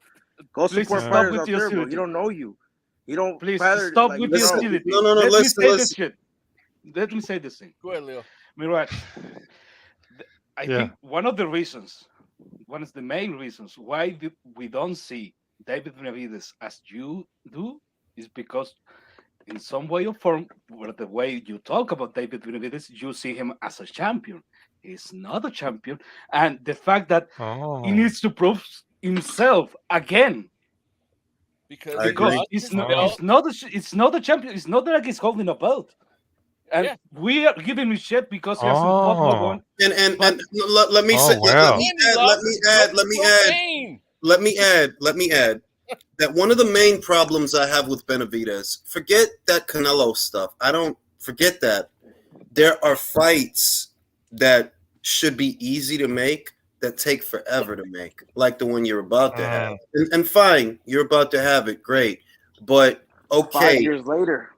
exactly. And fine, whatever. 5 years, fine, whatever. What I'm saying is, if you beat this guy, and you better beat him, and you better fuck him up, all right? Fuck him up.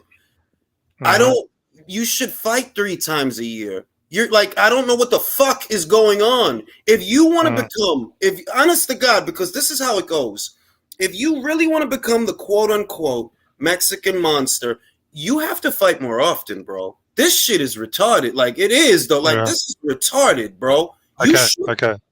You now wait. I'm not done. Now 2, it's time, bro. It's after this. It can't be another Ronald Ellis guy. No, It can't be another rapper. It can't be another. You can't CBS go person. backwards, bro. After this, David Morrell, Demetrius Andre, pick one, bro, and Charlo, go. Vladimir Shishkin. There's a lot of guys that was. And exactly, go, bro. Okay.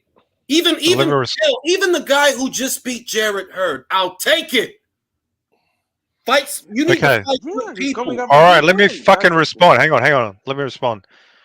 If there's one criticism I do have for sure, is David is not active enough, because I like to see him fuck motherfuckers up more often. Once a year, not good enough at all. For sure, I criticize him. I accept that criticism. Sure. And I think he's going to fight more often now.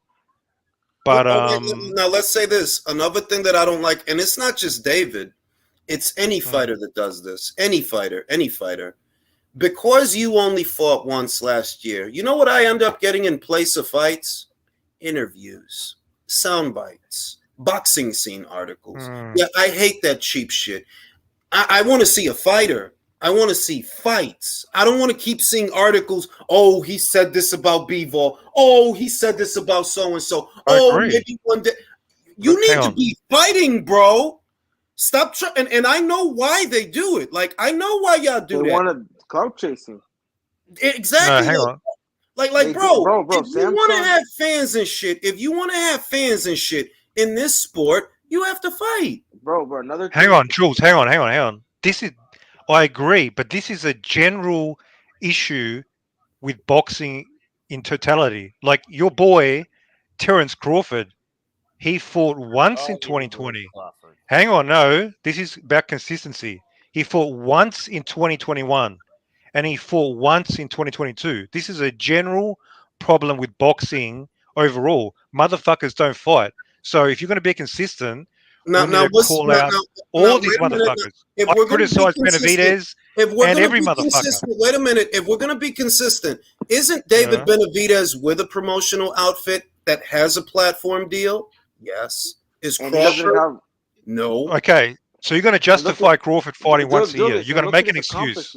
Didn't David fight once last year? Yo, Julius. And Crawford is proven. Crawford has the That's the other thing. That's the other thing that you can't. This is the other thing. You're using the schedule of a fighter who's already been a 3-division champion, 2-time lineal, 2-time Ring Magazine, former undisputed, current reigning champion, right? Who's in his mid-30s. Yeah, for a guy in his mid-20s. In his mid-20s, bro, you not Mirage. You not dumb. You know that David's supposed to be fighting more often. You know that. I accepted that. Hang on, I accepted that. But you're saying it's acceptable for Terence Crawford, the pound for pound, one of the top guys, to fight once a year. I don't accept that. Sorry. No. One. I've said it on more than one occasion. That's their criticism. That I'm not even saying that he's wrong. That Terence needs to fight more. Yes, I agree. Okay. He does. Right. I'm not disagreeing with that. But I want all these guys to fight more. I agree. All of them. They need to fight more. But a guy in his mid-20s, like, bro, you're in your mid-20s. You can't be fucking fighting once a year when you're in your mid-20s. That's what you do when you're in your mid to late 30s. Not in your mid-fucking 20s, bro. That's fucking stupid. Those are your best years. Those are your best years. I agree. I'm not going to defend that. He definitely, at least to me, 3 fights a year. 2 is not good enough. And 3 fights a year. I agree with that. And then when I look over and I see that, you know, that there are fights that y'all can make in house, in your bubble, no fuss, no muss. And when I see, okay, that is not happening in a timely fashion, because by all rights, you should have been able to beat this guy's ass last year. What should have happened, if it's me, you get Caleb the tune-up fight in the second quarter of last year, and then you do the Benavidez fight in the fourth quarter of last year. That it took this long just to make this fight, bro. And Julius, remember, they weren't even gonna make the planned fight. You saw what fight was scheduled, and they got criticism and they canceled it. They wasn't trying to do the planned fight. Bro, Usyk, wasn't it Usyk? Yep. Bro, it's like that's to me the fact that you have guys over there that make for good fights, and You know you're what's not crazy?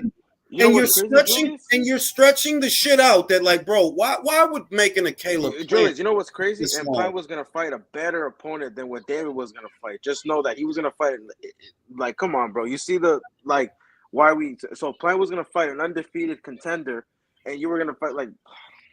Come on, be like there's a lot there that you can criticize because of what they're giving you instead of what they should be doing. Like, bro, enough with the other people's names. You're not gonna fight Bivol. I don't want to see interviews about you talking about a guy that you aren't gonna fight. There are literally guys there that you can fight, you should fight, and if you kill this guy quick, yo, on to the next one, bro. You should fight 3 times this year. If you trying to really become that dude and that pay-per-view guy, yo, you need to fight more, bro. For real though, like that ain't bullshit. Mirage wasn't Mirage trying to tell you how the pay-per-view system works over here for like a certain fan base, and you had to teach them on how it works all the way from Australia?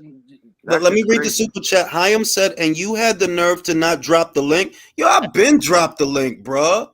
Cocaine Cowboy will look average in a loss to Plant. Ooh. Well, look, I'm not even saying that. You got one more, brother. And another thing, Mirage, just to have a better understanding of the guys you are talking. Me personally, I don't pay much attention to the antics and what this boxer and his promoter says, because honestly, they get me mad, and that's what happened with most of the hardcore boxing fans. When they don't get the fights, they want. And I know Julius and the rest of the guys has. That's one of the reasons I don't watch, for example, Fury talking, because he makes me mad. And for the guys here that they are hardcore boxing fans, watching a guy and his father talk about this fight or that fight, they're not gonna have. Okay, you are not gonna embrace these guys by talking like that. Yeah. You know? Like you don't integrate. Like he just did an interview with Marcos Villegas, and what are they talking about? All this bullshit that isn't gonna happen. You're not about to go to light heavyweight. Stop pretending. You're not gonna go to cruiserweight. You're not gonna fight Bivol. You're not gonna fight Better Beef. You're not gonna about fight to go Judo. You're not gonna fight any of those guys. Like, yo, well, not yet. Not in the foreseeable future. Not in the foreseeable future. But don't you see? What do you mean not ever, motherfucker? What do you mean not ever? Mirage, that's the kind of point. No, wait a minute. That's the point that I'm making. That usually, you know, when a fighter's buzzing and things are going really good, especially when the fighter's Benavidez's age, 20-something years old, mid-20s, right? We're supposed to be fighting.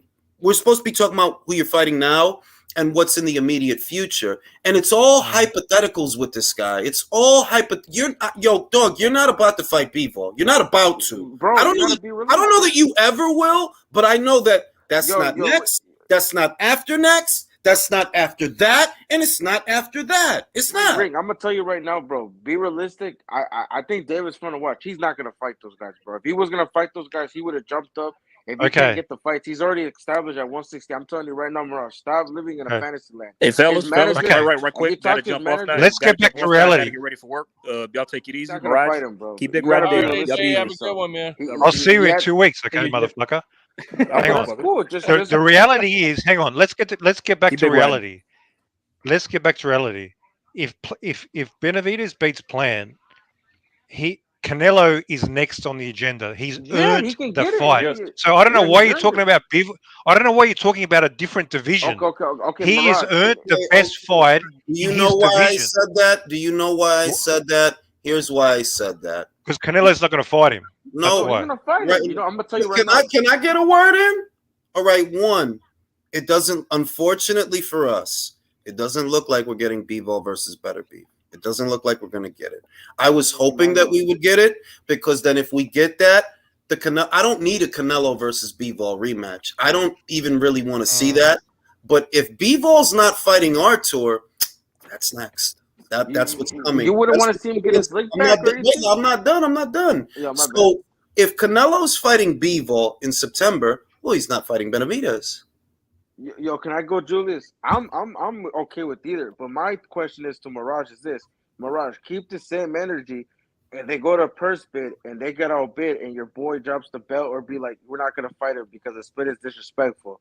Don't say he's ducking That's it. what. Yeah, I'm gonna tell you right now. That's what I see What happening. belt? The What purse- belt is going to No, drop? wait a minute. That's the other thing. Mirage, you better get ready because that's a real scenario. I'm telling you right now. Canelo's not going back to the PBC. He's not. So okay. Why? Why not? He got his contract with Can the I judge. go? Can I go? Let me go. Canelo's the A side, ain't he? Canelo calls the shots. He's the undisputed champion. And if he wants to fight at Matchroom in the zone, bitch, cross the street. If Usyk got to accept 70-30 for Fury, bitch, why don't you just cross the street? What's the problem? And I'm telling you right now, Mirage is gonna be upset when Samson says He's not. Because Mirage took the bait. They know that Benavidez won't go to the zone. They know that. Purse bid and all. Career high payday and all. He's not going over there, bro. You know what Samson's gonna say? Oh, he's a champion. He doesn't know his manager. Like when you've talked, Ring has talked to Samson. I've talked to Samson. I'm telling you Samson right now, is full of shit, bro. He's full of shit. He is gonna say no. If Canelo offers the no, I'm gonna tell you. You could think whatever you like about David Benavidez's ability. You can whatever you like, bro. That's your prerogative.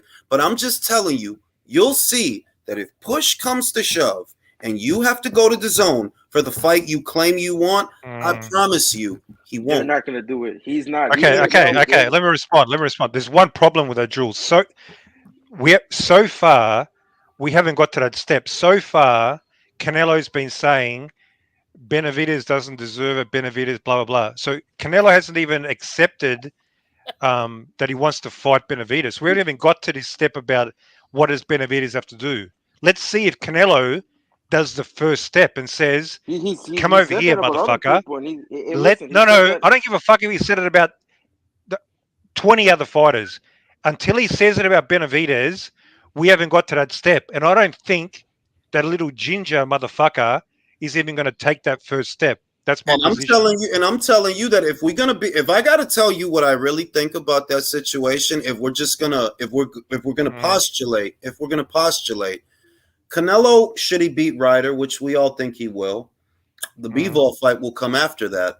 And Bivol is a champion. They got unfinished business. It is a dangerous fight for Canelo. It is. So I'm not going to pretend that fighting Benavidez is more important than that. It's not. Now, if it were up to me, and I told you this before, if it were up to me, it would be Benavidez next because he's basic.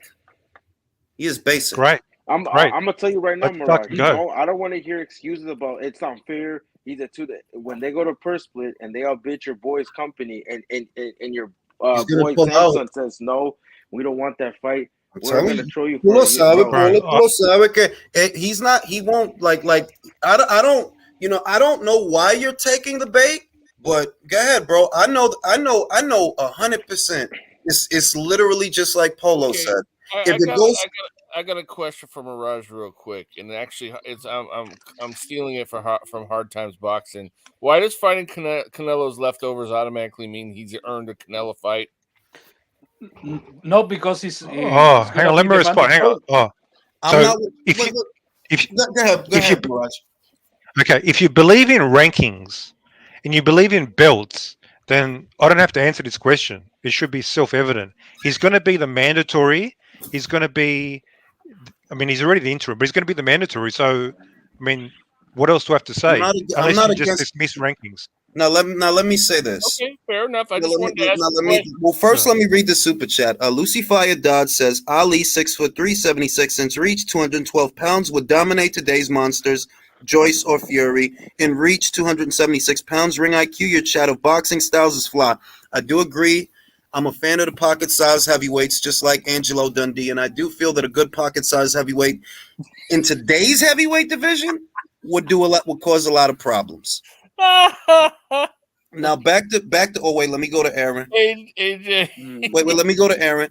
Bivol versus Better Beef has taken as long to make as Spence versus Crawford. Better Beef has had his belt campaign as long as Spence has, and still no undisputed.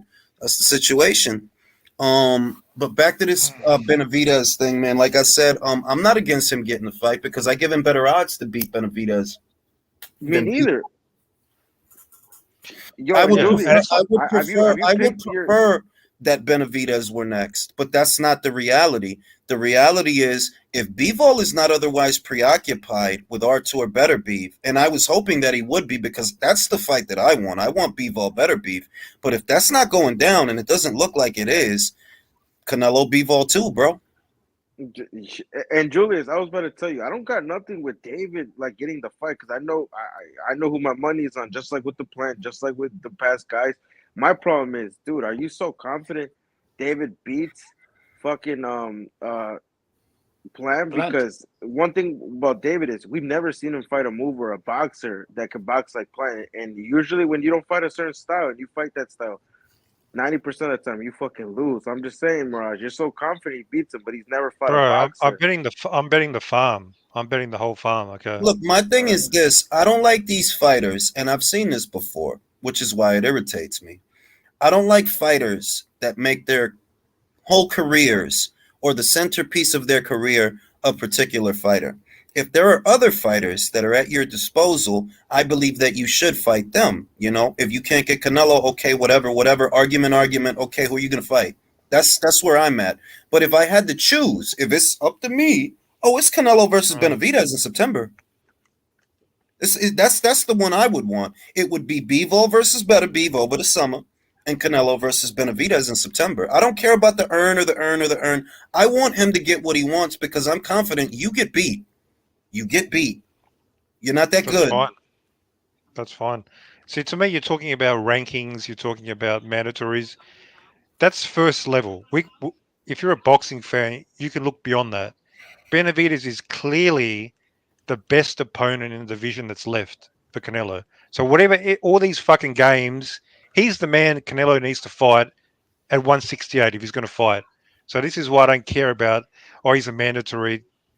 Just fight. If you're going to fight, that's the guy. Listen, but we're not in disagreement there. We're not in disagreement. Yeah. We're not in disagreement. Like I feel okay if you're staying at 68. Yeah, that's the guy. Yeah. Take care of him. I'm okay with that because I would relish the opportunity for Jose to see his son get his ass whooped ringside. I would love that. And I would love the post fight interview. Mirage in hell after it's levels to the I agree. It's a cliche in boxing, but it really is levels to the shit. And David don't take off on a lot of boxes. Like he don't. Like all the shit that I'll be looking for a guy to do, you stay in character because they make you stay in character with your opposition. This is the first time you're fighting a boxer, like a boxer. Jules, what doesn't he do? I'm curious. What doesn't he do? What box doesn't he tick him? What I see about him is you get away with doing things because of who you're fighting, and that's a red flag. That is a red flag. When you can shoot 4 uppercuts in succession at an opponent, that's because that opponent is not very good. If he were, he's not going to sit there eating 3 and 4 uppercuts. Well, maybe that opponent's just so fucked up from the pressure and the punishment he's been given. Bro, you're not going to tell me that David Lemieux was a great win at that weight. Come on, I can't believe we're 2023 and someone's hyping. Yeah, this is why, to be honest, I'm actually sick of talking about and this postulating. That's why I'm looking forward in 2 weeks' time. I want some new material. Yeah, but you brought it up. Yeah, you brought it up, Okay. Mirage. Mirage, you I brought know. it up, man. Yo, Come Okay. on. Mirage, I gotta Okay. deal with you, Mirage. Because we're Mirage, I gotta talking deal about it, with but you. I don't enjoy it anymore. I want to Hold move on, to the next Mirage, level. Mirage, Wait, Mirage. but I you're want to the one who move. went off the deep end and started Punchy, yelling let at me, all of us about why don't we like David Benavidez as much as we do Sure. Virgil Ortiz. Punchy. You Okay. Yeah. started the entire thing. I mean, come Mirage. I got on. to bet with you. When Charlo and Tim fight and Canelo and David fight, I'll bet you double or nothing on both, man. Because I know that Australian money's gonna hit. So when your guy fights Charlo, Dude. and then Yeah. do it, and then when they both get Dude, knocked I'm out, you're happy gonna to be in take your hell. rent You're gonna be in money hell. any day of I'm the happy week. to I'll take. take that I'm cash. happy to take your. I'm happy to take Yeah. your Just check. save I'm up that happy to cash take. because Yeah, you're like I gonna need said, that. Okay. when I'm Charlo just knocked that telling boy you. I'm Tim, just telling you. Okay. I'm just telling you. I'm not even going to be fucked up. I'm not going to be fucked up. What I'm going to say is David hasn't proven he's that guy that they say he is. He hasn't proven that yet. Maybe he is. We'll see. But we need to Okay. see, which is why I All right. stress about his schedule. You have very good fights that you should be fighting in. Here and now, at this point in the year, in fucking March, it shouldn't even be Benavidez Plant. It should be Benavidez Morel. You should have whooped his ass last year. you think so? But So you I put understand Morel what over. Morel's. You put Morel over You're right. I'm Caleb only Plant. I'm only naming Morel. I'm only naming Morel because okay, if you beat Plant on that schedule, if you would have beat That's Plant cool. last year, Credit. what's the next logical fight to make? David Morel. Or Yep. nah, But but Morel's team, they sent yeah, they Morel a said no. contract in December. I don't deny that. I know they screwed the pooch after talking all that No, shit. Boo Boo I was the know one. that. Your ring. Boo Boo was the one that they could fight, or Charlo, or the guy that hurt, Andre, see, and I said or that Shishkin, when or I said it Shishkin. initially. When I said it initially, the way that Mirage took it was like, "Oh, I'm expecting him to jump through hoops." No, bro, I'm just expecting you to fight. If this guy's fighting, if Canelo's fighting Bivol, if he does end up fighting top 10 guys in September, right? If he fights him in September, okay, bro, David, don't come back out here with no fucking Tyrone Davis, bro. You move, you moving backwards. No DeAndre Ward, no fucking some No. guy winning. If you want to make a statement, for example, you want to make a statement. Imagine that he goes in there, he does Demetrius Andrade the way he did Lemieux. Okay, that's a statement. Okay, that's a statement. That fight's a Don't possibility. fucking come back out here. Don't come back out here with no Tyrone Davis or nobody like that because we're past that. Sure, but you have to understand, like it takes two to tango. They have to take the fight. I think Andrade might take the fight, so I expect that type of fight. Sure, I have high standards. I'm just saying that you got 3-4 guys over there, and I get it that when you're the cash cow, especially if you're an undisputed champion at the weight, that yes, everybody is going to want you. That's just an occupational hazard. That's the way it is. But at the same time, everybody can't get you at the same time. So don't do this shit. Don't sit on your hands, bro. You need to fight. Don't sit. That shit don't make no fucking sense. Now, if you were to go in there in, I don't know, July, August, and you whoop a Demetrius Andrade's ass, yeah, that's something to talk about on Sunday morning. That's something. So you're gonna give him some credit finally, Jules? Yes, if he fucking fights him, because that's the other problem. Why are we giving these promotional outfits? What gets lost on you, Mirage, is the ineptitude of these outfits, which is a part of the problem. Like, bro, all right, you want Canelo. That's awesome, bro. You and a lot of guys want Canelo. But other things need to be happening. And I'm not going to give you a pass, these outfits, for being slow to the punch, bro. That shit don't make no sense. If he popping right now, he's the Mexican monster right now. Why the fuck did he only fight once last year? What's the schedule for this year? You need to fight 3 times, bro. Yo, Julius, and another thing, wasn't David a champion 2 separate times when there was 3 different champions, and he never unified with any of that? Do you hold him to that standard, Mirage? That Miguel, Groves, Zurdo was a champion. That is yet another part of the problem.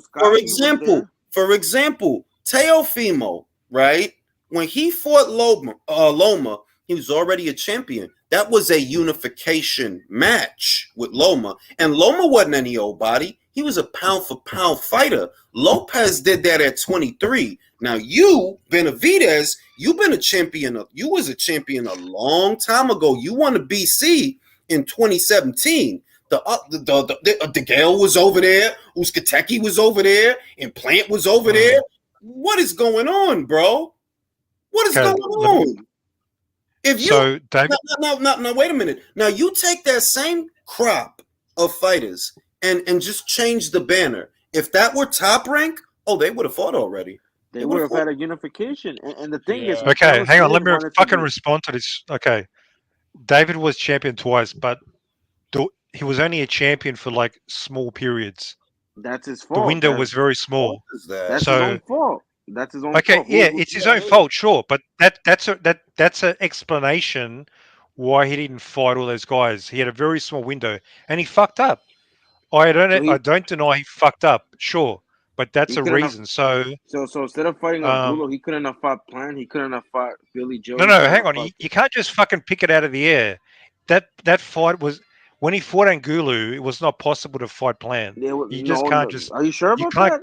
Are you you sure? can't Charlo click your fought fingers. Rosario. That's not true. That's not no. That's not true. It wasn't That even. is, he fought Angulo. Listen. He delayed the mandatory title fight with Yildirim. No, not even. Yildirim got put up. Yildirim, no, he didn't. Yildirim got injured or some bullshit. No. Yildirim was free already, but no. Remember, he had his injury back in 2020. He was free to fight. So what they did was they gave him a voluntary. He fucked up there. Right. So it was supposed to be Lemieux versus Yildirim, but obviously, Right. And my thing is this: that bro, I only got so much patience. Like, I only got so much patience for the fighter, bro, because it's other fighters that are giving me what I want. He knew he's giving me what I want. Stephen Fulton's giving me what I want. Devin and Loma, they giving me what I want. I don't need to play the violin because of your bullshit. Like, no, bro, you got to get it on. It's people over there for you to fight. You need to get it on. It's simple as that. Okay. Because these other kids is getting it on. What the fuck is your problem?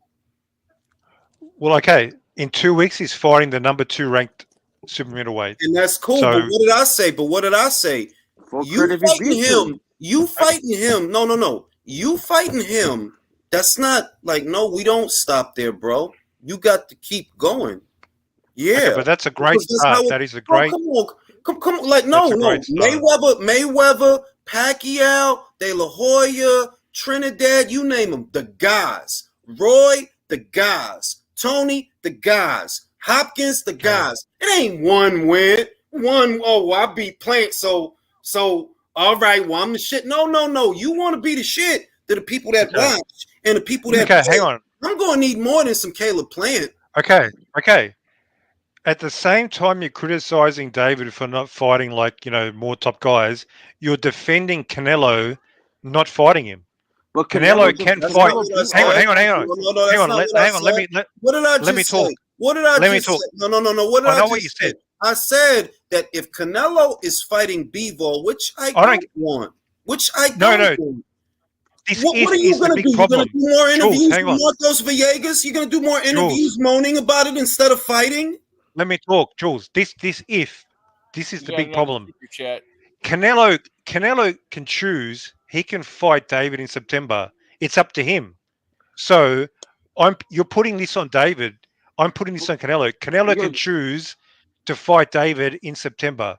So that's because that's not David's fault. You don't want to acknowledge what you don't want to acknowledge is that it's not like fighting Bivol. It's not like fighting Bivol is an easy fight, is it? No, that was no walk in the park. Julius, and he doesn't give credit fighting that David. Julius, he doesn't David's give credit going to be in the mandatory. Basically, he did all his dirty work. He unified with Billy. He beat his mandatory. Yeah. He beat Callum Smith. And what did David do? So he doesn't look at the guys that Canelo is a mandatory. David is a mandatory for Canelo. What you're not getting is there's an old saying: "There's bigger fish to fry." Right now, okay, he's Bivol a bigger fish than David. Is he? Is he really? He is. He is. Are you serious? Okay, in what way? He's a fucking champion. What is David? Nothing. Does that necessarily mean that's a bigger fish? It is a bigger fish because he has the better bro. Okay. resume. And he Not, showed you're it. not Like, gonna Okay. see this. You're not gonna. This is the other thing. B-ball is proven. All the acid tests that I Right. look for, that are you full of shit? I'm gonna check. Jules, Are you? Jules, No, no, no. let's All keep it the real. acid, Let's keep it all, fucking real. no. All the acid tests. He ticks off on all the boxes. He passed Okay. every acid test they put him in. You are just now getting around to fucking Caleb Plant. Yeah, and to top it off, Canelo Let me was ask fighting an Jules a actual question. champion. You know, Okay. The least you No, can no, do, no. the least you can do is knock his ass out. That's Okay, the least. Jules, you let Mirage, me ask you a I'm gonna. question. Wait, Uh, hang on, bro. Let okay, me ask Jules a question. okay. Okay, you're talking about accolades, but let's keep it real. I'm not talking about accolades. Benavidez. I'm talking about fights. Okay, let me ask you a question. Benavidez versus Canelo, Canelo versus Bivol rematch. What does bigger pay-per-view numbers in your opinion? Honestly, Let's keep it because real. Let's keep this shit fucking real. Okay, let's keep the shit fucking real. Didn't Joshua versus Ruiz 2 do more pay-per-view buys than That's a Joshua? question. Give me an answer. I want an answer. Don't Okay, give me a question. here's the answer. Canelo versus Bivol 2 does more pay-per-view buys or the same pay-per-view buys than Benavidez because Bivol already beat him. The same. Okay. It's the same dichotomy. It's the same dichotomy as why the Ruiz rematch did so many pay-per-view buys because you lost the first one. People are going to want to know what happens in the second. The first same one with Wilder made the Fury. second one bigger. Same with the Wilder Fury #2. It did way more than the first one because people want to see. Exact. Thank you, Polo. The first one only did 325. The second one did 800. Bro, and Can I counter that? Can I counter this? Yeah. Okay. Bivol versus Canelo was a dominant victory, a clear victory. Number one. Number two, it was not an exciting fight. Okay. That's fine. Reese versus Joshua was kind of a fun fight, but Joshua lost pretty clear and got knocked out. He came back in the Yeah, rematch and beat that him was and a scored. clear victory for Ruiz. That was a clear, bro. Same with Wilder versus Fury #2. Fury That beat was the a shit out of clear Wilder, victory. and they came back and he made it more competitive. And let's don't compare. You know, Wilder had a bit more skill. Maybe he could have won, but hey, he dropped Fury and hurt him multiple Yeah, but times. I'm it was saying. an extraordinary upset See, and you're a downplaying. stoppage. You're downplaying the size of Canelo versus Bivol 2, and you're already out Yeah, of I your am. depth. You're Bro, your downplaying boy's it, never been on and I'm pay-per-view. telling you that because he lost the first Mhm. fight, oh, that bitch might do $1 million now. Because Yeah, are you about to lose again? That's what people think, and they're gonna buy it on that premise. Another thing, Yeah. Mirage, I'm not trying to be disrespectful at all, You but can be disrespectful. I can take it. It's fine. I can take no, it. but I don't like to do that. All right. You once, I think it was the first time you were in the panel. You said you don't like the pound for pound terminology Yeah, because that's true. yeah, this is a problem. Most of the fighters that are not heavyweights cement their legacy mostly by fighting bigger and bigger and bigger guys in multiple weight classes. So Mhm. in this scenario, fighting people adds more to Canelo's legacy to fighting Benavidez because Benavidez might be a big guy, but he is a top contender in this case. He's a top contender in a division that And he's not Canelo established. already. Yeah, he's not Yeah, established too. no. He's a legit. He's a legit challenger to the Canelo's throne, but Bivol is a champion and at a higher weight, so he adds more to his Yeah. legacy that fighting a contender in Yeah, a division that he already unified. He is already undisputed. Okay. Facts. That's true. That's true. But that fight already happened. So we're going to see a replay of something that already happened, and it was So a a lot boring. of fights, bro. A lot of fights are not Yeah, like but that. those Like fights were example, exciting. Usually, a rematch happens when it's an exciting okay, fight, a yo, controversial fight. was Wilder Bro, versus Fury exciting? Mirage, Yeah, That wasn't exciting. Mirage, that was you're controversial. moving the How was it goalpost. You're controversial? You're moving moving the the goalpost. goalpost. You're moving the goalpost because you essentially went from saying that, oh, who wants to see the second fight? I know for a fact if he ends up fighting Bivol in September, oh yeah, that's doing $1 million, maybe a little more. Yeah, because you I lost don't the think first so. one. I don't think so. Mirage, what was I do. controversial? That there was a spiked water, bro. That shit was an assault, and people still wanted to watch the third fight. Like, bro, that fight wasn't What fight? competitive at all. The second What one, fight? Fury number Fury. 2, AJ versus Reese. AJ fans were like, "Don't take it," and AJ was like, "You know what? I got this." And he beat Reese clear, like you said. Don't count on a guy because one fight is one sided. Like, Yeah, bro, you but the can't do first that. fight. Oh my Yeah, god, okay, bro! but Canelo was winning rounds, and he lost. He lost to the better bro, man. But the Canelo got fact his that you ears don't want boxed off. That was a boring decision fight. It's not it's comparable to like fine. Bro, it's Hang fine. on, A lot of Wilder creative knocked down loss. Fury. Hang on. In the second Wilder fight, almost knocked out Fury.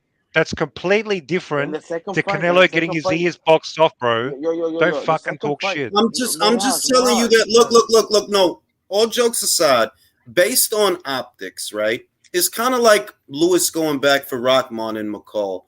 Based on optics, unfortunately, I'm not happy about it because I don't want to see it again. But reality is that's the bigger fight.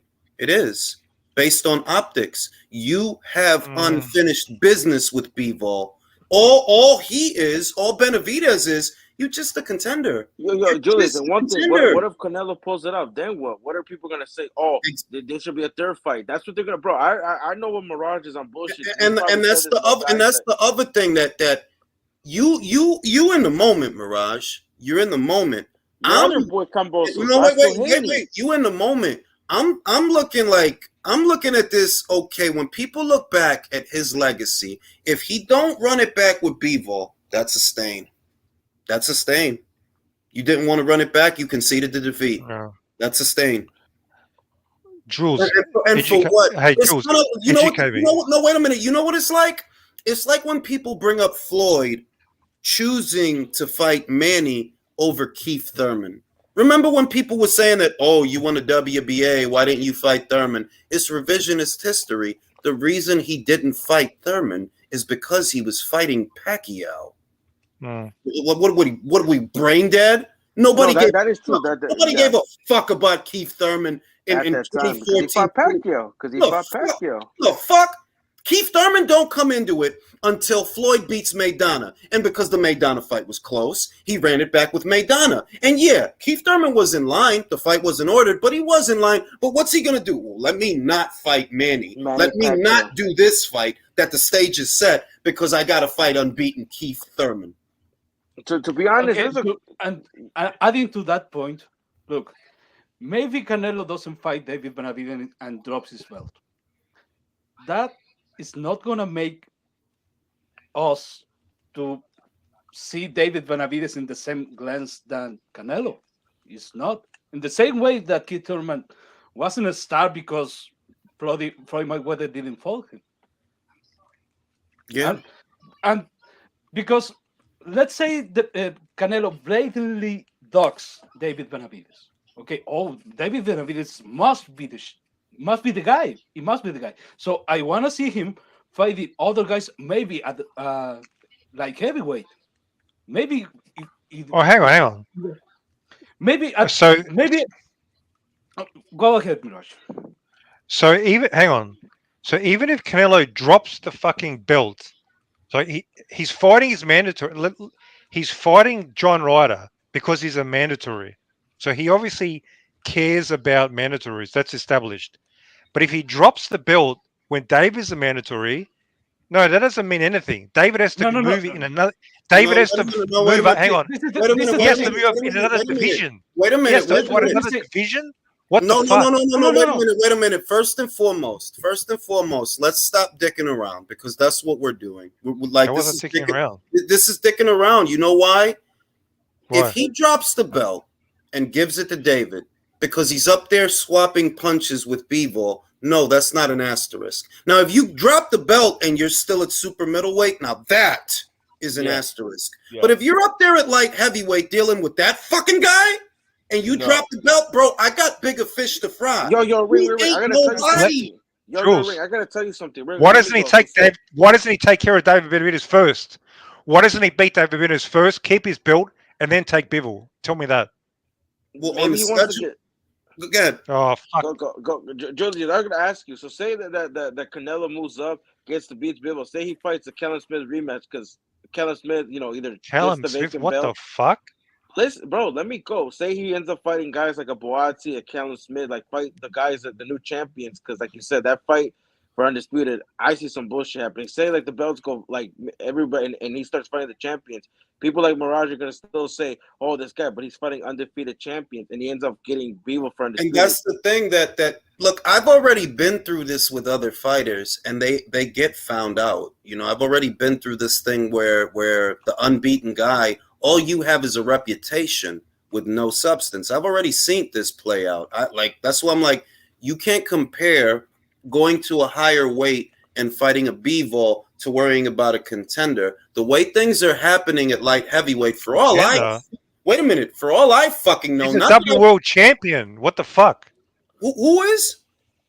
David Benavidez He's is not a a double world He champion. was a He's double not a world champion. contender. He's nothing now. Yo, He's yo, yo. nothing. Mirage, He's a but Then you mandatory. guys are dissing. This is hater. Jules, Mirage. you're a hater, No, bro. it's not hating. Let's All right, keep it that's enough real. of that shit, man. You, Come on. can't, Let's you keep cannot this shit. compare. You cannot compare. You Just cannot because you compare. tell the This truth guy, doesn't mean you're hating. what David's critics see. You know what I see? Yo, dog, you and Zerto were champions at the same time, and you never fucking fought him. You know who did? Zerto wanted to fight him. Wait. Exactly. You know who did? B-Vol. He fought him, and he beat him, and he schooled him. But you were around for him first. Before Are you saying David ducked Zerto? Is that your feedback? You gotta let me give my side of this, bro. Before fucking B-Vol and Zerto was even a fucking twinkle in the eye of a sperm cell, y'all two motherfuckers was literally champions at the same weight, and you didn't do nothing. You didn't do nothing. You didn't make that fight nothing. And I wanted that fight. I used to make videos about that fight. You didn't give me that fight. I don't care why. You didn't give me that fight. It's not my job to make excuses for you. There's a lot of fights that you didn't give me, right? And what I see is, okay, Canelo's not only fighting the guy that beat him, but he's also a guy that beat a guy that you should have fucking beat years ago. Yeah, and Julius, remember, say Canelo fights Zurdo, right? Say that Zurdo, he knocks him out. That's gonna even look worse than David. That he beat your homie. That you. And you know what's funny, Julius? Another guy that a lot of David fanboys forget, Callum Smith. When he knocked out Groves, man, you brought that fight. They would get so mad, be like, "What is he gonna fight that UK guy for?" There was a picture. There was a picture. No, that was actually Callum Smith and Zurdo. That wasn't Callum Smith. Yeah, I know what you're talking about. But it's like, bro, it's like all the business that has been at these weights for like, I'll say 5 or 6 years, you didn't handle any of it. And that's ridiculous, bro.